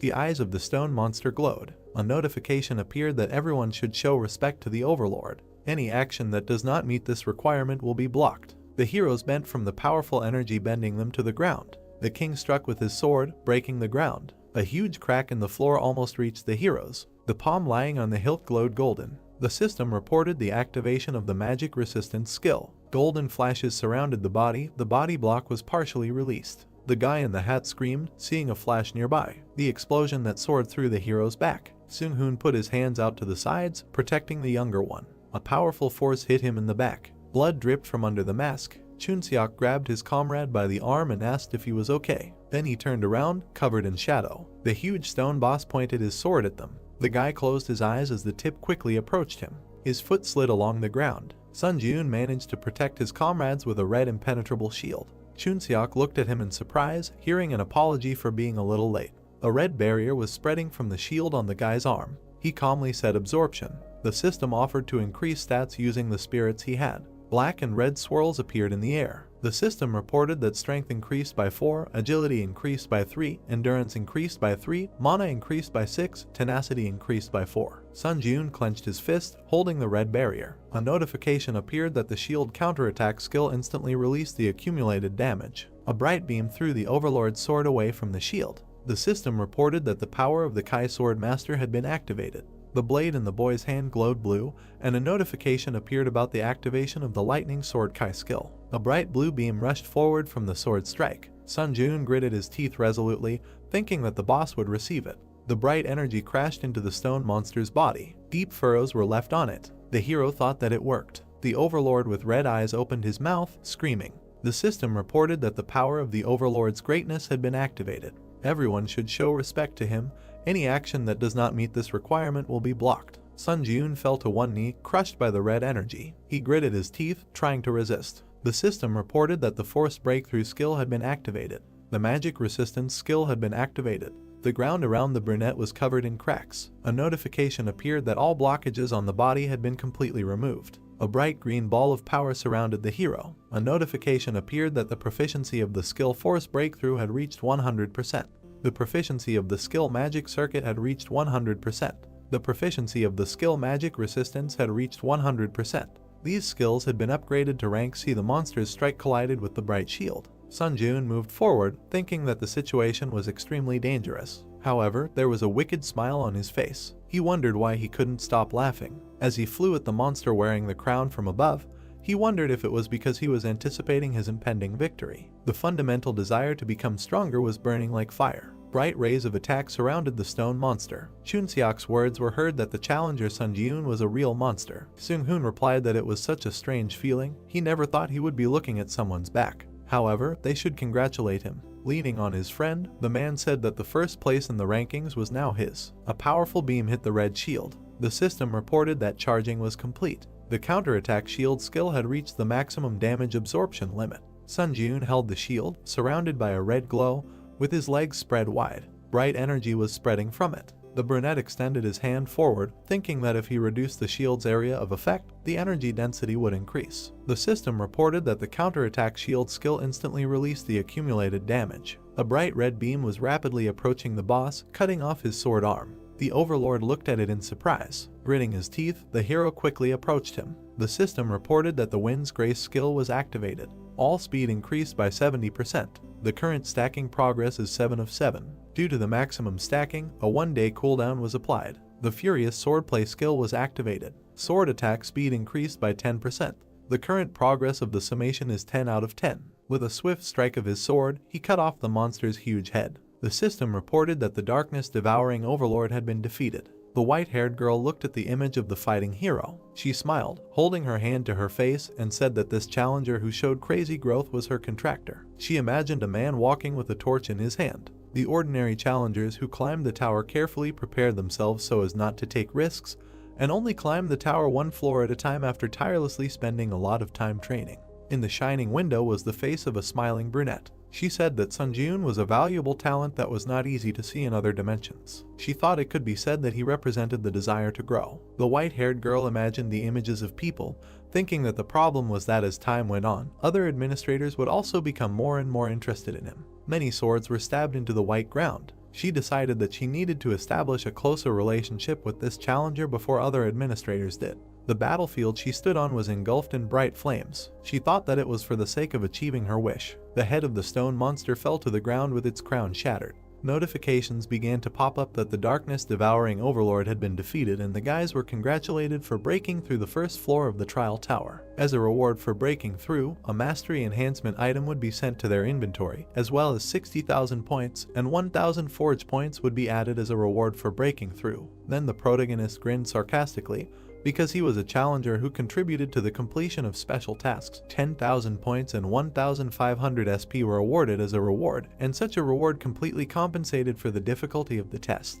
Chunseok, with an excited look through his bangs, asked Sun Jun how he managed to pull all this off. The protagonist stood in front of the players on the destroyed floor and said that he had a skill that was perfect for the current situation, and it seemed that luck was on his side. Seung-hoon and his friend extended their index finger and said that today he was able to surprise them greatly and offered to talk in more detail in a private chat, adding each other as friends. Notifications popped up that the challenger Chunseok and Seung-hoon sent him a friend request. Then a portal appeared, and the protagonist said goodbye to the guys. Notifications popped up that over 1,000 applicants had successfully broken through the 10th floor and the system expansion was beginning. It was a place that looked like a stone tunnel, and a message that the shop had created a category called Dimensional Travel, which was now available to the guys. The brunette stared at what was happening and thought that it meant moving to other dimensions like Ares or Murim, but he wondered if that was the same as signing his own death warrant. Messages started popping up that the Earth Dimension Administrator's observation area had been expanded and it was possible to communicate with the administrator even in the waiting room. A message that the Earth Dimension Administrator's intervention area had been expanded and an additional contract with the administrator was available and moving to his personal domain. However, an additional contract could only be concluded once, after which additional contracts would be limited and the additional contract could be terminated at any time. Sun Jun raised his eyebrows in mild surprise. He imagined his silhouette holding hands with the administrator girl under an official contract, and he didn't need an additional contract. It turned out that the additional contract was something like a similar scheme, but if the contract can be terminated, then the only loser is not the administrator. Then he went to the inventory window and assumed that right now he could not know for sure and first he should figure out what he managed to get on the 10th floor. It was a card with an item, Mastery Upgrade, which was specially created by the tower for creatures with skills and upon receiving which they could arbitrarily increase the level of mastery of one of their skills by 20%. Then he decided to drink this potion and was asked to choose a skill to increase mastery. He wiped his mouth with his hand and wanted to improve the skill of the Grace of the Wind. A notification popped up that the selection was complete, and this skill was increased by 20% and it reached 100%, so the rank increased by 1 level. The card describing the skill of the Grace of the Wind, when the effect looked like this, when he said the name of the skill, it would increase all speeds by 10% and this effect could be stacked. Sun Jun's eyes widened in surprise, because he noticed that the recharge time had disappeared. Then, streams of red light began to emit from his chest under the silhouette of the Overlord devouring the darkness, because the next step was that he used the absorption of the spirit to permanently increase the stats. Numerous notifications popped up that various skills were increased by a certain number of points, and one of the skills of the Overlord devouring the darkness was absorbed. The brunette through the bangs widened his eyes because he received the skill of mana management. A card appeared with a description of the magic control skill where the effect concerned the use of magical power, then this step in the area of innate talent. The main character looked at this card with a puzzled look and realized that now he could control mana like someone who has innate talent, but just standing and watching it did not make sense. He looked at the messages from the administrators who invited him to their domain. Sun Jun looked up with a surprised look and did not understand why all the administrators were interested in him at the same time. The main character found himself in a snowy field where there was a cemetery of swords, because he was invited to the Lord of Steel Blood and he moved to this world. Then he saw a small house in front of him from which smoke was coming. A blonde in a towel came out from there and left. She went outside and stood in front of the main character because she joked that she already knew that he would choose her. Sun Jun watched as the girl placed her hands on her waist and said that she had won the bet thanks to him, while he wondered why they had sent the invitation at the same time. The two of them then walked across the snowy field, and the receptionist became curious as to why he wasn't asking any questions. The brunette looked at the surprised girl and said that he had accidentally obtained a mana manipulation skill and asked if there was any information about it. The girl replied that he had obtained a very powerful skill. She placed her hand on her waist and stated that it was very fortunate, because before they returned to the hut, she would briefly explain everything to him. She said that he needed to use the newly acquired mana manipulation skill to maximize the magical power in his body. The protagonist placed his hands in front of him and began to emit glowing magic. He then frowned angrily and bared his teeth. He immediately spread his arms and began to emit powerful streams of discharges and aura from himself because he activated a skill that greatly affected the magic circuit in his body. He bent down and looked furious with his arms outstretched because this skill was forcibly increased with the help of the mana management skill. He lowered his head in sweat and looked at his hand because he had a feeling that his physical data had increased several times. Then he hit the ground with his hand and a powerful stream of wind rose around. The girl covered herself with her hands from such a powerful stream. Suddenly, the towel flew off her. The brunette looked in amazement at the girl's naked body. Then after a while they were sitting at home and having tea because the administrator did not believe that he looked like a person who was capable of pulling such a trick.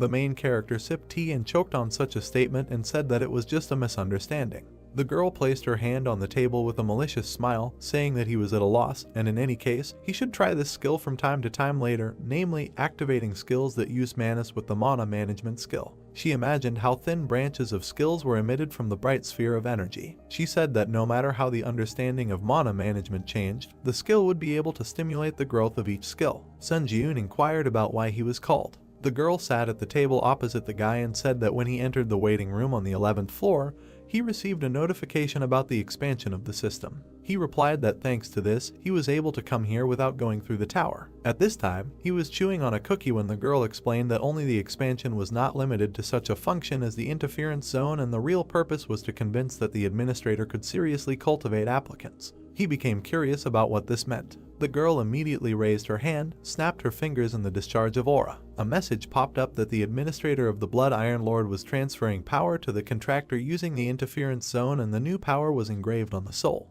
Light began to emanate from the protagonist's chest, and he was tense all over because it was the power of the Blood Iron Sword imprinted on the soul. He asked if she couldn't just give power before, to which he received a refusal. They sat opposite each other at the table, and the girl said that she had already paid the corresponding price of the tower. Sun Ji-yoon, looking at her in surprise, realized that the additional contract function was also open, so maybe it would be better to find another applicant, and did not understand why him. He inquired about why she was so actively helping him. The girl sat opposite the protagonist and said that she saw a huge opportunity in him. Through her long hair, sitting on a chair, she said that administrators are rewarded by developing applicants, but this is by no means the end goal. Sun Ji-yoon's eyes widened in surprise through his bangs when he heard that everyone was investing in one or another precedent to fulfill a long-standing wish. While Sun Ji-yoon sat at the table with a confused look, notifications from various administrators began to pop up. The girl at this time smiled maliciously, leaning on the back of the chair, and said for those too impatient, she will end her story here. Then the protagonist found himself in a bamboo forest, because he received an invitation to the administrator's domain. He walked along a green meadow and realized that it was ideal for training, because he was just curious about his training method that the Steel Blood Lord taught him. He immediately swung his glowing blade and wanted to use mana control and hone his mastery of the skill 3 absolutes. He put out his magic shield with his hand and swung his sword again, because he used several skills, such as instant acceleration, and the skill rank was forcibly changed. He pulled out his magic blade to match the color of the rays and realized that now he needed to increase the power of the sword master. He stood in a fighting pose and looked at the magic blade in surprise. He looked at the blade with an angry grin and did not understand why this sword could not be activated by mana control, because he wanted to raise the rank of the lightning sword skill through the power of the sword master. He bared his teeth angrily in the sweat of his brow, and for him it was strange, because he assumed that this was all because the sword master is power. Notification that the administrator, the White Crane Sword, is waiting for his visit.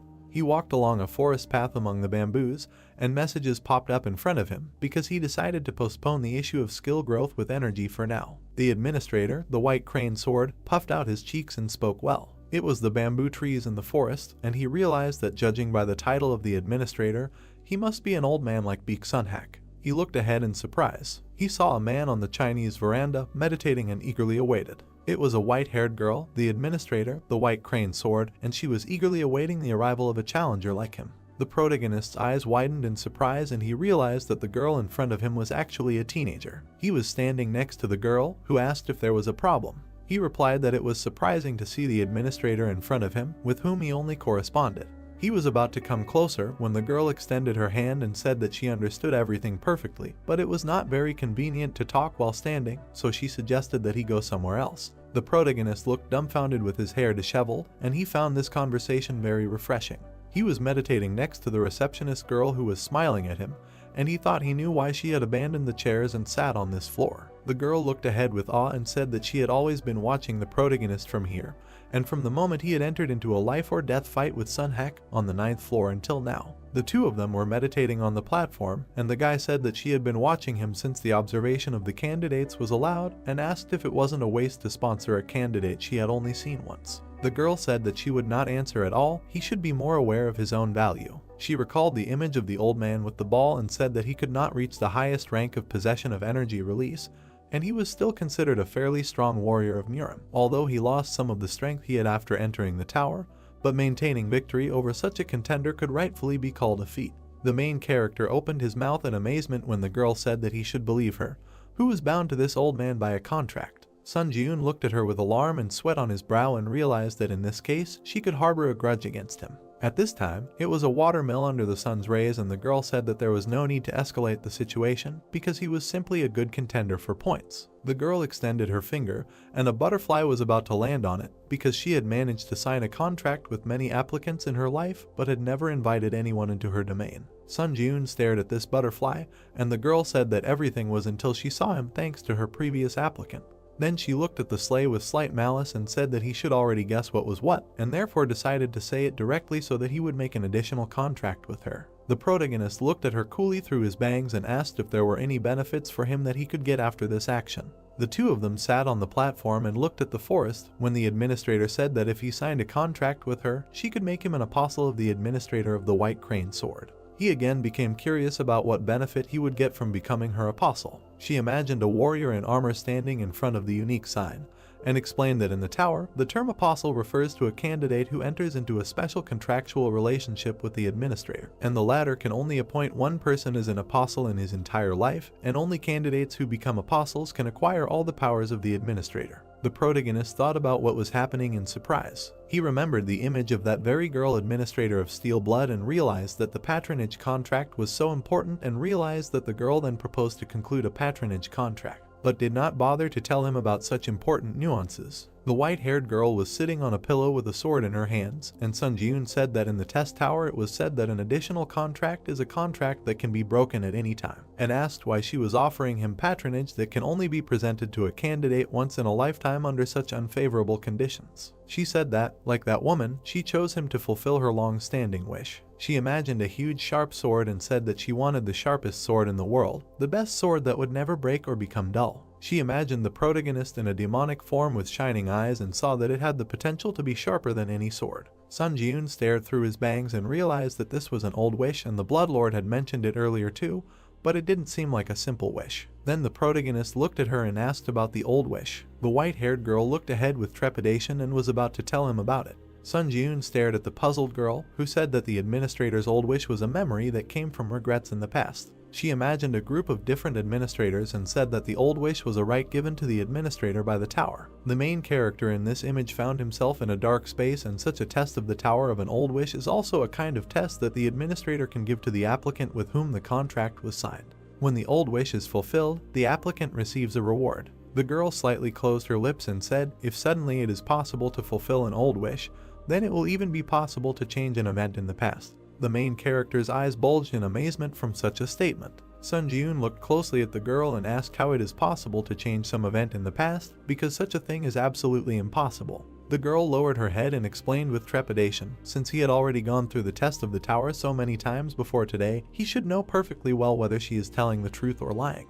The brunette looked at her intently and understood that she was not lying. He remembered how he was trapped, tried to get out of it in his various moments from the past, because if we are talking about the tower, then it is definitely not lying.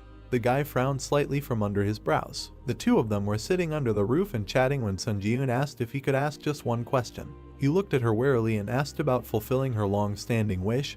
How high should he go up in the test tower? The girl immediately timidly scratched her cheek and looked away. Sun Ji-yoon looked at her with sweat and slight anxiety when he heard that it had to be at least the last floor. The message that the contract had been concluded. This administrator, nicknamed White Crane, began to jump happily because she said that he would make an excellent choice and would not regret it under any circumstances. Sun Ji-yoon immediately stretched out his arms to hug the girl and realized that he had made a contract with her after all. He imagined a huge gloomy tower and realized that it was the last floor, because he learned that the top of the tower was the goal that needed to be reached in order to fulfill the administrator's long-standing wish. The main character looked ahead with a surprised expression when the notification that he had been recognized as the true apostle of the administrator, the White Crane Sword, popped up. As an apostle's privilege, the effectiveness of the powers and skills of the dimension increased by 10% and also mana increased by 3. Currently, the challenger Sun Ji-yoon was recognized as the apostle of 2 administrators, and as a privilege, his agility increased by 3, but he knew that he could not pass up this kind of advantage that allows him to immediately become stronger. He remembered that the girl showed her sharp blade and received an unexpected gift.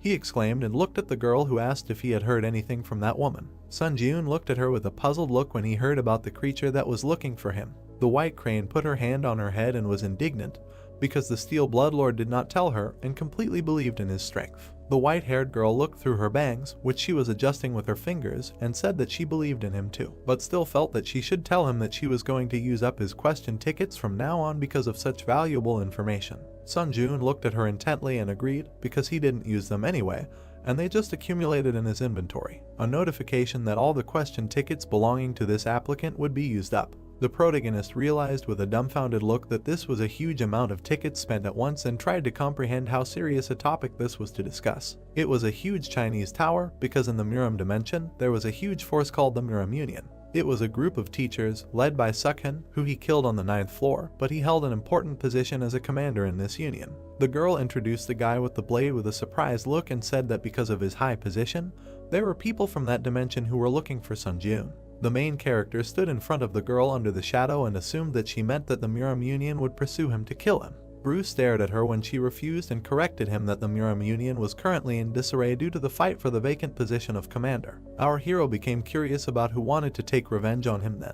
She answered that it was the sword, the dragon of the Namgung family, when suddenly a magical portal appeared in the city of Tokyo. It was the heavenly dragon sword, Namgung Hayek, who flew out of the portal. This heavenly dragon looked at everything around him arrogantly, because he was a creature that in the Muram dimension, where everyone was obsessed with martial arts, was called a genius. All the fighters immediately flew with swords to attack Namgung, because he was looking for Sun Jun, using revenge as an excuse, but in reality, he was driven by simple curiosity. Namgung stuck his glowing blade into the ground when a whole crowd was flying at him, and the girl said that she did not know when this would happen, but if he encountered them, he should be ready to risk his life. These fighters were immediately bloodied and killed by the blade of the heavenly dragon. The message that there was a transfer to the waiting room.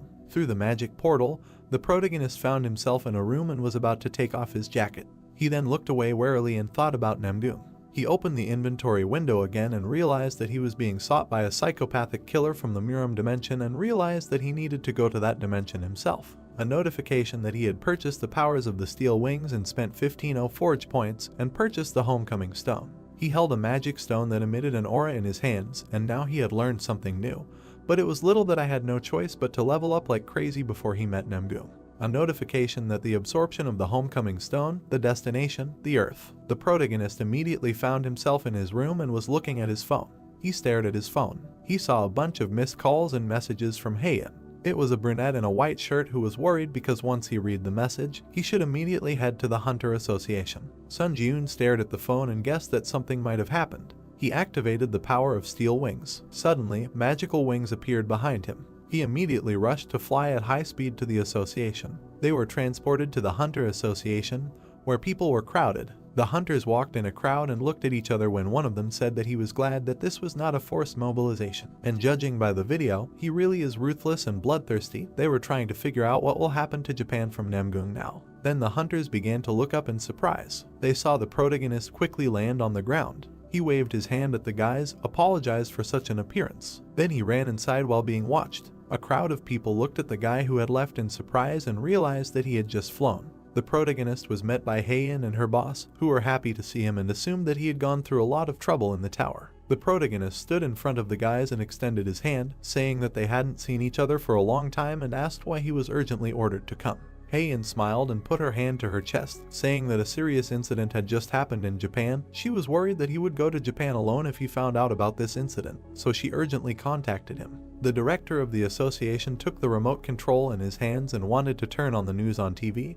Because he assumed that talking was not very effective, it was better to see everything with your own eyes. He showed what the hunters were watching the black portal in space, and it was a video from the body cameras of the Japanese hunters. Suddenly, purple rays started to emit from that black portal. Because this place was Tokyo and feeling the strong wave of the gate generation, the Japanese Hunter Association formed a response team and sent 7 rank hunters to the scene. At that moment, Namgung was standing on the street after killing all the hunters. Because he was the person who appeared from the portal, shocked everyone with his appearance. Because he killed 6 hunters in just a few seconds, and it is assumed that this is the first time that a challenger from another world invaded the Earth's dimension. The main character exclaimed slightly and realized that it might be about Namgung. All the guys were standing opposite each other in a large hall, and Sun Jun inquired about the hunters who had just left and asked if they were trying to recruit a team to support Japan. The brunette in the suit slightly inclined his head and said that in such an unprecedented situation, almost all countries focused on protecting their hunters, preventing the outflow of hunting resources to Japan, and the same applied to Korea because they did not recommend supporting Japan. Then he picked up the remote control again and said that it was the body camera of the only survivor. At that moment, Namgung was coldly walking towards the wounded fighter, who was begging for mercy. The heavenly dragon at that moment looked bloodthirstily at the last survivor. This warrior with black hair, with glowing eyes, looked at the wounded man and said that his name was Namgoon, and he was a heavenly sword dragon who came to avenge Sukhan. Our hero immediately frowned and realized that it was Namgoon, because he could not imagine that they would cross paths so soon. Then our hero looked to the side. Heian grabbed his sleeve. He looked at the girl who asked why he had such a serious expression on his face, because this was not a forced mobilization, and they met for the first time after such a long time and suggested to have lunch together first. From under his bangs, the main character began to hesitate with an answer. Heian looked at Sunjun with slight sadness and asked if he would go. Our hero looked straight through his bangs and said that he would answer the call of Japan and go to the area in Tokyo. Heian's eyes widened from such a statement. She immediately began to shout why he always acts so recklessly, because he should also be able to think at least a little about the feelings of other people. He immediately put his hand on the girl's head and tried to calm her down. He immediately began to leave with an angry look, waving his hand, and said that this was a problem that he must definitely solve. In the memories, it was little Namgoon, who held a magic sword and did not understand why no one understood its sound. At this time, the boys restrained the defeated fighter and said that it was just sparring, but Namgoon attacked his opponent too hard.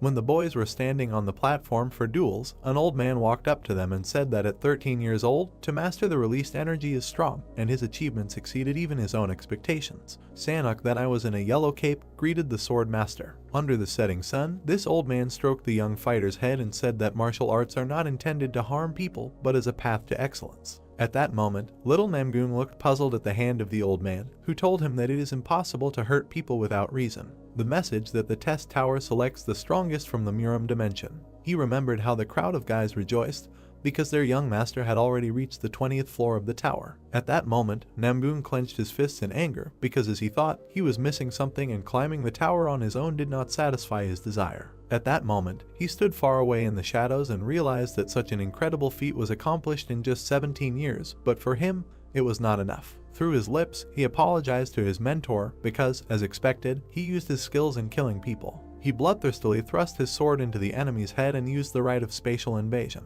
His silhouette stood on the ruined remains of the city burning in flames and declared that he was no longer satisfied with death from fools, and in Muram, he could not kill whenever he wanted. He frowned maliciously and realized that he thought that this scoundrel named Sunjun would be able to dispel his boredom. At this time, the main character walked out of the airport under the rays of the sun. He was met by a girl in a suit and pointed to the car. He was driving a black car under a police motorcade. Then the protagonist followed a girl in a suit who pointed him inside because other hunters were waiting for him there. Seung-hoon and Chunseok at this time noticed the presence of the protagonist and looked at him sarcastically because after the test on the 10th floor, fate brought them together again.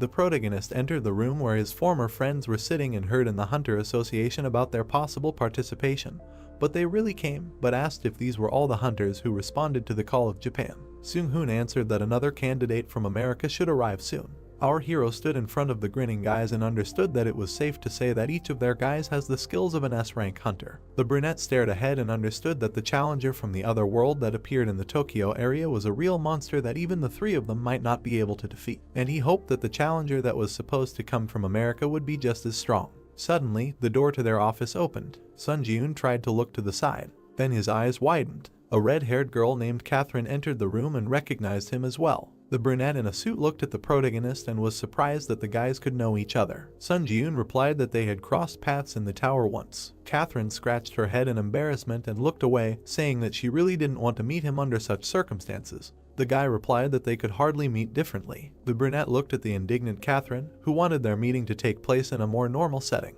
He explained that they had initially met in a less than normal setting and asked how she planned to make the meeting a normal life. She pointed out that he was right about this and asked if he couldn't have said the same thing in a softer way. Seung-hoon watched through his mask and realized that it looked like a lover's quarrel. All the guys looked at the couple who were talking to each other, and Sun Ji-yoon replied that it was not like that. The girl in the suit put her hand on her chest and was glad that all the candidates had finally gathered and apologized for the late introduction because she was the president of the Japanese Hunters Association named Eri Chika. The protagonist's eyes widened in surprise because this was the president of the Japanese Hunters Association, and when she came to meet him at the airport, he thought that this was a staff member and this must mean that Japan is currently in despair. Alina spread her arms out to the hunters and said that no other support was expected and the situation was more serious than expected, so other countries carefully monitor the dispatch of their hunters. Chunseok and Catherine looked around in confusion and realized that even if it was a strict control, how could only 4 people come from all over the world when the situation was even worse than they thought? Alina's hand shook convulsively, clenching her fists, and said that no one wanted to help them at the moment. Alina immediately bowed to the hunters and said that they were all who came to the situation. She was sincerely grateful to them. Catherine watched as the protagonist helped Eri stand up and said that now was not the time to bend her back. Catherine continued to look at the protagonist in surprise, who was about to help the president, and realized that he looked so emotionless on the outside, but there was still something in him. The protagonist at this time replied that instead of bending her back, Eri should better give them a higher reward. Sun Ji-yoon put his hand to his chest and cried out that he asked for the promised reward to be double, and then they would actively support Japan to solve the problem that had arisen. The main character smiled maliciously through his bangs and realized that growth was waiting for him, because he was not here to be a hero or to show humanism, because he was only interested in the rewards and growth that he would receive by killing Namgung. The brunette looked at the player and said that in such a crisis situation, she acted too emotionally, and the creature that appeared in the Tokyo area was definitely an unusual monster, so she would have to risk her life, and they promised to double the reward. Then Eri stretched out her hand towards Ka and said that it was not only that the situation was hopeless, because they also had chances. She imagined the image of Catherine, who emitted fire and sparks of light from herself because her abilities could change the situation in this battle. It was a fiery core that was controlled, because she has the power to suppress flames. All the hunters looked at the American girl in surprise as she said that if she could touch an opponent stronger than herself with her flames, all of the opponent's stats would drop by 10 and some of their skills would be randomly sealed. Catherine clenched her fire fist and looked away, noting that with this power, they could seize the initiative, and of course, if only she could touch Namgung. The brunette looked coolly through his bangs and said that in a word, they must create a situation so that they would have a chance to use this power. A military helicopter was flying in the sky, and this was the latest news. A military helicopter was flying over the ruined city, and the news said that the Chinese hunter Peng, who went to the Tokyo area alone to provide support, had just met a challenger from another world. While Namgung was sitting on the destroyed car, a hunter came up to him, and the news said that they were not moving, but both sides looked like they were talking to each other. The news discussed that this was a possible situation. As far as they knew, all the challengers of the trial tower could talk to each other regardless of the dimension or country. At this time, the heavenly dragon looked at the fighter and thought that he might be Sun Ji-yoon. This guy in green armor said that he was Peng from China and would make him live for looking down on the earth dimension so disdainfully. Namgung frowned in displeasure, closed his eyes, and did not understand why the one he told to come did not come, and there were only bugs walking around. At this time, Peng quickly rushed and punched Namgung. This brunette tilted his head and noticed this fist technique. With slight bruises on his face, he looked at the fighter arrogantly and found it interesting. Then Peng suddenly froze and his eyes widened. There was a powerful explosion that threw everything around. The hunters watched the helicopters for this explosion and realized that the Chinese hunter had started acting alone and the situation was starting to take a turn for the worse. Catherine looked at the protagonist in the red suit, who turned to her and said that if she ended up in the air, she should land correctly. The brunette looked through his bangs and said that he had a very good idea. Catherine looked closely at the protagonist and said that there was a skill called the Purity Jump, which makes her immune to all damage from falling, and that would be enough. Sun Ji-yoon looked at the girl and said, if the plan is from work, then he will be able to deal a strong blow to the enemy, and at that moment it will be necessary to immediately activate his power. He immediately grabbed the girl by the waist, who was scared, and said that they needed to get out. They immediately quickly jumped off the helicopter and the power of steel wings was activated. At this time, Chunseok along with Seung-hoon grabbed onto the side of the helicopter and were about to jump when the magician suggested that Sun Ji-yoon was doing his best to do it himself. They both immediately jumped down. Catherine flew face to face with the main characters and realized that he really was not okay to hit. Where did you see a person in such a situation throwing himself into the air without giving any explanation? The two of them flew down and Sun Ji-yoon noted that he was glad that the Chinese hunter had pissed off Namgung. Sun Ji-yoon hugged the girl by the waist in flight and said that as soon as Namgung opened up, she should immediately use her strength. He then abruptly tore away from the girl with his steel wings. He saw Namgung fighting with Peng at this time. At this time, the Chinese player put up his shield, which was instantly destroyed. The Sky Dragon swung his blade and realized that the Chinese player was not even able to properly concentrate the energy in his fist, but he was using a fist technique. Peng immediately flew back from the numerous magical punches. Namgung swung his punch, which sent Peng flying hard into the ground. Then the brunette from the other world tried to look to the side. He cast an angry look to the side. He saw a red beam flying at him. Namgung managed to cross his arms in front of his face and flew back slightly. He immediately crashed into the ground and crumbled everything around him. These were concrete fragments and light drops of blood. After such a blow, Namgung was slightly landed, kneeling on one knee. A huge blister appeared on his hand. Our main character appeared, leaning his hand on the wall and walking with a sword. Sun Jun stood in front of his opponent and said that falling from the real sky is something that can be done twice. Namgung looked at our hero with an evil eye and asked who he was. Our character bared his teeth with glee and said that Namgung had been desperately looking for him, and when he met him face to face, he had no idea who was in front of him. A notification began to pop up that the skill Ashen Blood had been activated, and all types of more damage caused to users were reduced by 40%. Because he had survived, being on the brink of death, and skill mastery was increased by 20%.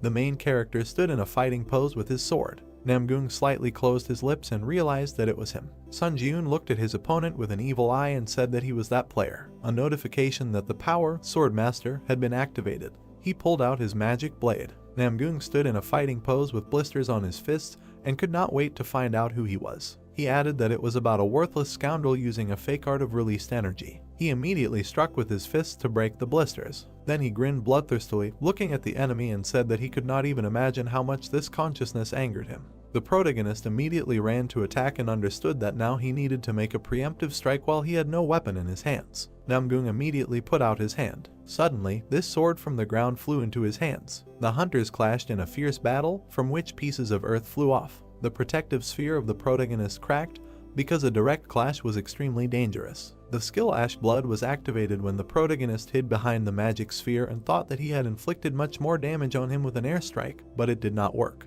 Our hero with a bleeding lip looked at the enemy with anger and realized that the counterattack shield was broken with just one blow, and in this situation the reflective ability of the shield would be extremely difficult to use. He assumed that this was the true released energy when a bright light was emitted from Namgung's sword. He assumed that his opponent had time to spread out and saw that he relied entirely on the magic techniques obtained in the tower. The main character immediately swung his blade, but his attack did not reach the target because he activated the lightning sword skill. Namgung looked at the light strikes flying past in bewilderment. Then he waved his hand and sent a fiery explosion towards Sun Jun. At this time, Seung-hoon and Chunseok flew to help their friend. They tried to get close to the enemy from all sides. Suddenly, Catherine appeared behind Nikolai, who was about to use her magic. She immediately released a fireball from behind under the flame suppression skill. The description is that this skill reduces his skills when it hits the target. A powerful fire explosion occurred. Catherine looked at what was happening in surprise and thought that the power was not activated. Chunseok ran past in a hat and extended his index finger. The guys saw Namgung rise on a lamppost and use his magic, calling everyone bugs, and they really provoked him. He pulled out his magic blade, because it was said that even despite the instinct of a hunter who has gone through many fights not for life, but for death, this attack cannot be blocked. Namgung frowned bloodthirstily and shouted that he would kill everyone. All the guys immediately began to run to different places and dodge the powerful light attack. The main character extended his hand to the girl. It was the receptionist who gave him a small gift through her hand in the form of an injection of ordinary mana. She transmitted a purple glow to him through a handshake and said that he should not perceive this process. The main character was completely enveloped in purple flames, was surprised, because they explained to him how a simple injection of ordinary mana was about establishing a connection. Then they reached out to each other with their hands, and she asked him if he felt a difference. Sun Jun thoughtfully looked at his hand, saying that at first he simply felt a surge of ordinary mana, but then another sensation arose. The main character imagined how the long-haired girl stood in front of him, putting her hands on her shoulders. He said that it was as if she, the white crane sword, was inside him. The white-haired girl smiled widely, saying that this was great, and now he would need to apply this ability to the sword.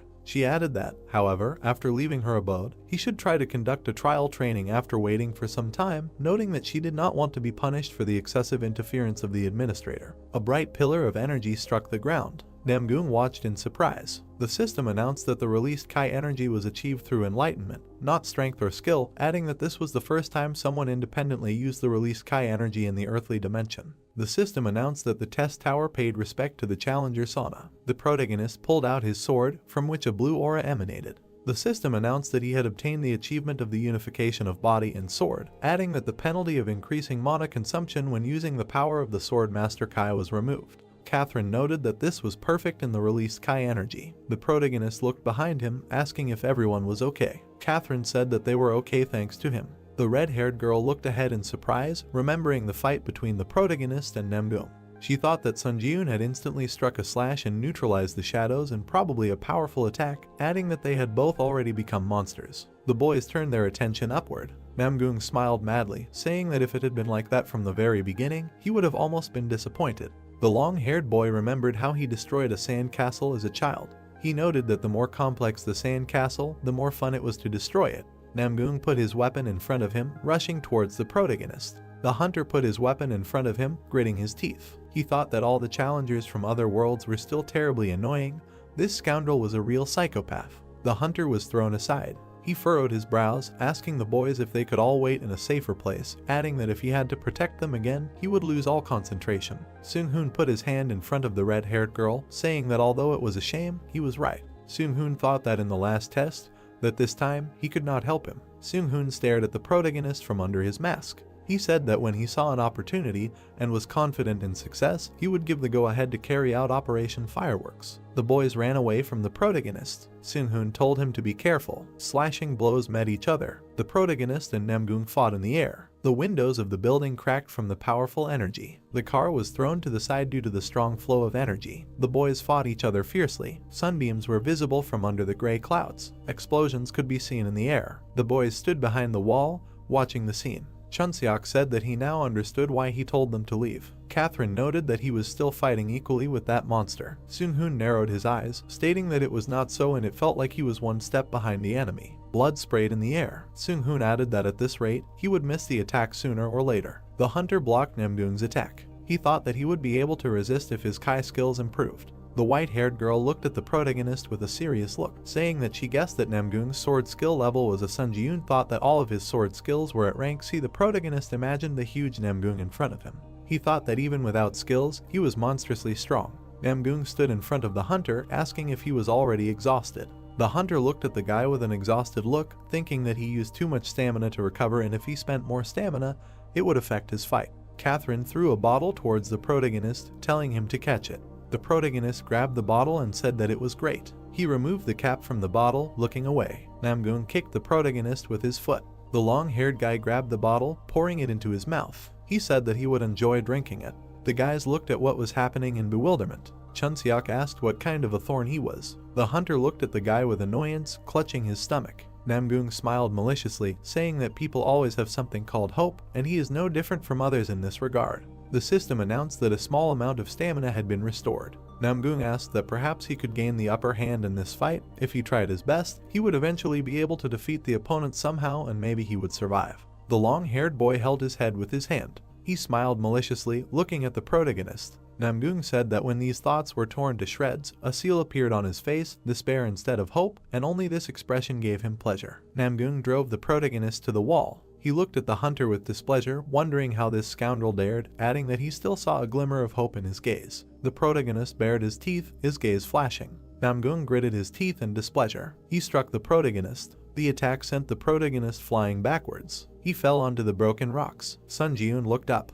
Namgung looked at the protagonist furiously. He thought that he didn't even have the strength to move now, wondering why he kept looking at him like that. The long-haired guy swung his blade in front of the hunter's face. He told him to taste despair as much as possible. Blood gushed out from the protagonist's eyes. The hunter gritted his teeth, noting that the stamina that was the fuel for recovery had also reached its limit, and if he gathered all his strength, he would only be able to attack once. Namgung exuded a malicious aura. The protagonist thought that he couldn't see a thing, so even attacking him just once wouldn't work. The protagonist bared his teeth in annoyance, wondering what he should do. The guys ran towards the protagonist. The red-haired girl called out to the hunter. The protagonist sat with his eyes closed, his mouth slightly open. He thought that if they came closer now, they would just die a miserable death. The hunter put his hand in front of him, telling them not to come closer. Namgung slightly opened his mouth. He looked at the guys with a bloodthirsty smile, saying that these were his comrades, and that was why he had this annoying expression on his face. Catherine shot a fireball towards the enemy. Suddenly, Namgung unexpectedly appeared in front of the girl.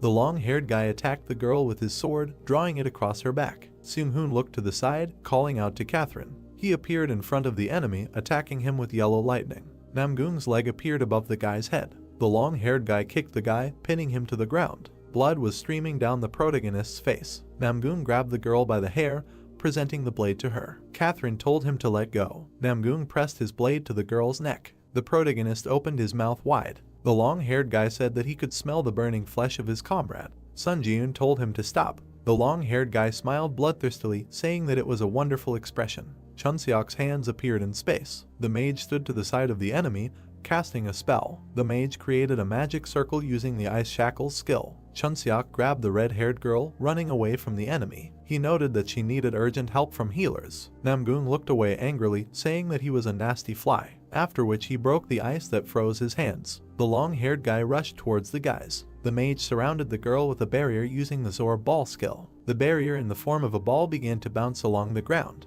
Chunseok noted that he threw her as far as possible, and this is the most he can do, adding that now he needs to open up again. Chunseok looked behind him, using the concealment skill. Suddenly, Namgung grabbed the mage by the head. The long-haired boy attacked the mage with his blade. Seung-hoon was lying on the ground. The protagonist thought that everything was exactly the same as that day 7 years ago, and now he was also unable to protect anyone. The protagonist gritted his teeth, raising his hand to his face. A rat with red eyes was running along the ground. Not far from the protagonist, a crowd of rats was visible. The rats were shining with their red eyes. Sun Ji-yoon noted that this was a disaster and acknowledged his battle of disaster, and tens of thousands of rats ran out to the surface to survive, and he reproduced the only attack he had left. A blue pillar of energy appeared from the protagonist as the rats flew into the air. A red aura was gathering in the protagonist's chest. The system announced that he had recovered his stamina by using up all the souls in his possession. Namgung held Seung-hoon's severed arm, looking behind him. Sun Ji-yoon told him to know when to stop. The main character was emitting a dark aura. He said that he was a Muram-crazy scoundrel. The long-haired guy smiled bloodthirstily, saying that he did not want it and he liked to watch his reaction, as it amused him. Pang swung his fist, emitting a golden aura. He used the dash skill. Pang struck the opponent's stomach. Namgung bared his teeth. The system notified that the ability of the person who touched the fire was greatly reduced by the effect of the fire suppression power. Fencing and flame sword are sealed for 10 minutes. The system notified that everyone except Namgung of the specified user is immune to this flame. Peng looked at the opponent angrily, saying that he is the Chinese hero Peng and he is not dead yet. After which the brown-haired man abruptly ran to the side, saying that he delivered the flame to Catherine and now dares to take his leave. Namgung looked ahead with displeasure, saying that this little fly was trying to do something until the very end. The system announced that he couldn't use swordsmanship because the fire suppression skill had been sealed. The long-haired boy bared his teeth in anger. He raised his blade above his head when swords appeared in the air. He used the skill battle of the strongest. The swords began to fall to the ground around the guys. The protagonist and Namgung were in the center of the barrier. The system announced that a duel zone was formed within a radius of 30 meters by the unique characteristic battle of the strongest. With the exception of Sun Ji-yoon and Namgung, everyone else was prohibited from the duel zone. The protagonist looked ahead with confusion. Namgung smiled bloodthirstily, swinging his fist. He thought that if swordsmanship was sealed, then he could use fist techniques. The long-haired boy appeared above the protagonist's head. He wondered what someone who could not see anything could do to him. The protagonist stood motionless, wondering since when did this happen. Sun Ji-yoon dodged his opponent's attack. He noted that the spiritual eye was a skill that allowed him to see things that were outside his line of sight, and this was what he thought about this ability. The protagonist jumped to the side, away from his opponent. He noted that he could not only see the wall that was spread out in a radius of 30 meters. Green light spread across the ground. Sun Ji-yoon noted that he could feel every pebble in this area. The hunter kept his eyes closed. He thought that he had seen more than just his sightlessness, and until now he had never used the spiritual eye correctly. An eye appeared on the protagonist's forehead. Sun Ji-yoon noted that it felt like the opening of a third eye. A purple aura appeared in the space. The system announced that he had realized the true nature of the spiritual eye, and the spiritual eye skill had been upgraded to rank B. The system announced that there was a battle going on in which he had put his life on the line by relying on his senses, and the sixth sense skill had been upgraded to rank B. The protagonist noted that the sixth sense skill, which he had completely forgotten about after acquiring, had developed and his senses had become clearer. A dark aura was visible in the space. The system announced that he had managed to put up a mortal fight with a sword master, and the demon slayer skill had been upgraded to rank B. The system announced that in a short period of time, he had experienced countless crises and a reincarnation beyond his capabilities. The ashen blood skill had been upgraded to rank B+. Namgung watched the scene in bewilderment. The protagonist swung his blade as Namgung jumped aside. The protagonist opened his eyes, flashing a red light. He noted that he could now fight equally with the weakened Namgung. The protagonist ran towards his opponent. Namgung wondered what kind of situation this was. He looked at the protagonist with annoyance, wondering why he was moving better and better with each step and why each subsequent thrust of his sword, or rather the previous one. The protagonist moved his hand with the blade to the side. The system notified that the skill Secret Walk in the Shadow was activated, and he was moving by stepping on the shadowed space, adding that the user's movement speed was increased by 30%. The protagonist bounced off the ground. The system notified that the skill Instant Acceleration and Grace of the Wind was activated. All speed increased by 70%. The current stacking progress is 7 out of 7. The hunter collided with his opponent. The system notified that the skill Furious Swordplay was activated. The sword attack speed was increased by 20%. The current stacking progress is 10 out of 10. Sun Jun tilted his head to the side, dodging the attack. He noted that even with everything in his arsenal, he was barely close to the point of fighting on equal terms, and he was in a high-risk zone. Namgung clenched his fists. Sun Jun noted that his stamina would soon drop to 0, and Namgung's reduced abilities would return to their previous state in 10 minutes, adding that he should deal with him while the flames were active. The protagonist raised his hand with the blade, thinking that it was the only thing that could turn the tide of close combat.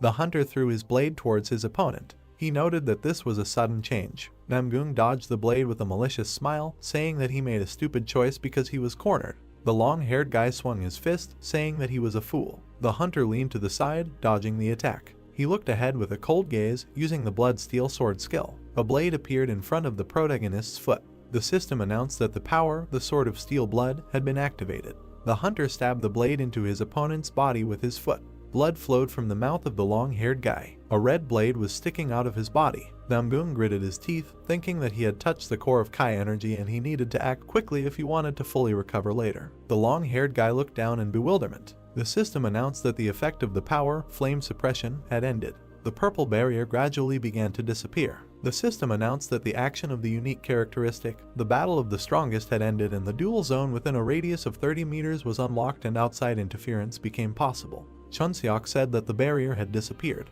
Namgung began to sheath his blade, saying that he had played too much and would finish this battle next time. The long-haired guy took out a stone with a mark. A blue portal appeared in space. The guys looked at what was happening in bewilderment. Chunseok asked what the portal was. Pang noted that he was going to return to the Muram dimension. Namgung was moving towards the portal. At that moment, everyone instinctively felt that if they couldn't kill Namgung here and now. The guys looked at the enemy with an angry look. The author noted that one day he would become a real disaster for the earthly dimension. The guys moved from their place, heading towards Namgung.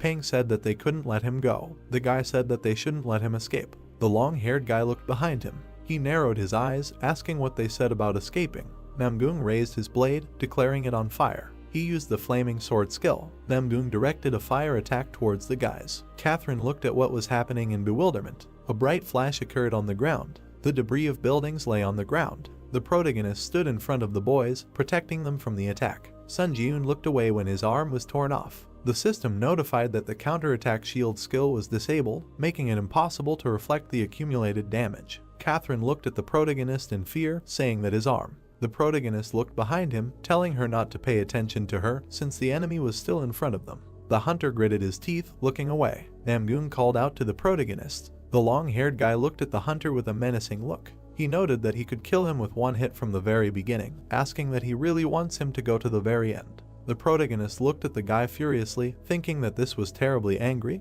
but he could not answer him. Namgung looked behind him with narrowed eyes, saying that he would be back soon. The long-haired boy entered the blue portal. The protagonist fell to the ground. The long-haired boy was welcomed into his world, the Muram dimension. The boy said that he had returned. Namgung rested his knee on the ground, coughing up blood. The boy asked the young master if he was okay. Namgung shouted for them to quickly call a doctor. The long-haired boy looked ahead angrily, wiping the blood from his mouth. He thought that no matter what, he would drive him to despair. A white light was visible in the addition. A hospital near Tokyo. The protagonist slightly opened his eyes. Eri looked at the protagonist worriedly, asking that he had regained consciousness. The protagonist slightly raised himself, asking where he was. Eri noted that he was in the hospital and was not allowed to make any sudden movements yet. The protagonist looked away as his body was bandaged. Eri told Sun Jun that he was badly hurt. The association president leaned down in front of the protagonist, noting that she didn't even know what to say in response to his great sacrifice. The brunette looked at the protagonist's arm in surprise as it recovered.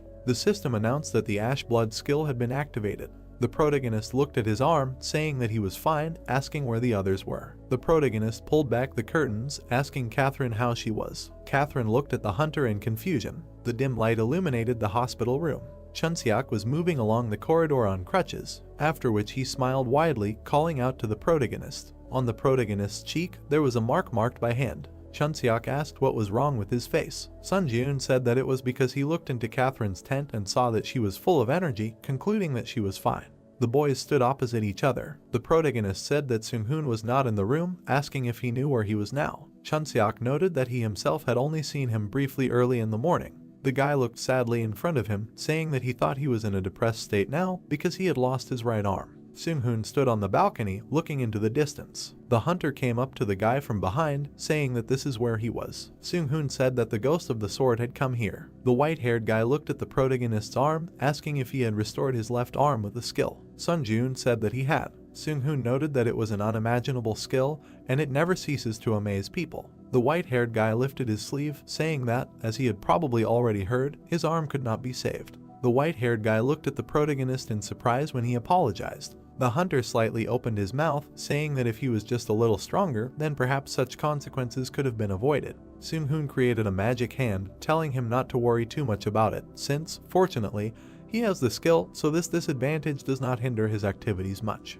The hunter lowered his head, saying that he climbed the tower like a madman only for his own height. Seung-hoon held a cigarette in his fingers. He said that it was not so bad, because this thought alone makes him much stronger. The white-haired guy looked ahead, saying that however, the strong should always help the weak, at least this is his life credo. The protagonist looked sadly ahead. He said that he also realized a lot in this fight, and it turns out that he forgot something very important. Seung-hoon began to remove the mask from his face. He stated that however, in one, he can be calm, although he is strong, but at the same time he is not a psychopath who abuses power. The protagonist looked at the white-haired guy. Seung-hoon said that when they first met in the tower, he had no idea what was on his mind, asking if he should give him a light. The protagonist looked at the guy dumbfounded, saying that he does not drink alcohol or smoke. After which Sun Ji-eun asked what he was. The protagonist looked sadly in front of him, saying that he also realized a lot in this fight, and it turns out that he forgot something very important. Seung-hoon began to take off his mask, saying that however, in one, he can be calm, although he is strong, but at the same time he is not a psychopath who abuses power, adding that when they first met in the tower, he had no idea what was on his mind.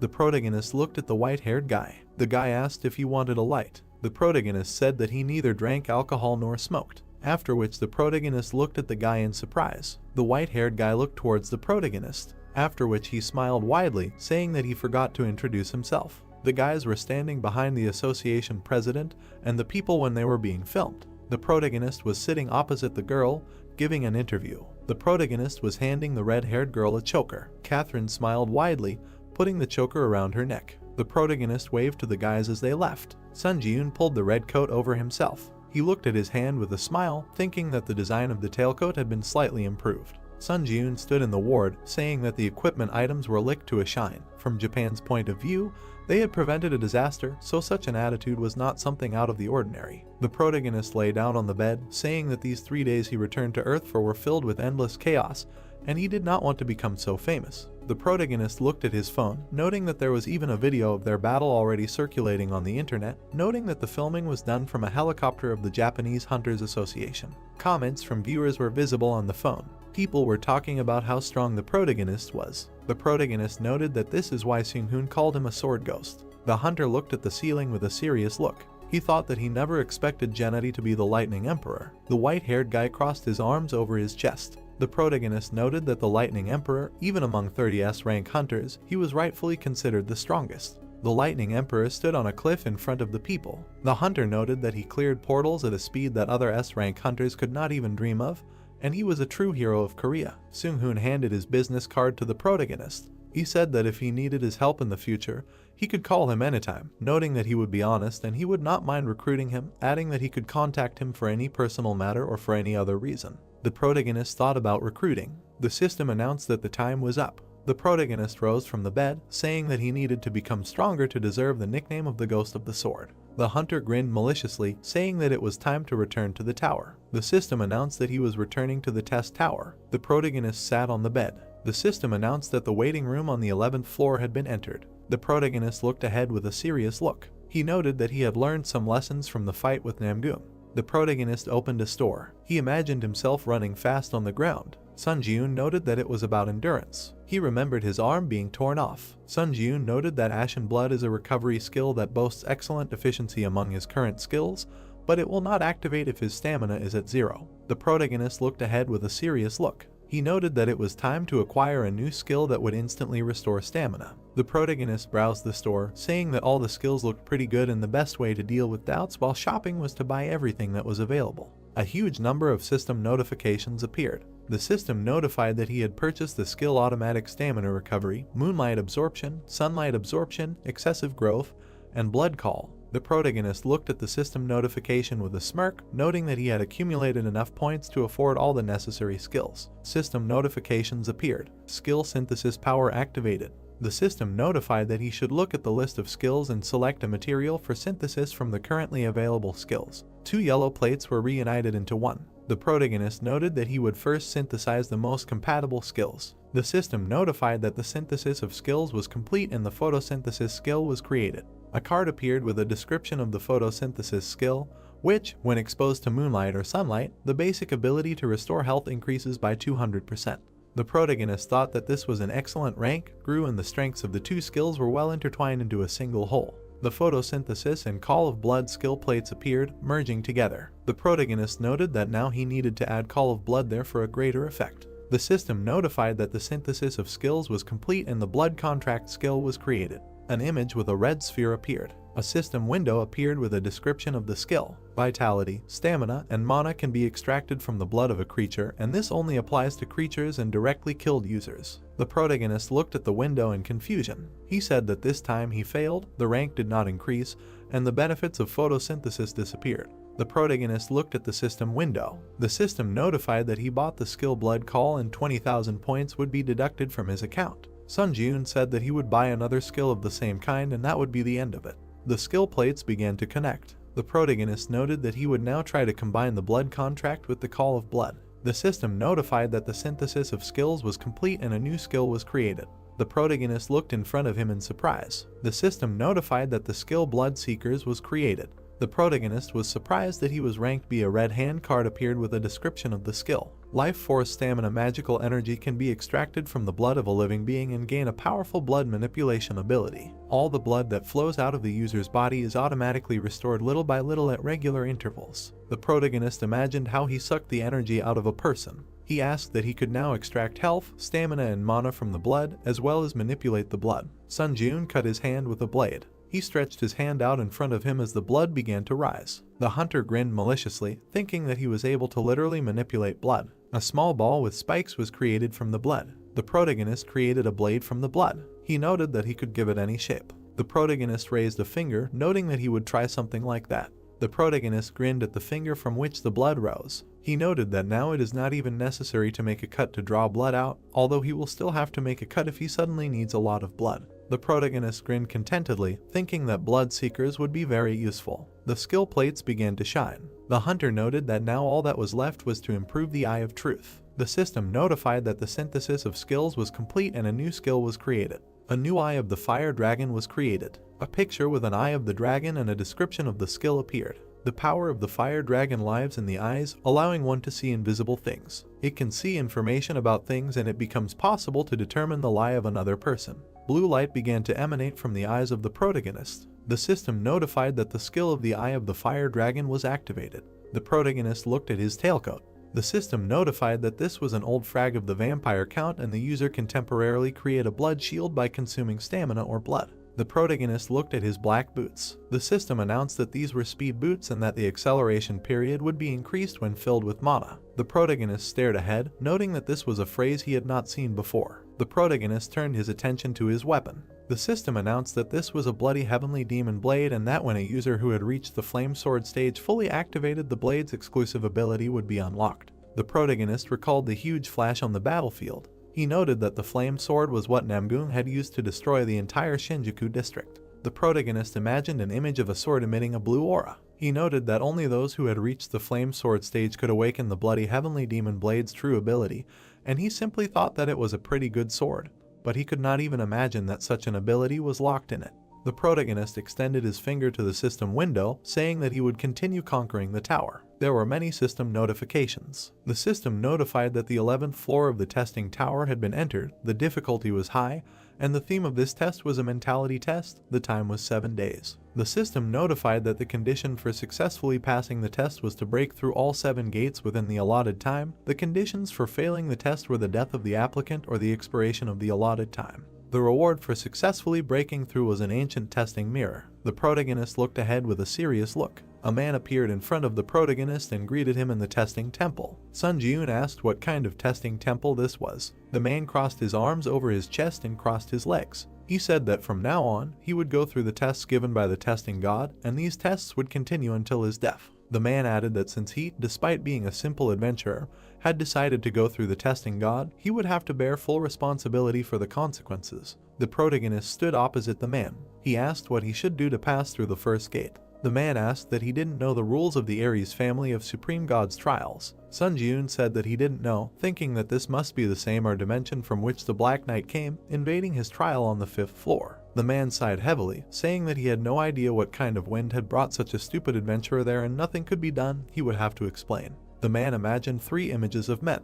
He said that the trial and the temple of the tests are simple. It is a test of the body, faith, and spirit. The protagonist stood with his back, looking at the man. The long-haired man said that at the beginning there is the body, and at the very end they reach the most difficult one, the test of mentality, and breaking through the gate is very easy. The protagonist looked at the man with a serious look. The man said that in each test room, a high priest would be waiting for him, and he had to convince them or kill them. All he had to do was move on to the next room.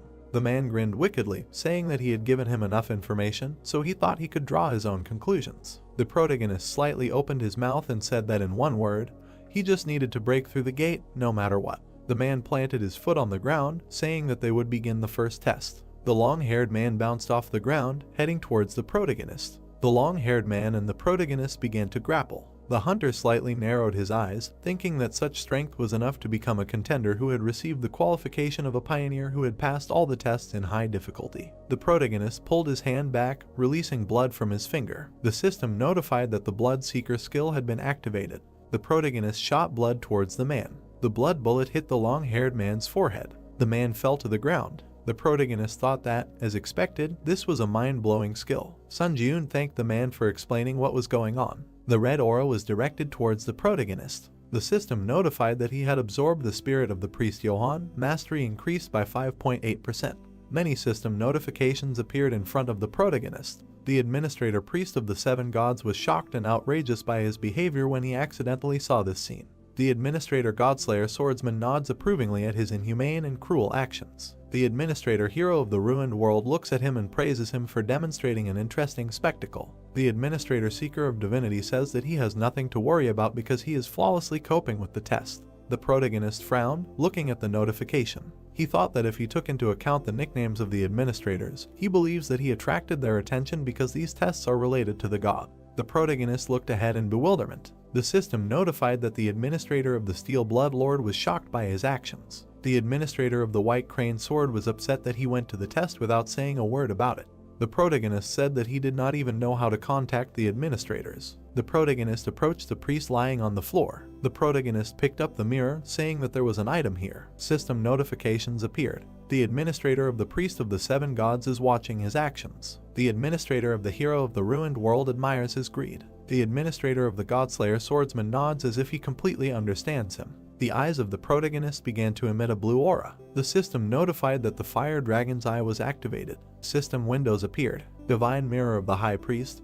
The user can use this divinity to create a divine shield only once, the creation of which can shake his mentality. Perhaps the divine power of the god of verification contained in the mirror can motivate the user to prove their destiny. The protagonist noted that the main information ends there, and after that a phrase is revealed that can only be seen through the eye of the fire dragon. The protagonist looked at the mirror curiously, asking what can motivate the user to prove their destiny and what it means, adding that he thinks it can simply be considered a one-time protective barrier. The protagonist began to head to the side. He put his hand on the wall, thinking that he would like to receive more of these things during the body check. The protagonist opened the door. The girl said that she never expected that an adventurer whose name is unknown to him would get to this place so quickly. A girl with red eyes was sitting in the chair. The blonde said that, apparently, Johan's glory days are already in the past. The protagonist stood in front of the girl, asking if she is the priestess in charge of the second trial. The blonde grinned maliciously, saying that she is. The blonde placed her hand on the armrest, saying that she was the priestess in charge of the second trial, Jane. Jane threw the chair towards the protagonist, saying that it was nice to meet him. The protagonist stopped the chair with his hand, saying that since she was using violence, it was indeed a body test. Sun Ji-eun glared at the blonde. Jane jumped off the ground. She swung her weapon at the protagonist, saying that he hit the bullseye. The blonde threw a chair at him and said that it was nice to meet him, and the young man caught it and replied that since he was using violence, it really was a body check. Then he raised his eyes and looked straight at her. At that moment, the girl jumped up and ran towards him. She swung and shouted that she had hit the bullseye. Then she struck with her sword. The guy managed to bend over and said that this energy was familiar to him, similar to the one he had used earlier. Then he turned around and saw something else. Notifications appeared in front of him. The power of the sword master was activated and the lightning sword skill. The girl saw this and was very surprised. Then blood began to flow. After some time, she leaned against the wall and said that she knew this aura more than an ordinary adventurer and owned a complete aura. And the brunette came closer and replied that since he was able to use it, then what prevents him from doing the same? Then the blonde frowned and explained that the divine power granted by the god of verification belongs only to the priests who receive this power and use it. However, she was just a little surprised that the guy who does not even have a hint of divine power owns such a powerful fencing technique. At that moment, he was wondering what is meant by divine power, and the priestess extended her hand and activated her energy. Then the woman ran towards him, trying to attack, and the young man thought that perhaps it should have been a fatal blow, because divine power always reaches its target. Their swords were 0, when the young man extended his hand and said that according to the first priest, in order to break through the gate, there is no need to kill the priest. Do you think it is enough to convince in your actions? The priestess smiled at him and said that she did not even know. Most likely it would be possible if she acted as if she was not inferior to God in anything.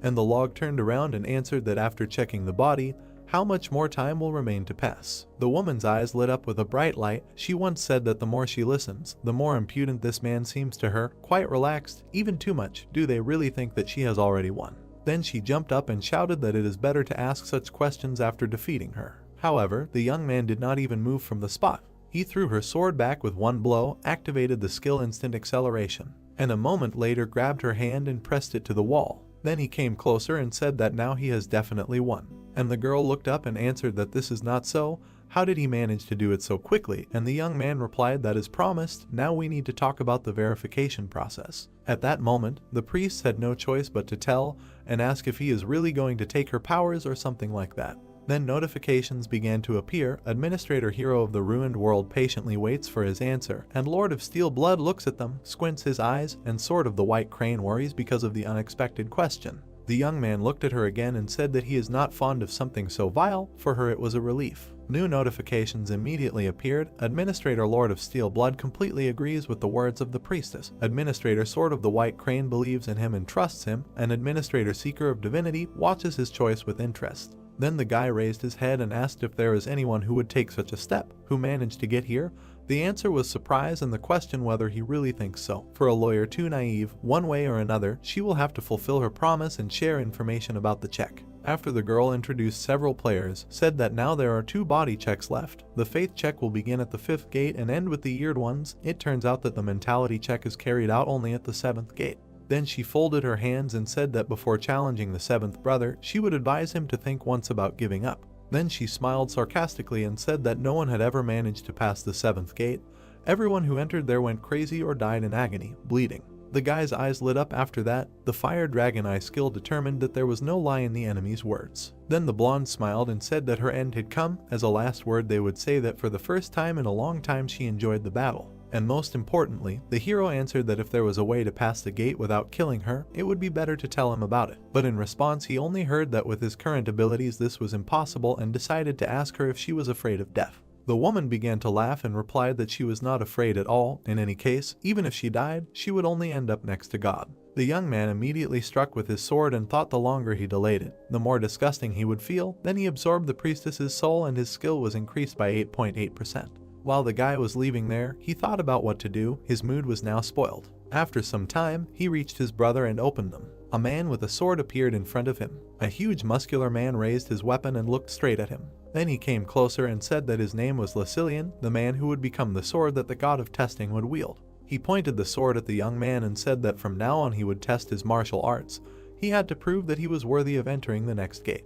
Then he raised it above himself and the sword began to blaze with fire. It was an aura blade. The guy saw this and was very surprised, although the stage was unstable, but it was clearly a flaming sword. He frowned and thought that things were not very good. Right in front of him was a blade blazing with fire. Then he took out his weapon and thought that already on the third test he should deal with a flaming sword. Here finally the guys clashed in a duel. Most likely, now the main character will have to risk his life. Although the young man dodged, something still seemed strange to him. When he looked up, he thought that not only the statistics associated with his physical abilities, but also the strength emanating from the sword was clearly inferior to his own power. The enemy was already approaching him at that moment. The young man was able to reflect this blow as well while he was thinking about the fact that it was his energy that was losing now. At that moment, it was as if another person was in front of his eyes, seeing how Namgun Hayek used the flaming sword earlier. Of course he thought that this was about high-level sword skills. Perhaps the whole point is that that person, a crazy bastard, was simply too strong, and the so-called flame skill may not be easy high-level sword skill. Suddenly it dawned on him.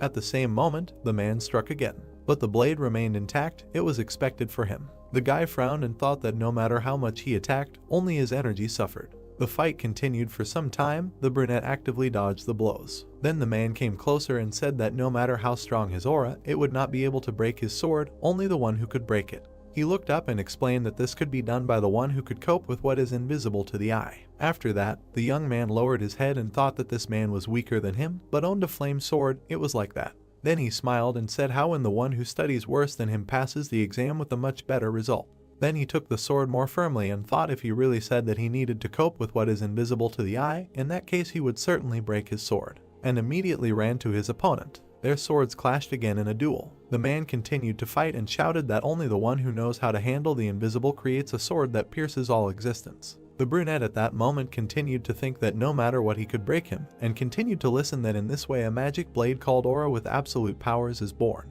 And finally the young man swung and again thought that the only goal was to break it. He managed to cut the sword in half. This greatly surprised his opponent. And the guy landed on the ground and thought that now he understood what the difference was between released energy and a flaming sword. The principle of activating a flaming sword is willpower, dense enough to be expressed in real physical strength. At that moment, his sword blazed brighter than ever, and blood dripped onto the ground. The man lowered his head and began to laugh. He realized that he was defeated. Afterwards he raised his hand and laughed even louder, saying that it was not that imperfect flaming sword borrowed from the god of verification, but the real thing, and this guy really did it. The main character couldn't understand whether this man was really happy now. He turned to him and thought that he was more interested in the achievements of others than his own death, like he had his own mission, but he did not understand whether it was time or madness. Finally, Lucilian raised a trembling hand and said that this man had learned the whole essence at once. This fact makes his heart ache 3 times. From bliss, passed the test of his martial arts. Then he smiled and with tears in his eyes said that it was better to continue in the same spirit, to go forward, like this. Literally a moment later, this man lost his head, and the young man said that now he would not feel pain. And while the guy was accumulating energy, he received a notification that he had absorbed the spirit of the priest Lucilian and his skill was increased by 14%. A bright light also appeared. The skill of the unique characteristic necromancy reached 100%. The rank of the unique characteristic necromancy increases by 1 level. The brunette looked at this and thought, what ability will his arsenal be replenished this time? Then a notification appeared where it was written that these are additional effects 6. When absorbing the soul of a stronger opponent, after evaluation, you can get the ability to extract power. The guy looked at it and was surprised. The ability to extract the enemy's power is something interesting. Every time a necromancer raises a level, it never disappoints. Besides, it's only a B rank and already revealed such huge opportunities. Then he took a step forward and thought about how curious it is to know what awaits him at rank NS. Then another notification appeared where his characteristics appeared in the status window.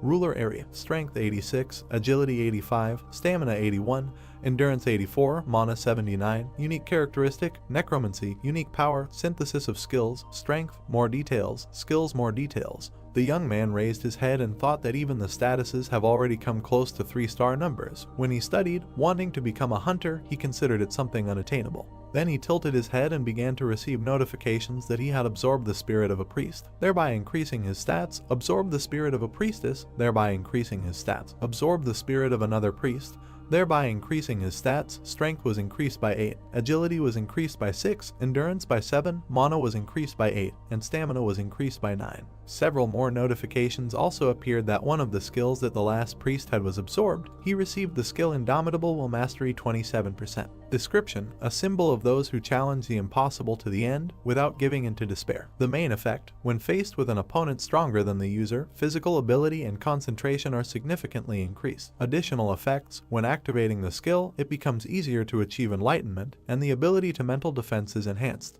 After the guy went forward, he walked along some corridor. There were broken glasses around. He finally reached the door. He opened it and looked forward. At that moment, a large room appeared in front of him. The young man tensed up because there was no one, but it turns out that a person was flying above his head all this time, who noted that he was watching. The previous priest had left this mortal world. It was a blonde man, similar to an angel, who said that the situation was contrary to his expectations. Notifications immediately began to appear that the administrator of the God Slayer, the swordsman, asks him to be careful.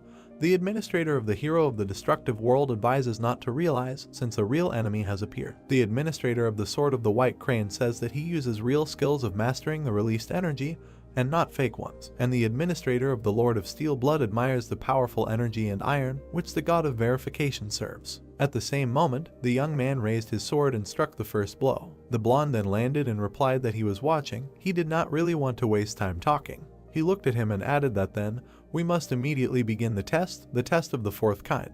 Then the boy walked towards him and introduced himself, said that his name was Chiron, a candidate for the apostle, serving the god of verification, and you, following the law and verification, will begin to check his body. Comments immediately flew that he had encountered a strong opponent, with whom he, as a user, would be difficult to compare, and the skill of Indomitable Will was activated. The brunette raised his head and thought that he had enormous energy that could not be compared with that of the previous priests. Immediately, some kind of fragment appeared in front of him. The brunette pulled it out and was going to attack. From this small object came incredible energy and a blow that flew straight towards him. Miraculously, the main character managed to dodge, but nevertheless, the blow ricocheted off the glass walls and flew into his back. Nevertheless, the young man managed to pull out his sword and again reflect the projectile thanks to the skill of the Eye of the Fire Dragon. He turned and thought that these rays, reflected in the mirrors, were very annoying and were flying towards him again. Then he tried to attack and thought that he should attack him before he started attacking him endlessly with these beams. After that, the guy swung and flew straight towards the enemy. He did not lose his head and immediately took off into the air. At the same time, he threw the boy back with his wings. Literally a moment later, the candidate for apostles raised his mini dagger and began to accumulate energy. Immediately, he flew up to the main character and tried to attack, and then he thought that now he could feel the flaming sword. After some time, the blonde flew up again, and the brunette looked at him and thought that this was most likely his guaranteed method of detection by victory. If he thinks like that, then they attack with a beam from a distance. Even if he penetrates and dodges the beam, mirrors installed around the perimeter reflect the beam at an angle where the enemy has a blind spot. In close combat, he uses his wings to create a gust of wind to disrupt the opponent's sense of balance, after which he counterattacks with a flaming sword. Because of this, the young man flew down. As soon as he landed, he thought that this was a very shitty template, and immediately after that, he flew away again because of the wingspan. The protagonist decided to act, so he took out his sword and thought that despite the stupidity of the scheme, it would also be quite difficult to deal with the mirrors in a hurry. He stood in the middle of the hall and thought that by breaking into smaller fragments, the mirrors would split that beam even more, so it would be simply impossible to dodge all of them, although maybe the fire dragon's evil eye would succeed. Then the guy smiled and began to receive notifications that the Administrator King was not starting to doubt the difficulty level and the test on the 11th floor. And another Administrator Priest of the generation was surprised if this was really just an apostle candidate, and the Black Devil wondered how the protagonist would die. Then 2 more notifications appeared. The Administrator Lord of Steel Blood considers the apostle candidate an annoying fly, who is wasting his time. The eyes of the Administrator Sword of the White Crane light up in anticipation of his actions. Afterwards, the brunette raised his sword and thought that it seemed that his administrators were not worried about something like this at all. The blonde stood opposite him all this time and watched his actions. He looked up and said that this time it would not be easy, he had to try hard. And then he aimed his blow at him. A bright light illuminated the entire room and several beams were directed towards the main character. A moment later, a serious explosion occurred. A notification appeared that the charging was complete. The blonde was surprised by what he saw. In front of him stood an opponent, completely intact, who activated the counterattack shield skill and reached the maximum damage absorption limit. The young man raised his head and said that he had used release. He immediately struck, released the accumulated damage and reflected it back. This beam immediately pierced his opponent. The apostle candidate began to bleed and did not understand what had happened. Then he bit his teeth and said what the hell was this? There were clearly no traces of magic training on him. And she added, "Do they really use the power of a god?" The brunette was surprised again and said that he had no idea what the power of a god is. At this moment, the apostle candidate flew closer, said that he did not flee the battlefield and did not lose the battle. In accordance with the law of verification, they announced that all physical checks are complete. Then he flew to the ground and added that he acknowledged that this person passed the check. Notifications began to pop up that the young man absorbed the spirit of the same person. The skill was increased by 8.8%. When absorbing a spirit stronger than the user, an assessment is made for the disappearance of power. The guy was surprised when he saw after the completion of the assessment that it was confirmed that the spirit of the person has power, and this power will be extracted. A bright light appeared in front of him, and information that the divine power is now engraved on his soul. The protagonist watched this and thought that it turns out that it is about the power that the local priests use like him. Then he raised his hand and thought that he felt some energy penetrated his heart, but did not circulate at all, said that the methods of managing divine power in mana apparently are very different. Notifications appeared that the administrator between the white crane asks why the divine power penetrated his core and energy, and the administrator Lord of Steel Blood is perplexed when he feels that in the divine power of his heart there is no trace of battle. The young man alive at that moment only thought about the possession of divine power and something extremely significant, and received information that he absorbed the spirit of the priest, thereby increasing his statistics. Strength was increased by 4, agility increased by 3, endurance increased by 3, mana increased by 4, stamina increased by 5. Suddenly, the next door opened in front of him. The guy raised his head and heard someone greet him. An old man stood there who said that this was the one who was overcome by the madness of martial arts. These people stood opposite each other. At first the heroes did not understand what his words meant and asked what they meant. And the old man lowered his head and said that victories, more victories, isn't his goal to grow endlessly to become the strongest. At that moment, it dawned on the brunette that it was true that he wanted to become stronger, continued to grow, but wasn't this man exaggerating too much when he said that he wanted to become the strongest? Suddenly the elder appeared behind him and added that he was not exaggerating, but simply voicing the conclusion that the young man would come to in the end. This surprised him very much. The guy immediately turned around and tried to strike, but there was no one in front, and the old man immediately appeared on his head and said that he shouldn't talk like that and get excited. While he was trying to find him, the elder moved from place to place and said that these gates do not check his body. Here is a test of faith. However, the main character continued to swing his sword and did not understand what was happening. He clenched his teeth and thought that his movements were beyond imagination. Then several elders appeared behind him at once. How did this man penetrate his mind? At that moment, hands reached out to him from all sides. These hands grabbed the guy, while here he thought that the strength left his body. He raised his head and tried to get out, but nothing worked. Suddenly, a huge face appeared in front of him. It was an old man who literally began to suck in all his clones. And then he looked at him and said, "This is what this taste means." Finally, the guy turned around and realized that there was no one around him. He heard that he passed from the old man. After that, he turned and asked again, also asked what they were talking about. In response, he heard that he said that the 5th gate was passed by him. Then the elder came closer and said that he could go to the next gate. The young man said that he did not agree. How did this happen at all? The man explained that initially the 5th gate begins with the contemplation of mental images. In other words, only those who have an unshakable will have the right to look into their own world of images. Then he raised his head and added that he felt this unshakable will in him. Oh, this frantic will to cut the throat of anyone to become stronger. He raised his hand and said that he very clearly feels the desire to kill anyone and become even stronger. All these feelings are hidden in the depths of his consciousness. The protagonist listened attentively while he said that if he wants to kill him, a feeble old man, then he must do it faster. Fortunately, he will be able to unlearn a little in the arms of God before his parasite senile dementia. But then the old man heard something that surprised him.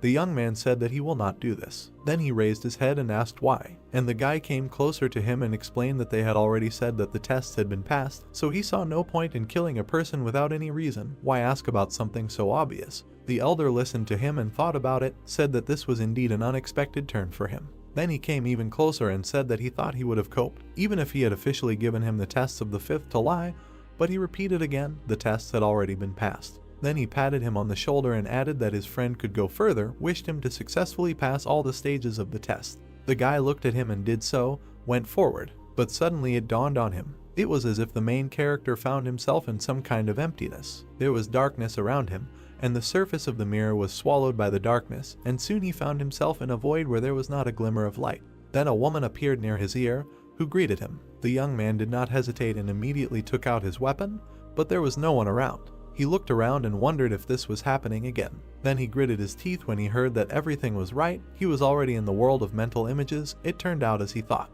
And when a sprout grew on his back, the woman added that the previous priest had planted a family so that he could penetrate the world of mental images. Suddenly it dawned on the brunette that when the old man patted him on the shoulder, he did this, and the woman continued to answer his thoughts. A moment later, the young man seemed to be in a huge web, and the priestess said that he should not worry too much. Then she looked at him and said that it was because she would take good care of his physical shell. The brunette looked up and thought that her words, on the contrary, made him more nervous. And the girl took out her dagger and said why people are so cruel, that for rude comments addressed to a girl, she only has to want and his neck will be pierced through, but he will not be satisfied with such an arrangement, will he? Here the main character looked ahead and wondered if he could ask how he should now pass the test of his faith. And the woman began to smile and noted how polite this man had suddenly become. How sweet. Okay, she would explain everything now. Then she pointed to the valley and said that the space he was in now was the world of his mental images. Here he just needed to be able to see his own world of mental images. As soon as he completed the task, the 6th gate would be passed. Here he thought that he did not understand what it meant to be able to see his own world of mental images. And the girl bandaged his eyes and explained that the world of a person's mental images largely depended on his beliefs, and was created on their basis. But no one was able to contemplate this spectacle. The world of mental images was like when you close your eyes and see only a solid black curtain. Then the young man was left alone in the middle of this place and thought that in this way they wanted to tell him that he needed to be able to see the essence of this world of mental images, where there is nothing. A moment later, a woman appeared above his head and answered that this was again on point, and introduced herself, said that she was a priestess of Alien, serving the god of verification, announcing the beginning of the 6th test. And then the ground fell under him, as if all this time he had been standing on the surface of the water and began to drown. After some time, the young man landed on the bottom of the reservoir. Only these were thoughts. In reality, the girl held his hand and asked if the guy was really surprised, because the pain would be similar to real pain and he needed to quickly find a solution to this problem. Otherwise, she smiled and explained that he would drown without any water around. But suddenly the power of the serene mind was activated.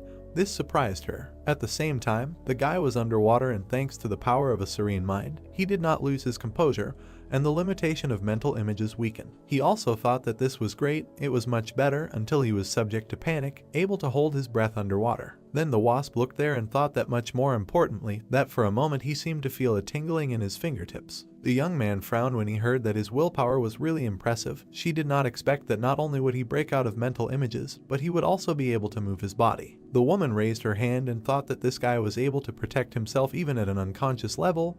What kind of monster was this man? Then she came closer and thought that it was better to keep a secret that his actions almost left her without a head on her shoulders. And the young man, meanwhile, was still underwater and thought that he was gradually beginning to feel his body. The brunette was very surprised by this, asked again and said that in the world of mental images he should not feel anything. How in just 2 hours he was able to completely regain control over his body. What kind of monster is this? The brunette was surprised to hear about 2 hours, but after all, no more than a minute had passed since he got here. In response, he heard that in reality time moves much faster than in the world of mental images. This news also surprised him and made him think that it was very dangerous. If he spent more than part of the remaining time from the allotted 7 days in this 6th gate, he could die from the penalty for failing the test. Immediately after, he tried to surface and thought that he needed to see the world of mental images as soon as possible. His eyes at that moment began to change color, and his thoughts were such that if he could again feel his body through the use of the power of the serene mind, then it meant that activating this skill was also possible. Then the guy spread his hands and activated the skill of the eyes of the fire dragon. He raised his head and thought that he finally saw. There was something on him that looked like a huge whirlpool. The water at that very second began to diverge in different directions, freeing up space for him to pass, while the brunette was thinking whether he should call what he saw a sea of blood. The priestess watched all this and did not understand what was happening. It was some kind of nonsense for her. How is this even possible? Why did the world of mental images open up to him? At the same time, his body in the real world was also moving. A sword appeared in his hands. After that, the girl stepped back and answered that she had a question. Is this really a person? Why did steel wings appear behind his back? He needed these steel wings in order to fly up in a parallel world, so he had to activate this skill. The young man literally flew up into the sky in a split second and found himself at the top. Some time passed, the guy flew over the world of mental images and thought that he saw it with the help of the eye of the fire dragon. Although he did not have a single guess what this means at all, but the surrounding environment looks extremely ominous and alarming. Finally, some circles with a large number of swords appeared in front of him, and the young man looked at them and tried to understand what it was. But it was also decided not to waste time and stretch out his hand forward. A moment later, he grabbed one of the swords, and immediately after, he landed on the ground with a loud roar. Everything around him began to collapse. The young man raised his head and looked ahead. In front of him was a priestess, to whom the guy immediately asked if this was all his doing. That's what he heard. Why does her world look like this? Notifications from the administrator also began to appear. The sword of the white crane is glad that the main character woke up. The administrator Lord of Steel Blood choked with relief that he came to his senses, and the administrator hero of the destroyed world, and the task is that he woke up faster than he thought. Therefore, the young man went forward and said that it turns out he was able to pass the test of faith. How is this even connected with faith?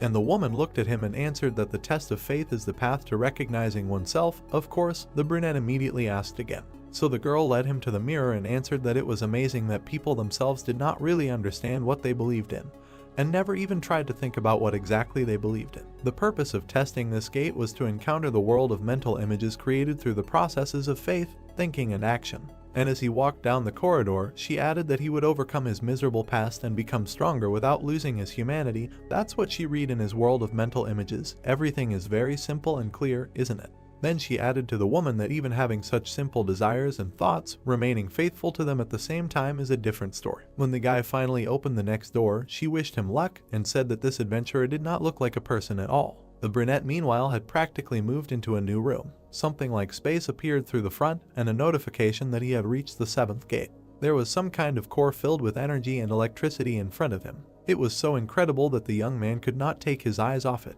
And then this core turned into his reflection of the eye. It turned out that it was the god of verification who was watching him. Immediately, memories of the priestess who said that no one had yet managed to pass the 7th gate popped into his head. Then the young man landed on one knee with a crash and did not understand what had happened. He exhaled and realized that everything was going wrong. It looked more like something else. Suddenly, a huge snake appeared in front of him. The situation was similar to when I encountered something insurmountable. Camillo's body and completely refused to take any steps to survive. Then he felt very hot, and the thoughts were that an eye had simply appeared in front of him, and it really was a god. The young man clenched his teeth and said that he would never do this again. And in his head were thoughts and memories of the death of his parents. As a very young man, he sat at home and cried. Because of these memories, the protagonist took out his weapon and began to scream frantically. Then he stuck his sword into his own palm, activated the skill Ash and Blood. All types of pain caused to the user decreased by 17%.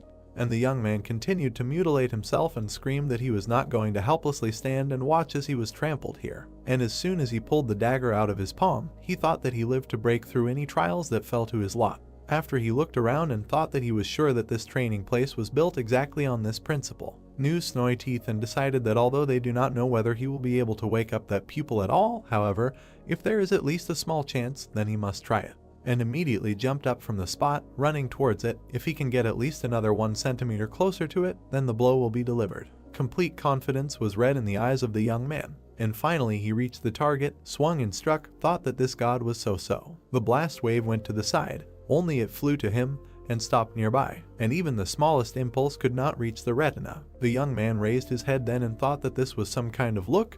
Any such nonsense bothers him. And the eye still continued to watch him, and a notification appeared that the god of verification appreciates the spirit of the applicant. The god of verification is glad to see the applicant with such high spiritual strength after a long time and tells him to prove himself, looking into his confident eyes. The guy was very surprised when he saw another notification that the god of verification remembers the existence of the applicant and announces the beginning of the test of the 7th gate. Suddenly the eye began to move and change color. Everything around began to collapse and the god of verification himself disappeared. The brunette lowered his head and tiredly thought, does this god really exist? At that very second, a huge mirror appeared in front of him. The young man saw it and jumped back. It was that very mirror. It reflected the main character, slightly modified, and it was necessary to establish contact with himself in the future and begin synchronization.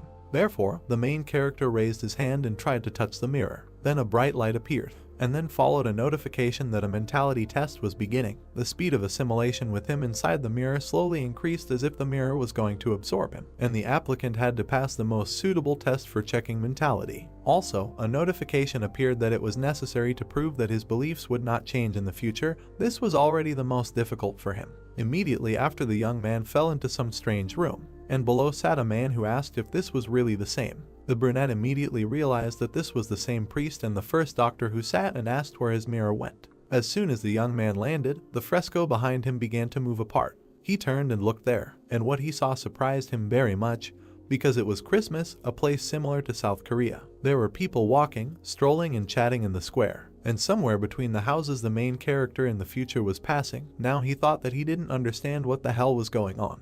There in the gateway a young man in the future cut his forearm. The young man saw this and didn't understand what he was going to do now. I just thought about it, as his blood immediately turned into arrows and began to kill people in the square. And the young man began to scream and didn't understand what kind of crazy bastard this was. I immediately received a notification that the assimilation speed with him inside the mirror was forcibly increased to 10%. As if it caused him great pain, his chest literally burst with pain, as if someone was tearing off pieces of flesh from him alive. The boy clenched his teeth and thought that this disgusting whirlwind of mixed hair irritated him. The feeling of guilt grew into madness and anger. Then a priest appeared behind him, who recognized him, and asked if this man really took his mirror. Immediately after this, the man grabbed him by the head and began to cause incredible pain. Strange energy fetters appeared around the protagonist's head, accompanied by a notification that from now on all skills and powers that interfere with the applicant's spirit would be sealed. Of course, the protagonist tried to attack the tenant and almost immediately deprived him of his head. But he seemed to be mad, he was only worried about the mirror. The guy then grabbed his head and thought that during the mentality check, where the psychic defense was released, the power of the serene mind was blocked. Then he looked around and saw that the magic was still working. His future incarnation smiled and said that if he had known about this, he would have crossed the line from the very beginning, and the simulation speed with him inside the mirror suddenly increased forcibly by 20%.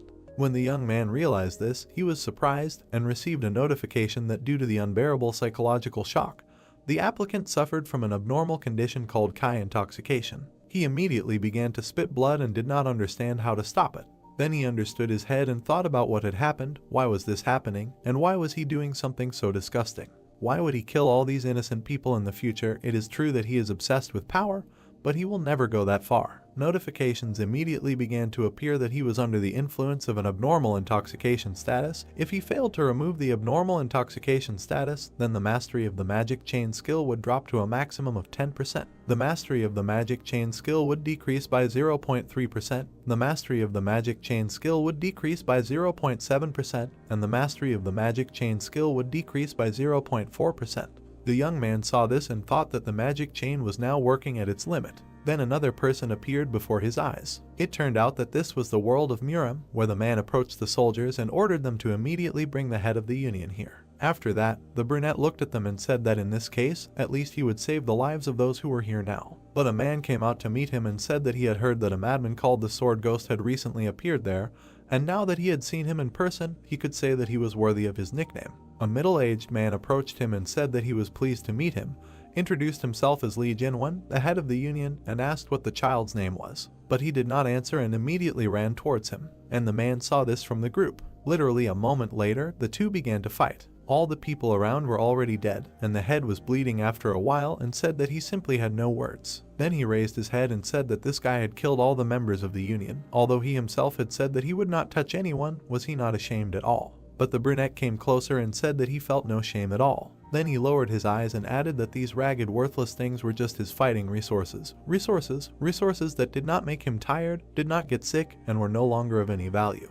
And immediately after he cut off the head of the Union leader, the main character continued to watch this and spit blood, and the speed of assimilation with him inside the mirror was forcibly increased to 30%.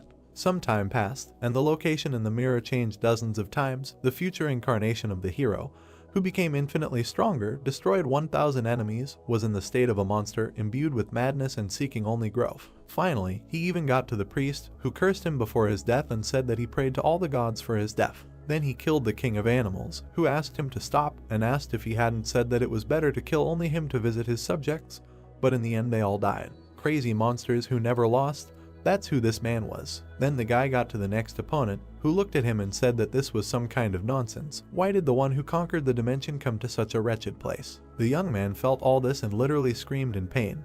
The assimilation rate had already increased to 40%, then to 50%, it did not stop. Then the young man raised his head and thought that if the assimilation level continued to grow like this, then eventually the worst would happen. He smiled and said that it was a feeling, it turns out, pleasure and not a joke. The location changed again. There was a bright flash of light. people burst into some room, kicking down the door. A man who looked like a cyborg entered and said that the one who commits such inhumane actions and really thinks to remain unpunished. The future incarnation of the main character stood there and had already killed one person. A brunette was standing nearby, and when she lowered her head she asked why this man was doing this. She could not cope with tears and screamed for what reason she was killing innocent people, to become stronger, for what? The young man turned around and asked again about the reason, and then asked why ask about the obvious. He immediately threw the corpse on the ground. Then he smiled and said that he was killing them because they were the raw material for his growth. The man approached him and asked if he would know that he had the ability to control lightning. Then he frowned and said that in such weather he had better prepare himself and give up the ghost. He pounced on the young man and ordered him to die, calling him a demonic spawn. In response he heard that it was true, even he should reckon with him. After that, the brunette smiled and said that it was more accurate to say that it was like that when he was a previous incarnation of himself. And a moment later he cut this man in half. The girl who was sitting next to him continued to cry and began to beg him to stop. Then she screamed that she was asking him to come to his senses. Song-yoon himself continued to fight, although it was very difficult for him. The guy gritted his teeth and thought that one wrong move and this crazy entity would simply absorb him. It felt like even 50% assimilation was capable of completely destroying his mind. Before it was too late, he needed to find a solution. Then notifications began to appear that the simulation speed had been forcibly increased to 60%. The mastery of the magic chain skill had decreased by 0.1%. The mastery of the magic chain skill had decreased by another 0.5%, and then by another 0.2%. Blood was literally flowing even from the eyes. But the young man was not going to give up and continued to strike the eye of the god. Then the stimulation speed increased to 70%, and the brunette fell to his knees and thought that he could no longer stand it. Psychologically the silk was too big, and he could not even say whether it hurt or pleased him. Then he fell into this seething liquid and thought that he felt good. Almost immediately the liquid began to absorb him and completely sucked him into itself. However, the consciousness of the protagonist was still functioning and a memory of the priest's question appeared, who took his mirror. Finally, it dawned on him that something had appeared in him during the murder. The young man was able to pull his hand out and held a small mirror in his hands. It was the divine mirror of the high priest, a mirror that the high priest imbued with his divinity daily. The user can use this divinity to create a divine shield only once, and creating a divine account can restore his mentality. The protagonist was also able to remove these fetters from his head and activated the effect of the divine mirror. A divine shield surrounded him, dispelling all levels of clouding of the mind. A notification also appeared that the abnormal status of spiritual instability was cancelled, and the future incarnation suddenly woke up and stopped. Suddenly, his head was torn apart and came apart at the seams. From there, as if from a suit, Sunjun climbed out and began to scream loudly. He looked around and asked if this monster thought that he would allow himself to be absorbed. The light was so bright that it was visible even from below the building. Then the protagonist received the achievement of Steel Spirit and endurance was increased by 1. Finally, the mirror broke and shattered into pieces. The young man proved that his beliefs remained unchanged. The mentality check was completed. He was surprised and thought that he had been standing here all this time. Comments from the administrator began to appear. For example, the Lord of Steel Blood felt a sense of relief that the contractor had overcome a critical obstacle. The administrator of the hero of the destroyed world laughed. They say that he could not even think of the method he used, and the administrator of the White Crane Sword was very glad that the guy's condition had stabilized. And while the brunette was falling down, the god of verification was satisfied with the results of the applicant's check. The god wanted to see him personally and forcibly summoned him to his land. The adventurer raised his head and thought, "What kind of holy land is this, and a forced summoning?" Then there were notifications that the god of verification temporarily concentrated power in his hands. Using divine power in the test tower, all administrators associated with the applicant will be forced to stop monitoring the tests. And also, while the main character continued to climb up, the test tower allowed him to be called on the condition that his personal safety would be ensured. Then he entered the sacred abode of the god of verification. For some time, the brunette did not understand what was happening and just screamed. Finally, he found himself in some strange place and did not understand what it was. A bright light appeared ahead, and from there a human silhouette flew out. This image approached him and asked who it was, why divine power was felt from him. Apparently it was the god of verification. The man flew even closer and said that it was not necessary to drill him with a look. In any case, now he will not see anything except foggy outlines. Now that they met him in person, he sees that this person is extremely heterogeneous. It turns out this pseudo deity was created by the tower. The brunette looked at him and said that he had no idea what the term pseudo deity meant. The god of verification then lowered his head and explained that in the tower they are also called administrators. Asks if this guy is a being who received quasi-divine status under a contract with the tower. In response, he heard that the young men are not an administrator, just a candidate disassembling the tower. Then the god said something that surprised the main character very much, or rather that in fact, it differs from other pseudo-deities, has its own divine power. The man also added that he had not looked into the tower for a long time, and it turns out that a lot of interesting things happened in it. Asked if the main character realizes that it is impossible to create something real with the power of a pseudo-deity. And then he added that being an apostle of a pseudo-deity, he created a real thing. It is clear, the candidate is clearly an unusual creature. The brunette still did not understand what was happening. He remembered one of the priests and thought that it sounded like he had done something great. But in reality he had just accidentally obtained divine power after killing that man, and asked if it was true or if divine power was that important. God told him that he had extracted divinity himself and didn't know it had he done the extraction process, completely removing the traces of God. Not because he knew everything, the man became wary and said that he could see from his face that he had no idea what divine power was. Finally, the boy raised his head and said that he had just accidentally obtained it. God continued to fly in the sky and replied that even if it was a fake, a reproduced tower, then such a result could only be obtained from the divine power given to the future apostle by God. But how did this boy manage to stroke this power, completely erase the traces of God? He also said that even if his actions were unconscious, it was not by chance that he extracted Chiron's divine power. I feel that there is a reason here, therefore a connection. Now the boy was very surprised. And when God added that it was absolutely clear that the testing tower expected a lot from him, he immediately understood everything and thought that the testing tower was pinning its hopes on the average president. For some time, the two looked at each other. Then God turned away and said that he had made a mistake. Seeing the anger of the tower, one could safely say that this information cannot be disclosed, so it was time to say goodbye. He would definitely watch him from heaven. The brunette immediately raised his hand and began to shout that he still had many questions. Why did he become such a monster in the future? What else is divinity? And what did he mean by causality? But it was too late and his body began to fall down. Nevertheless, God lowered his head and said that it seemed that this man had looked too deeply into his future. When he peers into the void also peers into him. The same thing happened when the boy tore apart his future incarnation. The void is always looking for a gap through which it can penetrate his mind. This is what he should beware of. Immediately after what was said, the young man grabbed his head and heard that he would soon return to where he came from. Then he listened to him attentively and raised his head. Then he shouted if the god could talk to him a little more. But the man looked at him and replied that unfortunately, this was the end of their conversation. No matter what god was in front of him, the tower was a creature that was not easy to deal with, so nothing could be done about it. If he visited the temple of testing in the future, then perhaps he could shed light on his questions. But at parting he would give him one last piece of advice, not to trust other gods, now they would consider him an enemy. Congratulations, notifications immediately began to appear. They had overcome the 11th floor of the test tower. As a reward for breaking through, an ancient mirror about testing would be sent to his inventory. As a reward for breaking through, 70,000 points were awarded. As a reward for breaking through, 3,000 were awarded, and another 1,500. The movement to the waiting room was started.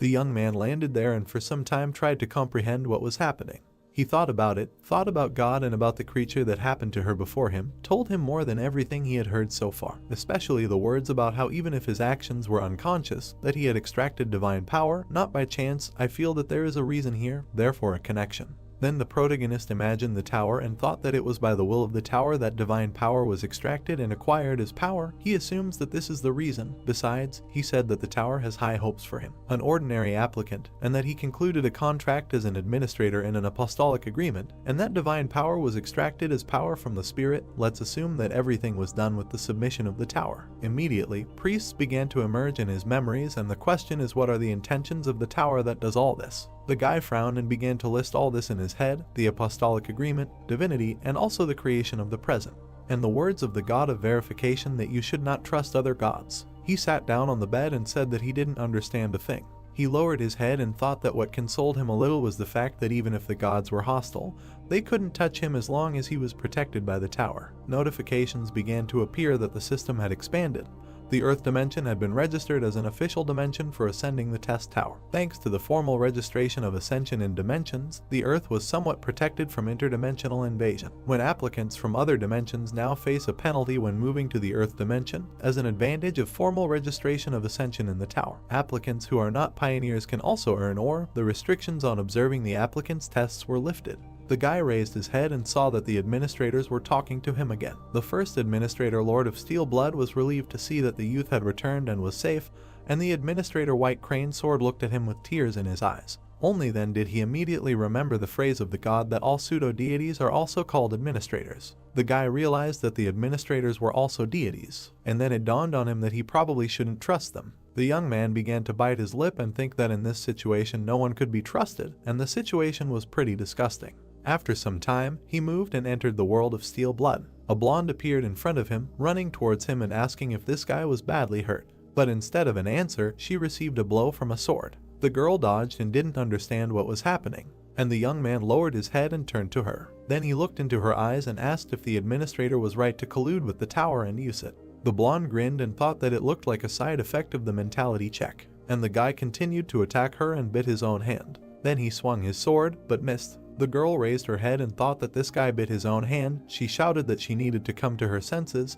He was completely out of his mind right now. And the young man continued to attack and shouted that he connected the administrators and the tower. This was the only question that worried him. He looked up and said that they were trying to exploit the applicants in every possible way. The blonde jumped back and replied that what she was saying now was complete nonsense, so she swung and sent a counter blow, adding that she needed to regain her composure already. But the guy lowered his head and asked why he had been insisting for a while now that he should come to his senses. His eyes were filled with madness, and it was said that in fact now his brain is than ever. The administrator looked at him and understood what was happening, asked to stop. But it was too late. The brunette attacked her again. With one blow he cut the ground, when he heard that if you put all your strength into the blow. Only it was too late. The young man cut her house with one blow. The woman looked there and told him that he was big, and then he took out his sword. And in addition to it, a dozen other swords appeared, which were aimed at the young man. All of them flew sharply straight at him. But the guy managed to dodge and fought. Only then the blonde instantly appeared behind him and asked, "Where are you going?" Then she did what the young man did not expect at all. The girl thrust him into the ground with all her might. His face turned out to be snow. Everything around began to shake and collapse. The guy tried to attack back right away, but surprisingly the girl dodged. And then she did something that surprised him again. Her swords appeared there, trying to pierce him as close as possible. Thus, a kind of cage of swords was formed around him. After some time, the young man suspended from the ceiling looked at her and apologized, said that he had returned to normal, so it was possible to untie these bonds. But the blonde raised her head and answered that of course she should untie him, but to worry that his next visit, nothing would be left of her house. Then she put the cup on the ground. She imagined his future incarnation and said that the remnants of the emptiness we'll see that I witnessed during the mentality check were not completely removed and were fixed in his personality. Then she looked at him and added that even if that essence was greatly distorted, it is still his other future. In other words, the suspicions regarding the administrator may not have been completely false. Then she took out her sword and said what she would say to clarify the situation. No one is able to read the intentions of the tower. This fact remains unchanged even if they are the administrator. She turned around and when asked if it was obvious that the tower expected something from him, she said that maybe yes and maybe not. And a moment later, she sharply cut something with her weapon. The rope that held the guy under the ceiling was cut right there. And finally, the young man took a chair, said that as far as he knew, the tower had never revealed its will to a candidate before, so it seems even more insane that the tower makes special wishes to someone candidate. The girl turned around and said since he had such doubts, apparently he heard something from someone. That was exactly it. The guy replied that the god of verification said that the tower had some kind of plans for him. This information surprised the blonde very much. She smiled and thought about the god of verification, so that's where his doubts came from. Then she stood up and said that as she had already said, she was also only a subordinate of the tower. At that moment the protagonist realized that, as expected, he would not be able to find out more about her. The girl came closer and said that she was glad that he liked the tea. It was based on the urine of a black dragon, so you can drink as much as you like. It is a very valuable thing. The brunette was very surprised and immediately spat out this horror. Then he wiped his mouth and said that he remembered something. The god of verification said something else.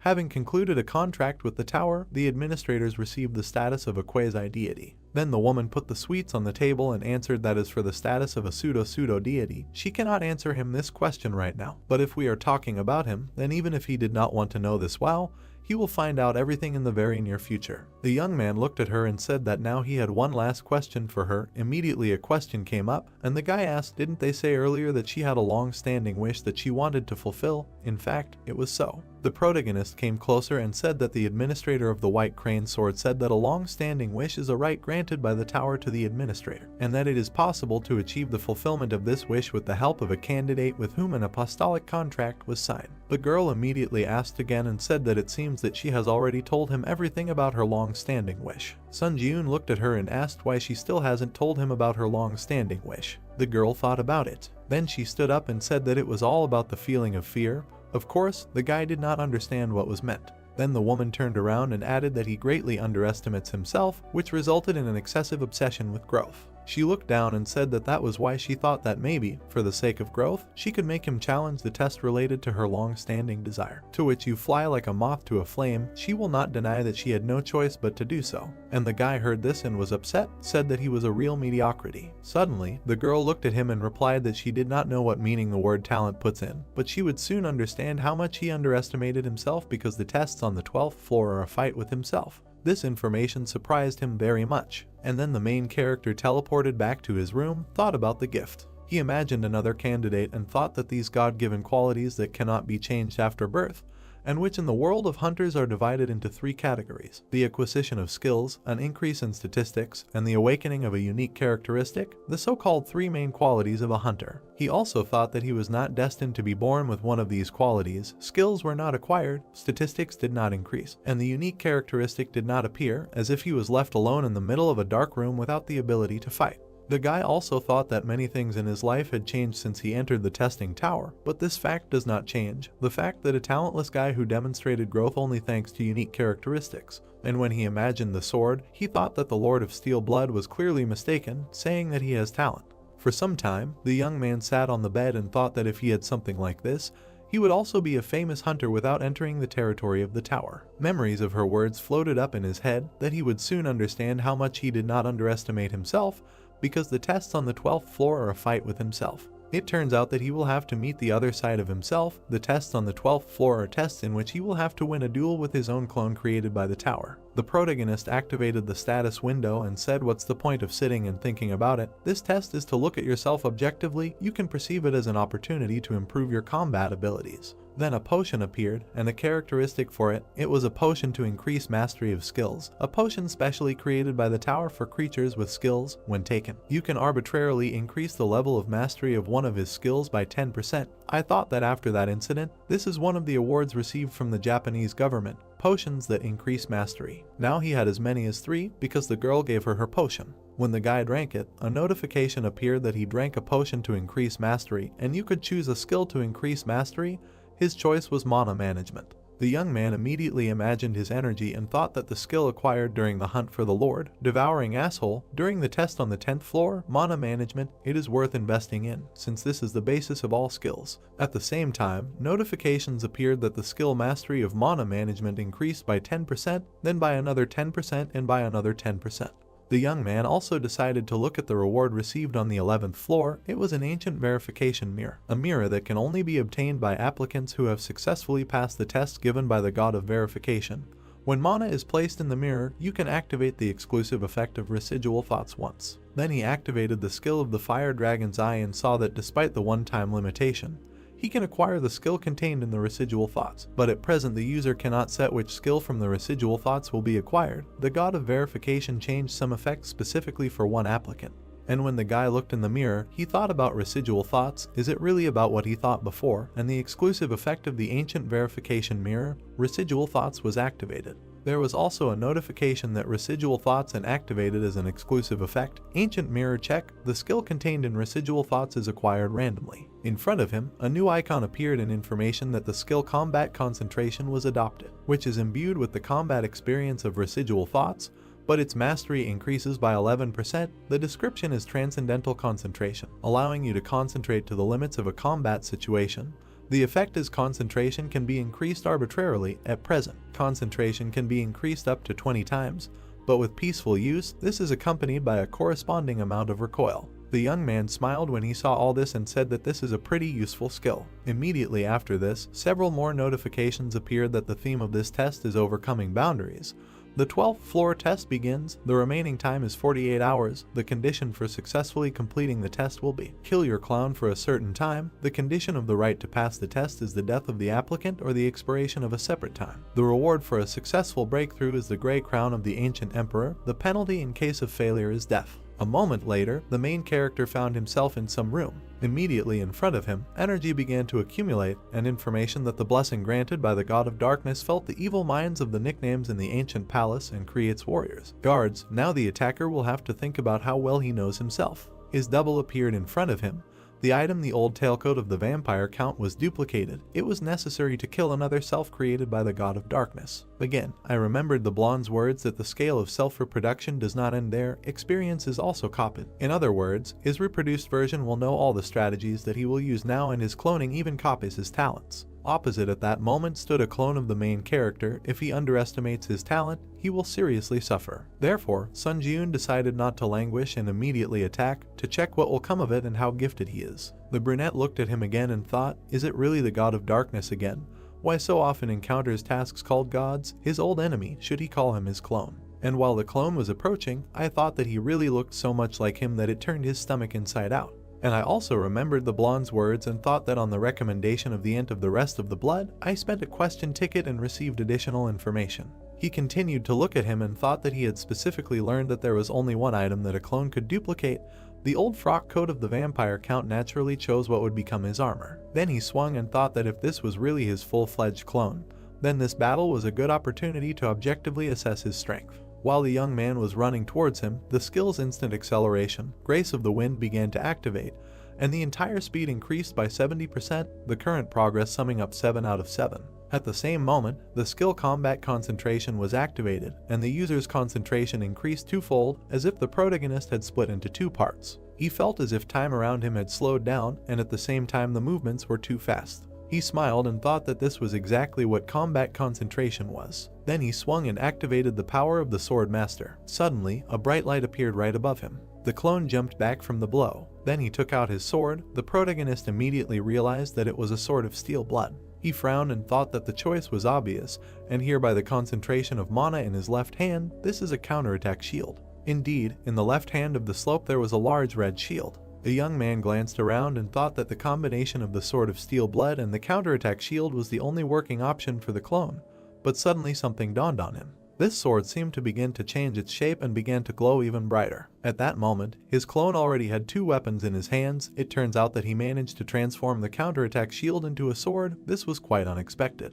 For some time, the opponents stood opposite each other. The brunette looked at himself and thought that although he was the original, he had never used the dual sword technique before. It was not that he could not use this technique. It was just that when using a modified counterattack shield, it was used through an excessive amount of spiritual energy and mana. Then he imagined how this happens. The guy lowered his head and began to reason, why did the clone choose such an ineffective method? Afterwards he turned around and thought, of course, he also considered fencing with two swords, but is it right to use it in a real fight where his life is at stake? And when his clone finally attacked, he thought that they did not understand his train of thought. The guys had to act pretty quickly, while he thought that this was just a training fight. A moment later, the guys clashed in battle, moving from place to place. It was at this moment that the main character realized that, although barely perceptible, but in terms of pure skills, he was one step behind. But the clone continued to attack and seemed to be in the lead. Miraculously, the brunette managed to dodge and did not understand why this was happening. And while he was falling to the ground, he thought maybe it was all about his indomitable will. If we recall this skill, the mastery was 27%. The description is a symbol of those who challenge the impossible to the end. Do not give in to despair. The main effect is when facing an opponent stronger than the user. Physical and ability and concentration are significantly increased. Additional effects are when activating the skill, it becomes easier to achieve enlightenment, and the ability to mental defense is enhanced. The brunette continued to fight and thought that at present he was significantly ahead of him in terms of the number of items. Therefore, the skill called Indomitable Will, which he had absorbed before, was activated, so his physical abilities are higher than the original. He also provided information about combat concentration. Mastery 11%, the description is Transcendental Concentration, allowing you to concentrate to the limits of a combat situation. The effect is that concentration can be increased arbitrarily. At present, concentration can be increased up to 20 times. But with excessive use, this is accompanied by a corresponding amount of recoil. He thought that if the clone maximizes his combat concentration and demonstrates a concentration that goes beyond imagination, then he will have a good chance of winning.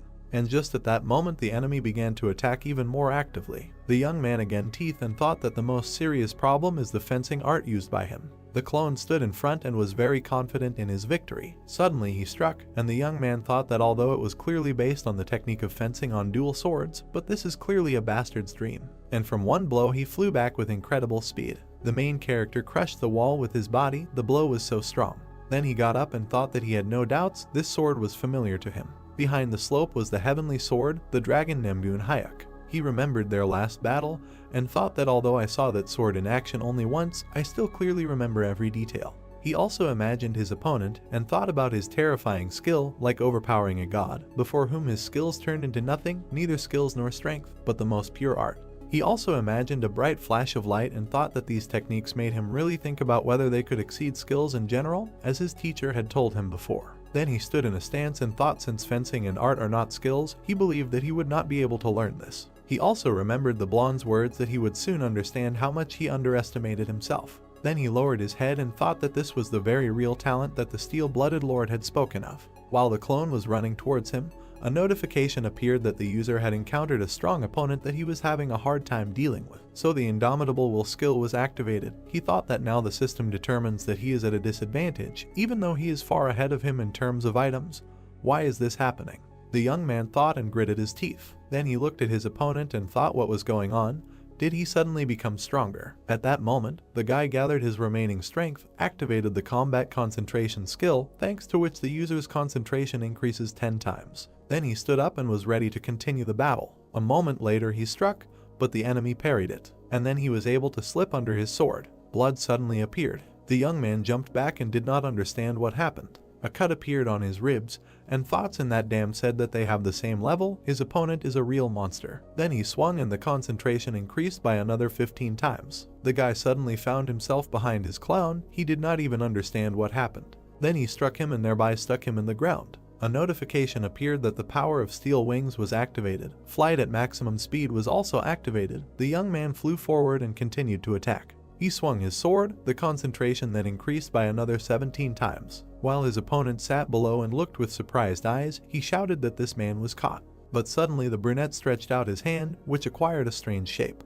And then it exploded, as if it had specially soaked in blood before that. Sun Ji-eun frowned and thought that his vision was suffering now. Nevertheless, the guy flew to Paul and hit him with all his might. Only when he landed, he thought where the enemy had gone, he had escaped, while blowing up his own hand. Then a bright light appeared behind him. It was the enemy, who had directed a projectile of energy at him. This projectile was like a bright beam. When the brunette turned around, he thought that it was too late to change anything and that he was finished. Then there was a strong explosion. The beam literally hit him on the forehead and threw him back. The concentration at that moment increased by another 20 times, and he entered a state of concentration that exceeded his limit. Because of this, the main characters began to move very quickly, as if disintegrating into different particles. Then he grabbed his head and thought that things were bad. His opponent did not understand what was happening and looked at him questioningly. But the brunette came closer and began to laugh, said that he really almost died now. Then he looked up and began to insult his clown, said that he was in deep trouble.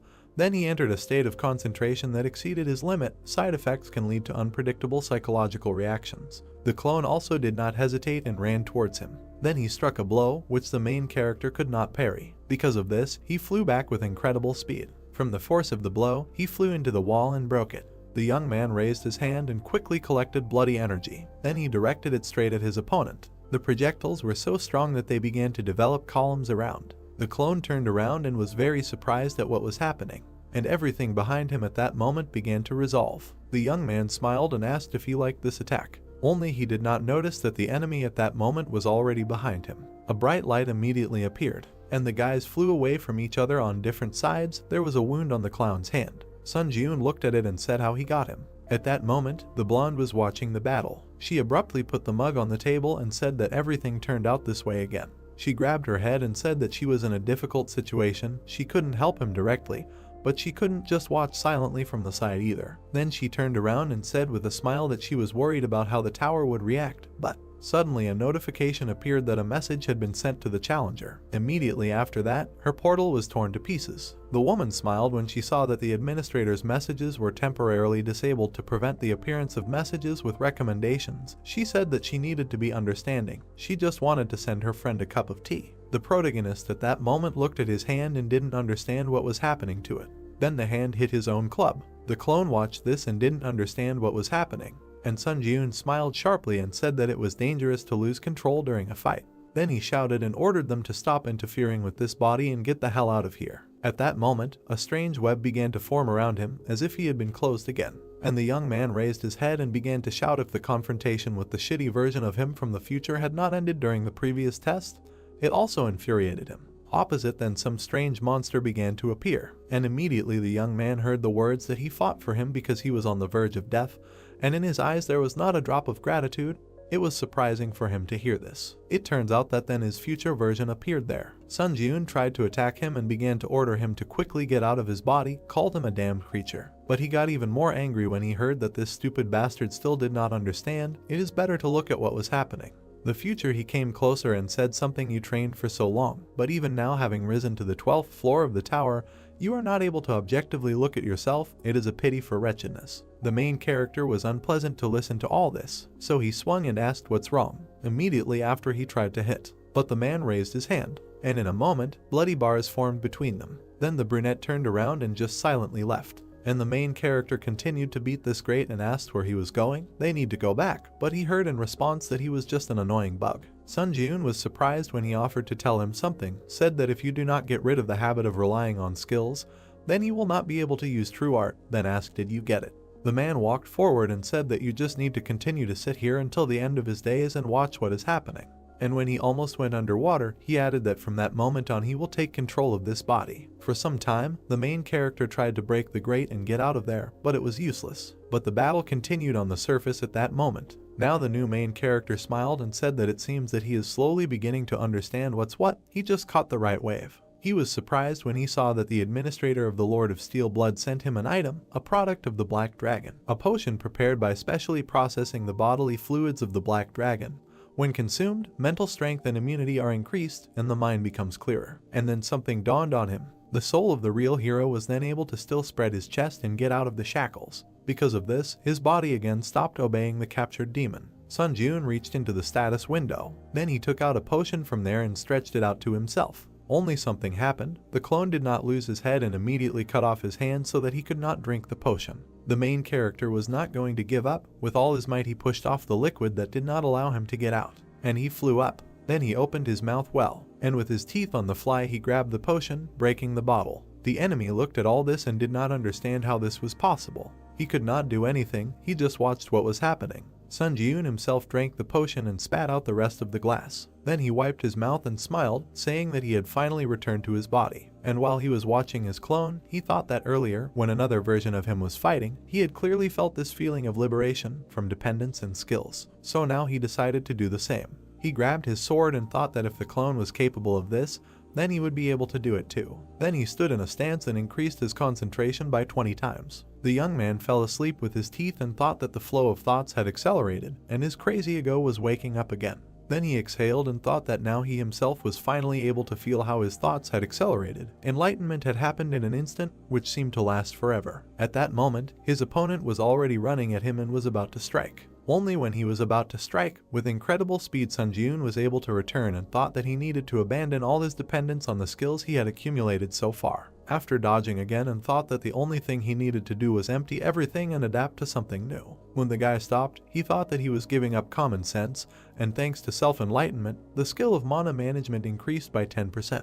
Literally with one glance, the main characters were able to cut off part of his opponent's hair, eventually decided to clear his mind of stupid stubbornness, received the achievement of enlightenment, and stamina was increased by 1. Sun Jiun was very determined, received the achievement of the state of absence of oneself, and mana was increased by 4. The user is dealing with an opponent with whom he is able to cope, so the skill of Indomitable Will was deactivated. This fact did not anger his clone. The young man himself was approaching him at that moment and swung again, thinking that from that moment everything would change by 180 degrees. While he was running, he calculated the trajectory of the attack, and with one blow he was able to split several stones at once and around. Then he smiled and thought that he was now able to use the fencing art of the master, who had previously suppressed him with his power, a strange feeling. Then he continued to strike blow after blow. He frowned and thought that the highest speed using the grace of the wind and instant acceleration, it was now felt. Then he pushed off the ground and tried to attack, only the enemy was faster this time. He turned around and began to create some kind of field behind Sunjun. The young man at that moment lost his balance and did not realize what was happening. But nevertheless, he quickly gathered his thoughts and landed on the ground. The clone saw this and tensed up even more. He did not understand why it did not work. The member broke off for a moment and tried to strike again. But again a miss. Sunjun parried his blow and thought that as the battle continued on the slope, it was becoming easier and easier for him to understand what was happening. Now he looked at the fight from the point of view of skills and from the point of view of technique, and began to understand the principles of the technique itself. Besides, with this incredible speed it was much easier for him. Therefore, he smiled and continued to fight. He dealt blow after blow. The enemy was already having a hard time coping, but he continued to hold on with all his might. Some time passed, the brunette still tried to attack again.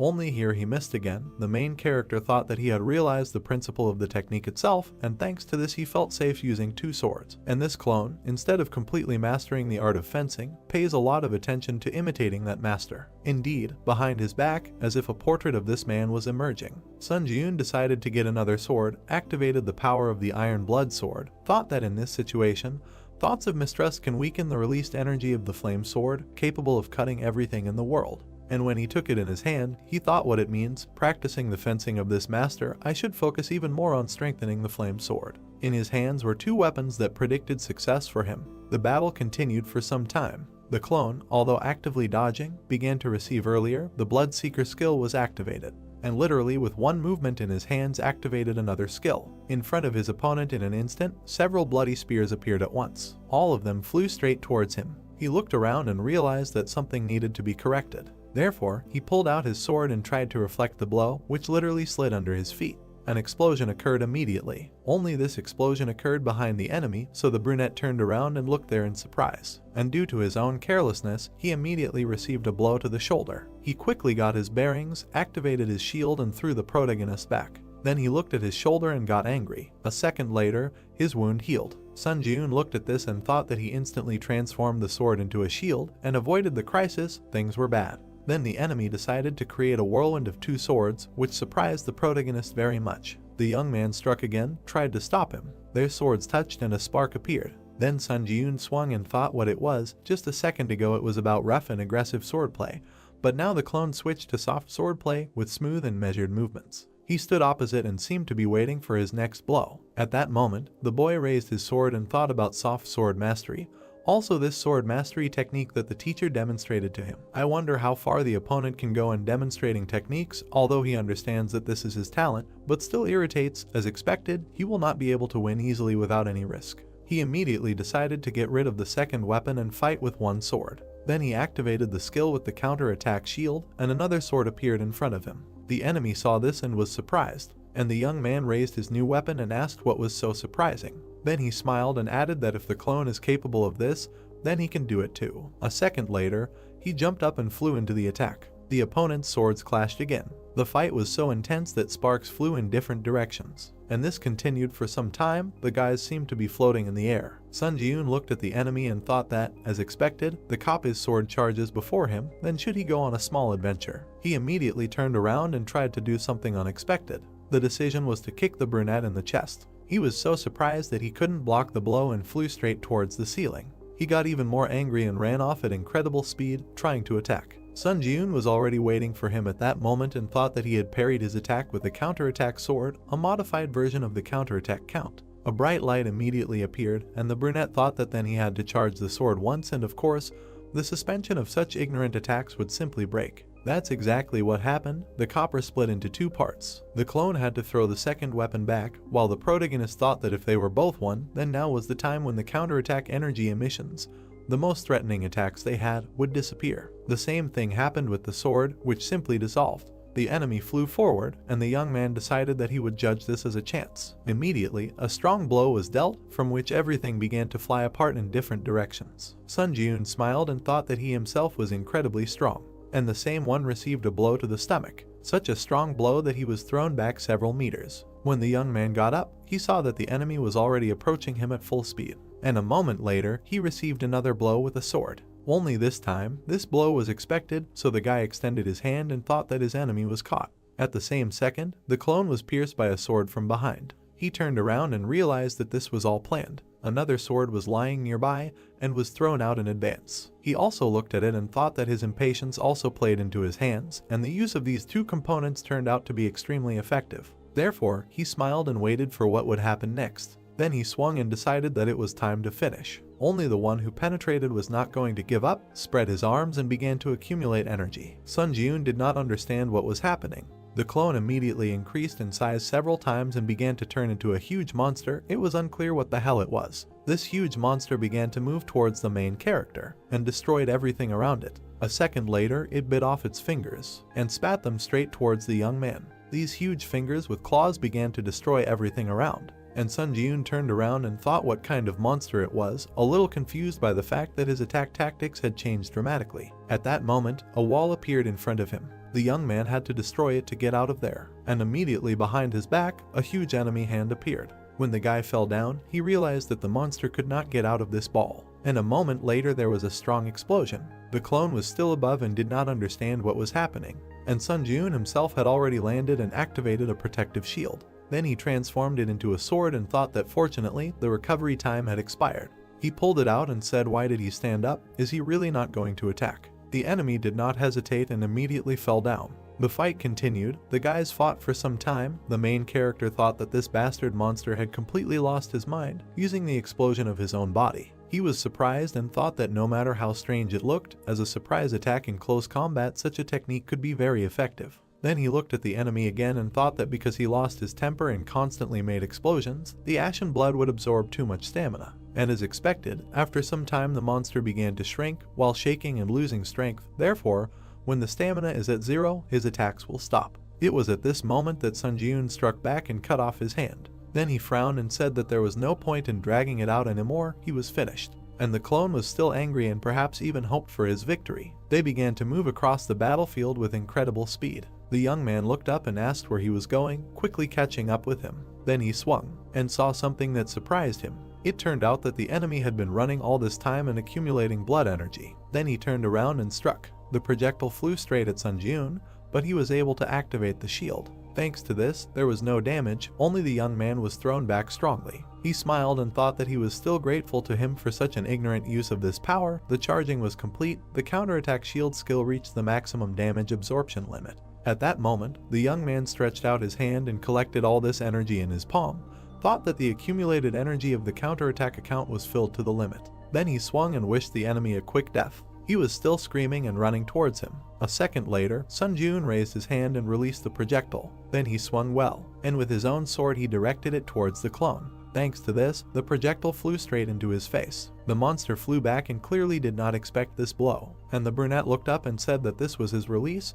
The counterattack shield skill instantly released the accumulated damage, and all this entailed a strong explosion that destroyed even the building. Literally before our eyes, the clone began to collapse. A notification appeared with congratulations, and overcoming the 12th floor of the test tower. As a breakthrough reward, the Grey Crown of the Ancient Emperor will be sent to his inventory. As a breakthrough reward, 80,000 points are awarded. As a breakthrough reward, 3,500 so are awarded, and as an additional reward, the skill Last Resistance is received. Moving to the waiting room began. When the young man exhaled, he saw another notification that the mastery of the counterattack shield skill has reached 100%.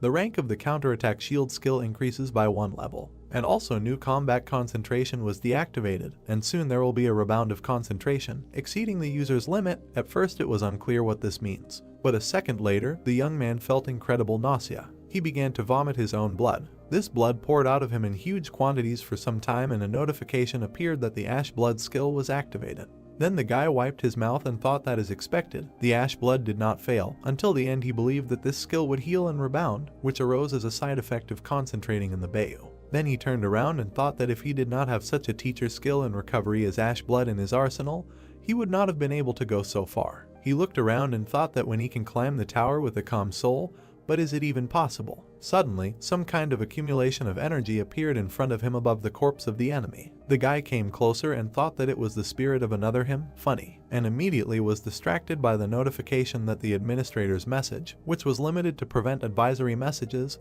would be activated. Immediately a message came from the administrator Lord of Steel Blood, who complained about the sanctions for treating him to a cup of tea and asked him to treat him well from now on. Sun Ji-yoon looked at this and remembered about the help. Then he rolled his eyes and thanked her for the bottle, thinking that he also unintentionally learned a new fact. He presented this potion, and the administrator of the Steel Blood Lord sent him an item. It was a product of the Black Dragon, a potion made by specially processing the bodily fluids of the Black Dragon. When consumed, mental strength and immunity are increased, and the mind becomes clearer, and administrators are also subject to sanctions if they interact too much with adventurers. At the same time, a lot of dialogue boxes appeared because all the messages of the administrators, which were limited until now, began to be printed at the same time. There were an incredible number of them.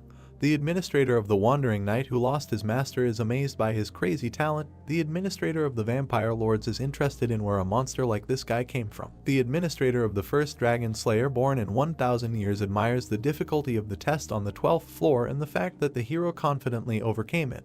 And many more messages. The boy read them and thought that there were so many administrators watching him, it was amazing. The messages kept coming and coming. The boy thought that some administrators were shocked by his talent and the difficulty level of the trial, saying that he looked like a monster, while others were reacting as if they were bored, asking if the challenger who was still only on the 12th floor was really there. Then something happened that surprised the protagonist. Notifications started appearing that the administrator servant of the Soul Holy Knight was looking at him. The administrator fallen heir of the Blood Demon Church was staring at you, and the administrator seeker of divinity was looking at him as if she was expecting something from him, but they began to dissolve. Sun Ji-yoon came closer and thought that the administrator who only said what they wanted and then disappeared when they lost interest were sending messages without any purpose. Then he raised his head and asked why everyone was acting like this, what was the matter? He frowned and thought, of all people, why would there be so much interest in him? Besides, his contract was already concluded, but why were they trying to get his attention? Then he imagined this entire communication system and thought maybe there was an expansion of the system that gives administrators the opportunity to contact him with a request.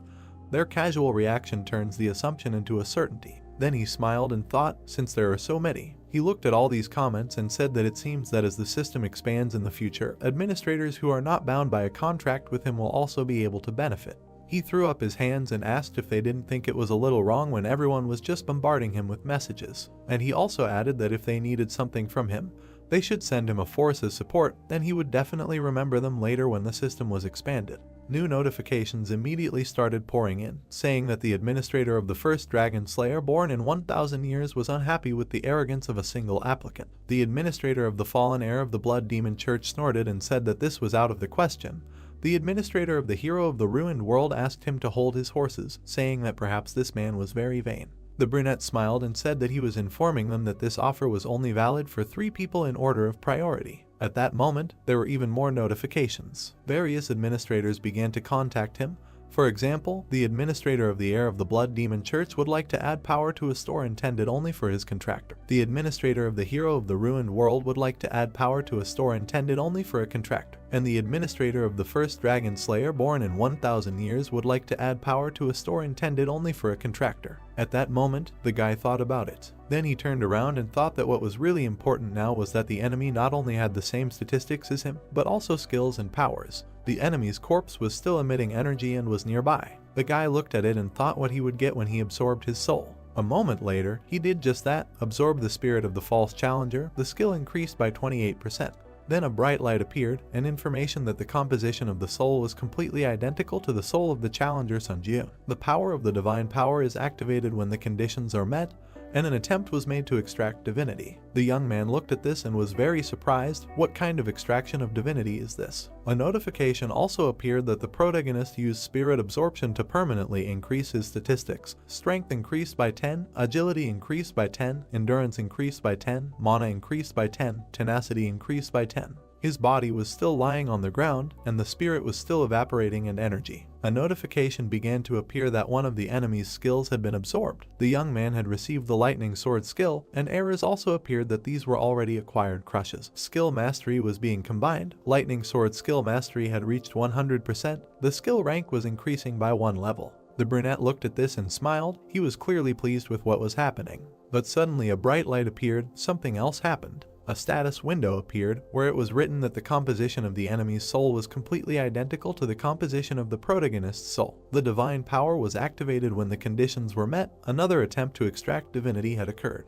The young man was surprised. He did not understand what it was. And then a notification appeared that the extraction of divinity had been successfully completed. The divine power rank was increasing by 1 level. And thanks to this power, the transformation of divinity and the accumulation of altered divinity became possible. He looked up and thought what was happening, some kind of transformation, accumulation, all these words were an empty sound for him, really. Immediately after, another notification appeared that the power of divinity was engraved on his soul. He did not know how to use it, so he just gave up, but it turns out that now he can use divine power. Some symbol appeared on his chest, and a bright light appeared. And immediately after, comments poured in that the waiting room of the 13th floor was entered. The expansion of the system was beginning. The community, which was divided by country at the global level, was fully integrated, and communities of different difficulty levels were now available. Team members assigned to combined trials were no longer tied to a specific country. Individual rankings by country at the county level would also be fully integrated. Now the young man would also be able to view the final rankings of other difficulty levels. He stretched out his hand and thought that it turns out that now he will encounter foreigners in combined trials, but this is a largely meaningless expansion of the system. Then he lowered his head and thought that if this goes on, the community will eventually be integrated with other dimensions, which will allow travel to different planets. Suddenly, another screen appeared. The young man raised his head and paid attention to it. It was written about the results of the 12th floor test. First place Hunter, second place Great Shaman, third place Kim Seung-hoon, fourth place Catherine Bennett, fifth place Bloodlight Sword, sixth place Clock Tower Wizard, and seventh place Tarkovsky. While the main character was walking to the tower, he thought that he was the strongest. This was the main reason why he was climbing the tower. This was exactly what he was striving for. Then he approached the stairs and thought that now he was one step closer to this goal, at least at the moment the strongest contender on Earth. He also imagined the others and thought that they say that the test tower has long existed in dimensions such as Ares, Callian, and Murim. He also imagined space and thought that compared to these dimensions, the Earth is an extremely weak dimension, which literally the other day was officially registered as a dimension for ascent. Then he remembered his opponent and thought if he didn't increase the power of the Earth, he could leave the target of another dimension, as happened that day. He frowned and thought that whether it was before or now, he needed a powerful force that could defeat anyone. He immediately raised his hand and activated the inventory. It was written about the gray crown of the emperor, charisma plus 30%, the gray crown used in the ritual of the ancient emperor who served the god of darkness. Wearing the crown, he rules as the king of spirits. After using the item's durability ends, and it disappears. Sun Ji-eun studied this and thought since the class is high, the performance seems powerful, but the explanation is somewhat ambiguous. Then he flipped through the skill and thought that he needed to move on to the additional reward for the breakthrough. There was the skill Last Resistance, 0% Mastery, and the main effect is Fatal Injuries. Hello Sheik to Death can be considered invalid. But when activating the Last Resistance, 88% of the available stamina is spent, and the recovery time is 1 week. An additional effect is when the skill is activated, his feelings are momentarily enhanced, and the effects of using all skills are adjusted. The guy was surprised when he saw this and thought that this is a skill that prevents 1 death. Then he lowered his head and thought that although the recovery time is a week, but given the effectiveness of the skill, this can't even be called a penalty. He smiled and said that during this test, in addition to receiving rewards, he managed to shake the administrators of the forces from the bins. A notification immediately appeared that he needed to select a list of forces that he wanted to see. The first was the Lord of Steel Blood, the second was the White Crane Sword, the third was the support forces, the selected ones were the support forces. There is information about the Bloody Heavenly Energy. The price is 31 so. The description is a spirit technique that only the successors of the Blood Demon Church can learn. It can replace the internal energy of mana, and the magical characteristics will be inherited. Entering into battle, his combat senses are enhanced by the energy and blood of the whole body. There is also information about the protection of the warrior. The price is 3,000 so. The description is the power given to God's chosen one, and those who have gained this protection have acted as saviors for centuries, without concluding a contract with God. The only effects that can be obtained are control over the divine and an increase in luck. After there was information about the power of instant magic charging. The price is also 3,000 so.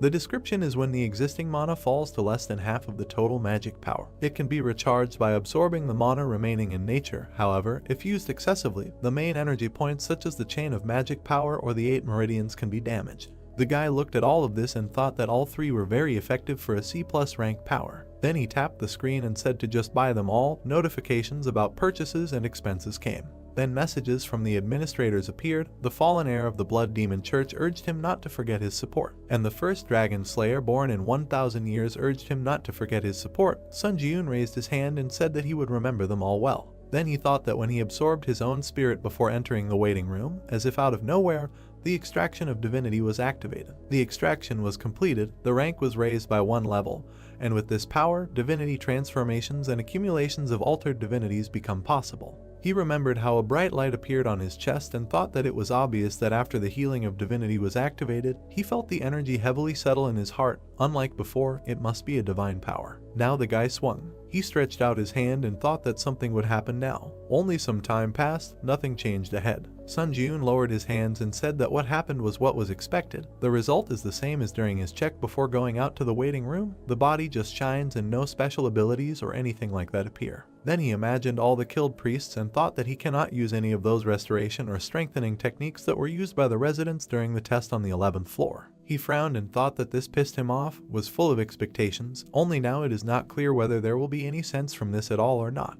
Immediately after that, he sat down on the floor and thought that he needed to calm down, meditated and decided that otherwise this shitty person would crawl out again. Then the administrators started writing to him, saying that for example the Great Crane Sword said that it would teach him divine power, that it could teach him better than the Lord of Steel Blood, and invited him to its domain. The guy closed his eyes and said that he did not want to. But the White Crane administrator did not give up and began to cry because of the shock he received from refusing the invitation, and asked why he was refusing, saying that if he came and learned, he would be able to use divine power. The guy raised his head and said that he could learn later if necessary. Then he smiled and said that he wanted to do everything on his own, without relying on others. A notification appeared that the White Crane administrator was lowering his shoulders and saying that so be it, if that was his will. Sun Ji-yoon raised his head and thought that right now it was not the divine power that was important, but something else. Immediately imagined his opponent, who said that he would return soon and thought that he needed to focus on what he could do to become stronger right now, at least until he killed this man.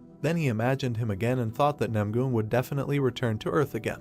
Then he thought that now, of the powers that he had shaken out of the administrator's storage, he was most curious to try the bloody heavenly energy and immediately saw a repeat of its characteristics. A notification appeared that the power had been activated and a strong energy began to penetrate the guy. Suddenly, he felt some strange feeling, as if he had turned into a fighter. His eyes changed color and Crumb sang, yes, he needed something like that now. Then the young man grabbed his head and did not understand what was happening. His mind rose, a crazy smile appeared and they said that their exit had come. Sun Ji-yoon began to stretch his own face and call himself names, saying that he was going to do something so interesting alone. As if another spirit had entered him, the brunette did not understand what it was. A crazy personality was simultaneously manifesting itself in his body.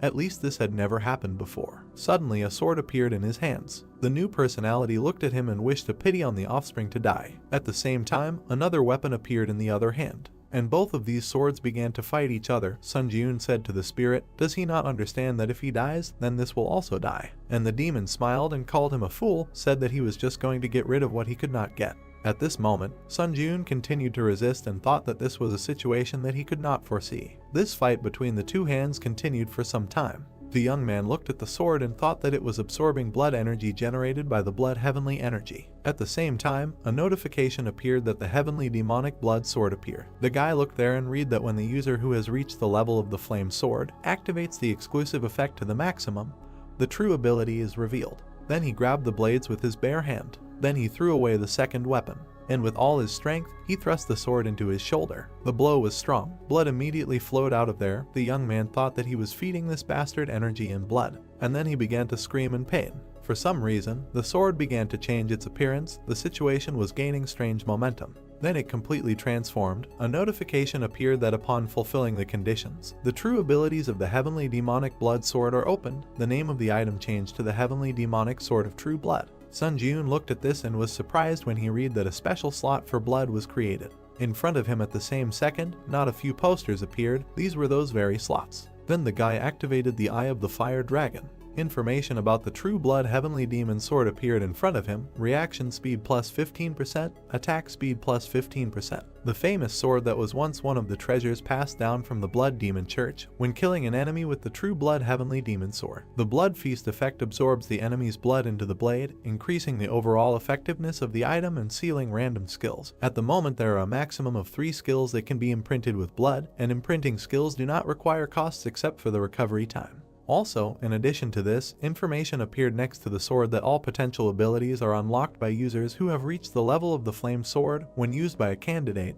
you can activate the exclusive Blood Feast effect. Then he looked at the chips and thought that he can imprint skills in the sword, and even as many as 3 pieces. In addition, there are no costs except for the recovery time. Then he smiled and thought that it can be said that this is an awesome item of a growing type that this world has not seen before. Then notifications started appearing that the 13th floor trials were starting. The difficulty was high.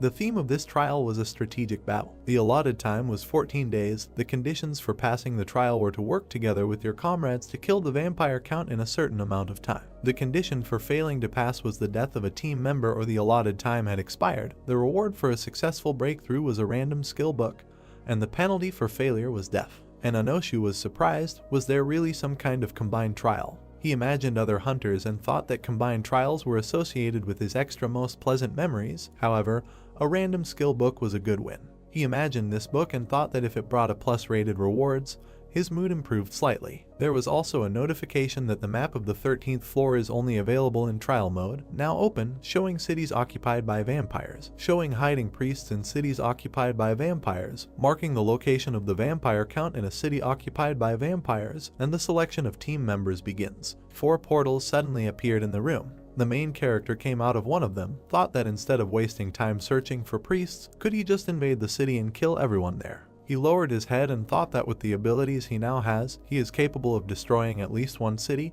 He thinks he is capable of it. Suddenly another person appeared there, and information appeared that the selection of team members is complete. To create a smooth gameplay, the nicknames of the selected team members will be displayed.